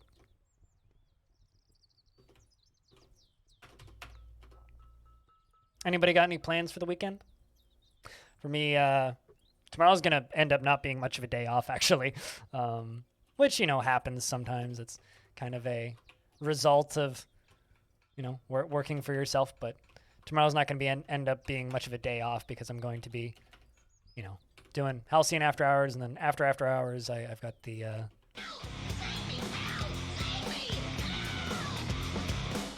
video going live. I'm back, baby. How's it going? Baby number 2, too. I have to head into work soon, so just stopping by to say hello. Thank you very much for the first notification of money in 5.5 hours. Cheers. It's been an extremely quiet day. That's how today's been going.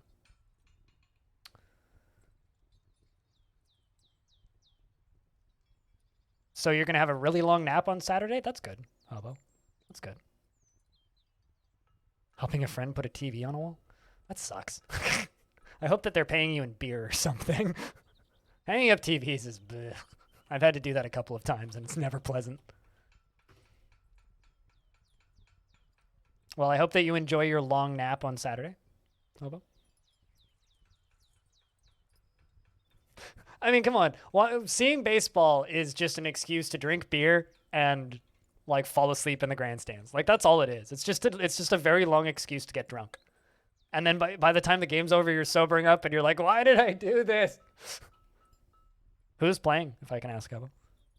I know very little about baseball, so the question is, will I even know who you're talking about?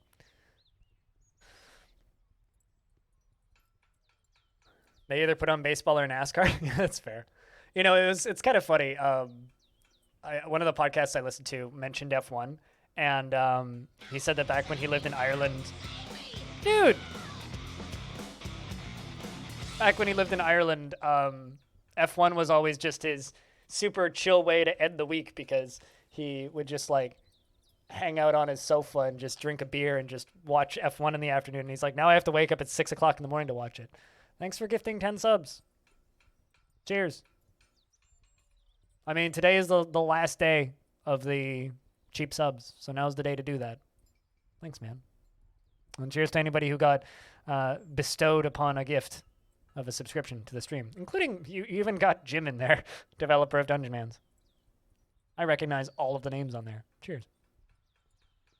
Those all deserved it. The algorithm did well with that one.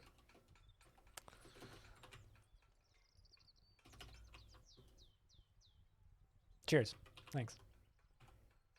Jack, can I get a big round of beers, which you're already doing, for our friend helping keep the stream funded? Because like I said, today's been very quiet.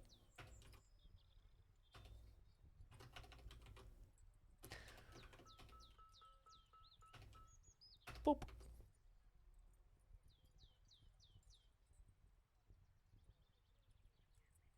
You wanted to go to a football game. The Merlin's tickets were $8. Wow. $8. $8. Like you're that's cheaper than the beer you're gonna buy at that. That's crazy. Like straight up, that's kind of crazy how cheap that is.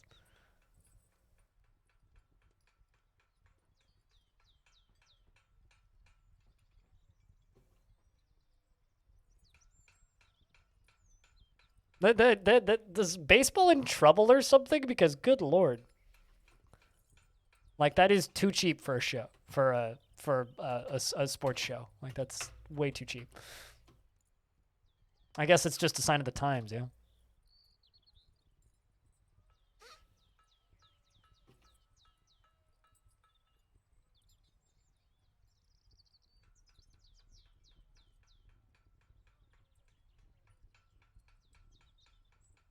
Regardless, though, you have fun.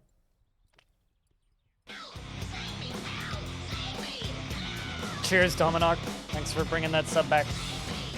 Cheers to the end of the month. Welcome back for a third month. Cheers.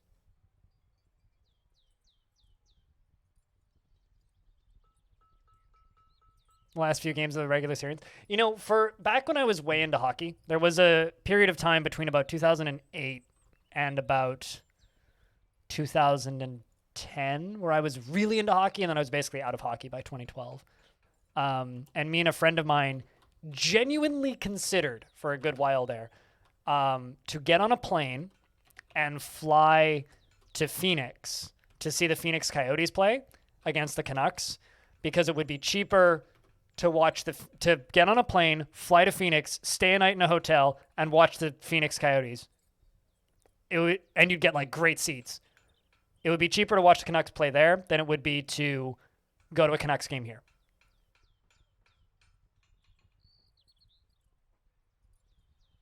You're in the process of getting it replaced, so it's been gone for a while. You must head to work shortly. Have a good one. We'll see you when we see you. Faulted. Cheers. Heads up, Faulted. Big video goes up tomorrow with the developer of Dungeon Mans. Yeah, it was like $8 to see. It was like $12 to get like the best seats in the house at a Coyotes game, but like $600 to get the best seats in the house in a Canucks game, because Canucks fans are crazy. And nobody went to Coyotes games. And the only people at Coyotes games were always the fans of the other team. So, like, we genuinely considered it, but we didn't end up doing it.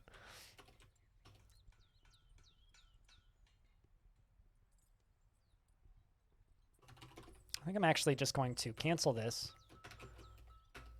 and just dump everything from here. Just get rid of it.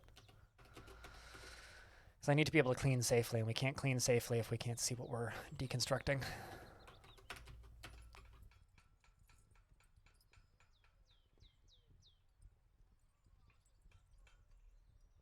Also, if one more person gifts a sub, that's a hype train. I'm just saying, it'll probably jump straight to level 2 because of the 10 bomb. But regardless, thanks. Cheers, guys.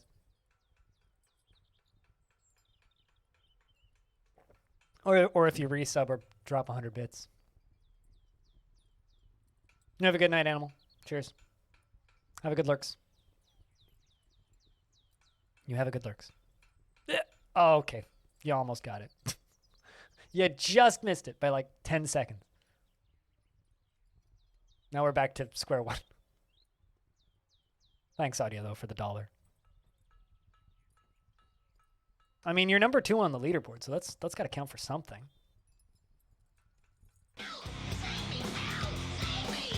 Thanks, Daff. Hope you've been well. Tell Alligator I said hi.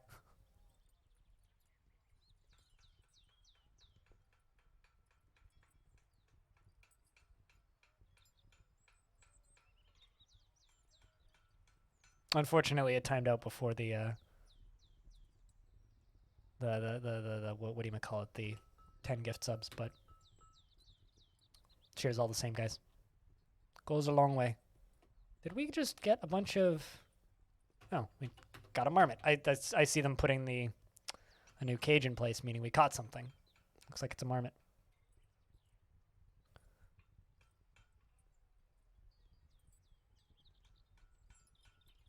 Regardless, though, thanks guys for helping pad out that sub count for the last day of September.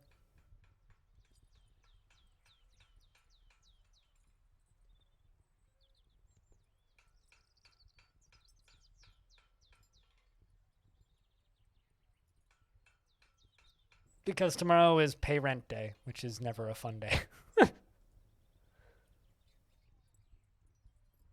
It's, oh, hey, it's time to pay rent day.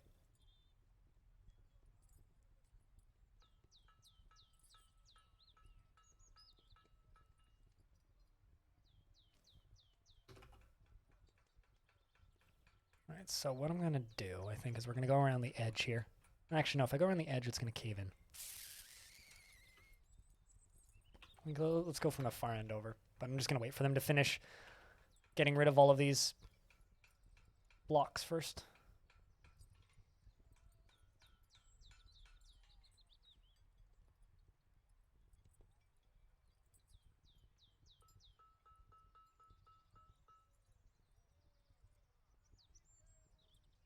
What, that it's pay rent day, B-Lug? Or that the month is over?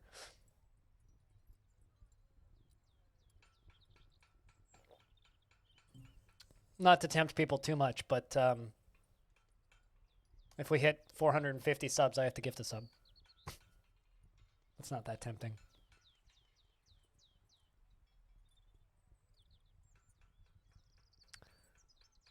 And that threat is still open of it. The next time we unlock an emote, I will record a dramatic reading of Let the Bodies Hit the Floor and put it up on YouTube.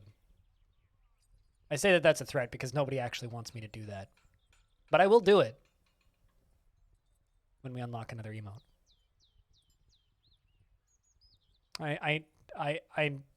That sucks. Hobo. But have you ever heard of this thing called pop-out chat? Just pop out the chats and pop them in between the windows. Oh, you need to manually send it, really?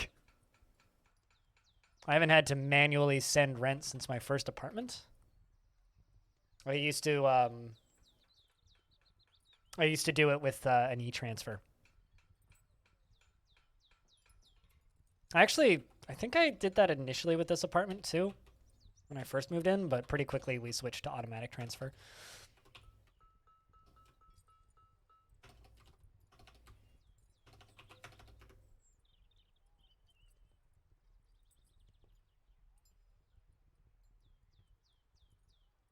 You're not going to watch streams for a while? I mean, like at all? We're going to miss you, Hobo. I mean, unfortunately, it's not going to get fixed. That's the problem. Like, it's something that Twitch is intentionally trying to make go away. So, like, it's literally not going to get fixed.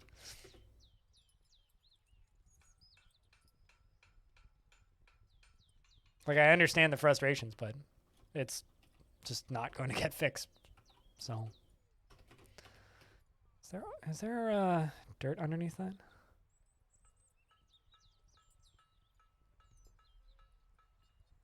I mean,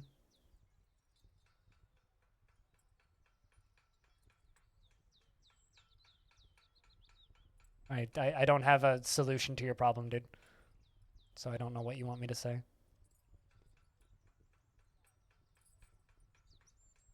Yeah, I mean, I've been getting that error a lot recently, too. It sucks. Fortunately, they put a reload button on it.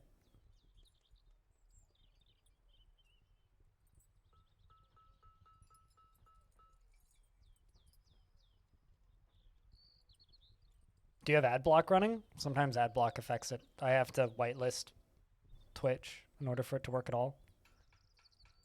I mean, it clearly did something because you're responding to what I'm saying, so you can hear me.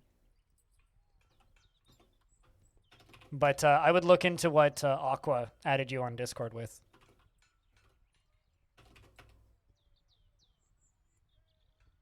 Zoff for Twitch? Jeez. Yeah, I don't know. I mean, Twitch has just been busted today in general.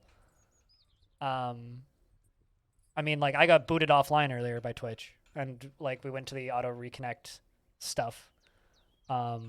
Because Twitch decided to, like, knock every channel offline for 10 seconds. So that was cool. But yeah, I don't have a solution, unfortunately. If I had a perfect solution for you, I would just give it to you. And I wish I did, but I don't. So I don't know what you want me to say.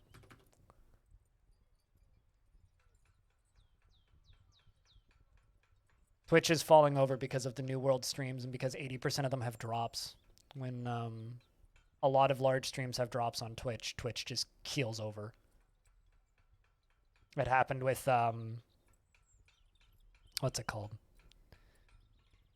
I mean, yeah, like fucking Fextra Life has 100,000 viewers with drops on. Fucking Shroud has 80,000 viewers with drops on.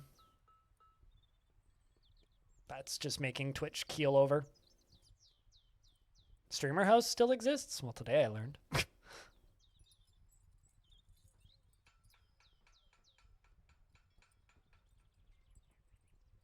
I don't know, man.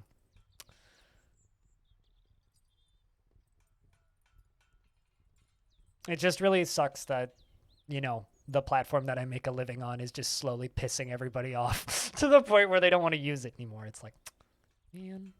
Then people tell me to go to YouTube, and it's like, I don't. You don't understand how crappy YouTube is for creators.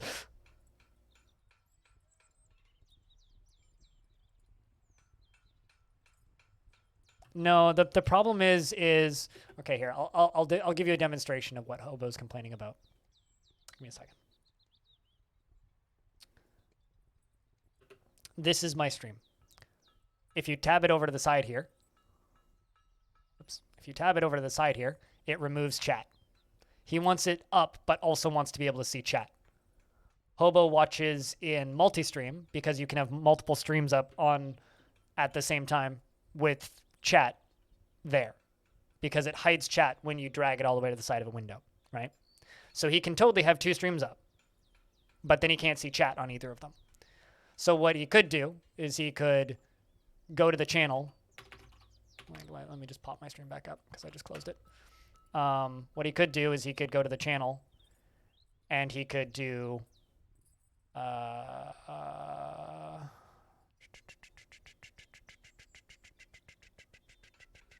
am I not seeing pop-out chat here? I use pop-out chat all the time and I'm not seeing it. Where is pop-out chat? There it is. What he could do is he could do like pop-out chat and then stream like this. But it's just so much easier. Fuck it, whatever. It's just so much easier to do it with, what's it called? Multi-Twitch. And he's used multi-Twitch for years. So it's a frustrating issue, but I do understand the annoyance. It just really sucks because it's like I know that he's not alone in the. Like literally all that this kind of crap does is it hurts people like me, you know? Because if the more people that get annoyed with Twitch, like when I put up that video where I basically asked for assistance on YouTube and asked people to come over and lurk on the Twitch stream, most people were like supportive, right? And then there were some people who were like, well, you stream at a time that I can't make it, which is fine. And then there's lots of people who are like, nah, whatever, which is also fine. But there's a couple of people that were like, I hate Twitch and I hate the way Twitch does things. And their reasoning for hating Twitch, I get it. But fuck, I disagree so heavily. And it's like, the more people that feel that way over time, the more it hurts people like me. And that's all. And it just sucks. So, the humans have arrived to trade again, but again, it's only one of the human factions. The other one hasn't arrived. So we get to trade with the humans again. But minus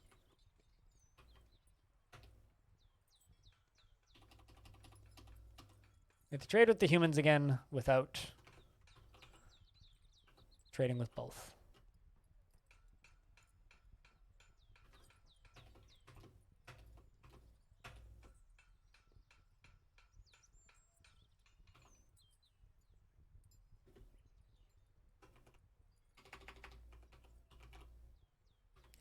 Let's just sell choirs, because these are things without things written on them yet.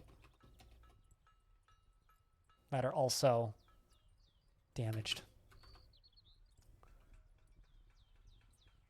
So I don't know. I don't know what to say about it, but this is a tricky topic, and chat hasn't moved in 5 minutes. So if we could talk about something else, that would be significantly more pleasant, probably for your guys' listening and me talking. So is there anything else anybody would like to talk about that isn't technical difficulties with this website that refuses to work properly?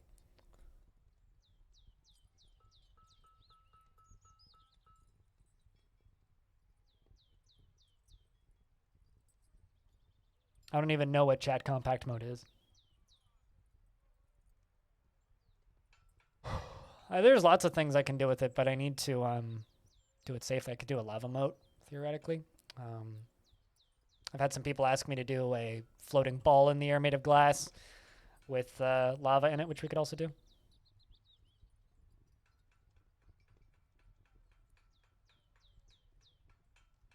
You must have big pockets. Because Christ. Did I find the slowdown? Yeah, I fixed it. There was a cat stuck behind a door. That's why I was shouting about cats earlier.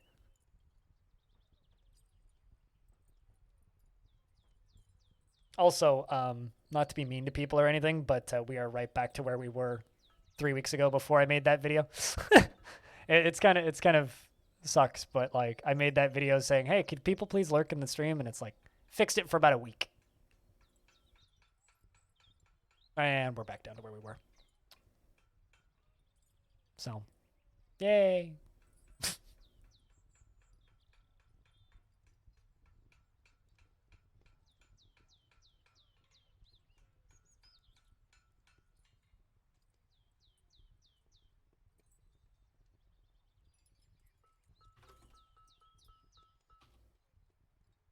You hate flying creatures? This wasn't this was literally a cat stuck behind a doorway that wasn't set to pet passable. Although flying creatures have gotten less common, I think that buzzards are going extinct in this world. We used to get them like every year or so. Now we still get owls, but that's about it. For the next 4 weeks? Good lord, why? What did you do to deserve such punishment? Now, if cats could fly, that would be significantly worse.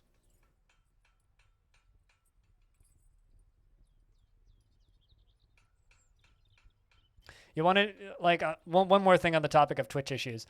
I've been getting an error recently where I go to my channel analytics page and it just breaks. It loads for a second and then immediately just disappears. It loads and then it's just like, nah, and then it just breaks. And then it's just like null is what it says. It just has like, it just says null on the front page. And it's always like, huh, well, that's cool.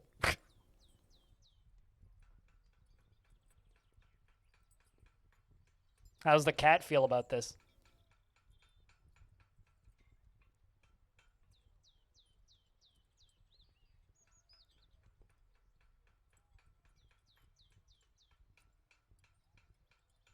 You're very carefully trying to figure out how to introduce them without the apartment becoming a war zone. I mean, the apartment will become a war zone, and then they'll figure it out eventually. As long as they don't kill each other.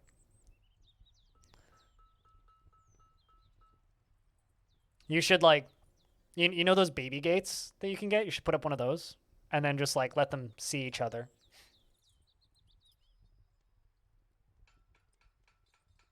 So the cat that you're babysitting is just like, wee, and then your cat's just like, who's this invader? I think that's probably because, like, Friend's cat is being introduced into a place they don't know, whereas your cat is having a stranger introduced into their space. So yeah, that makes sense. I can relate to that, kitty.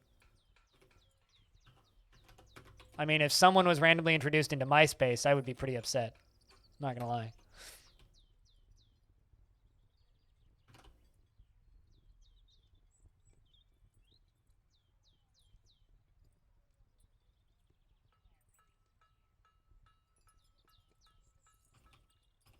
Let's see, is this still all flat? Yeah, it is. Okay.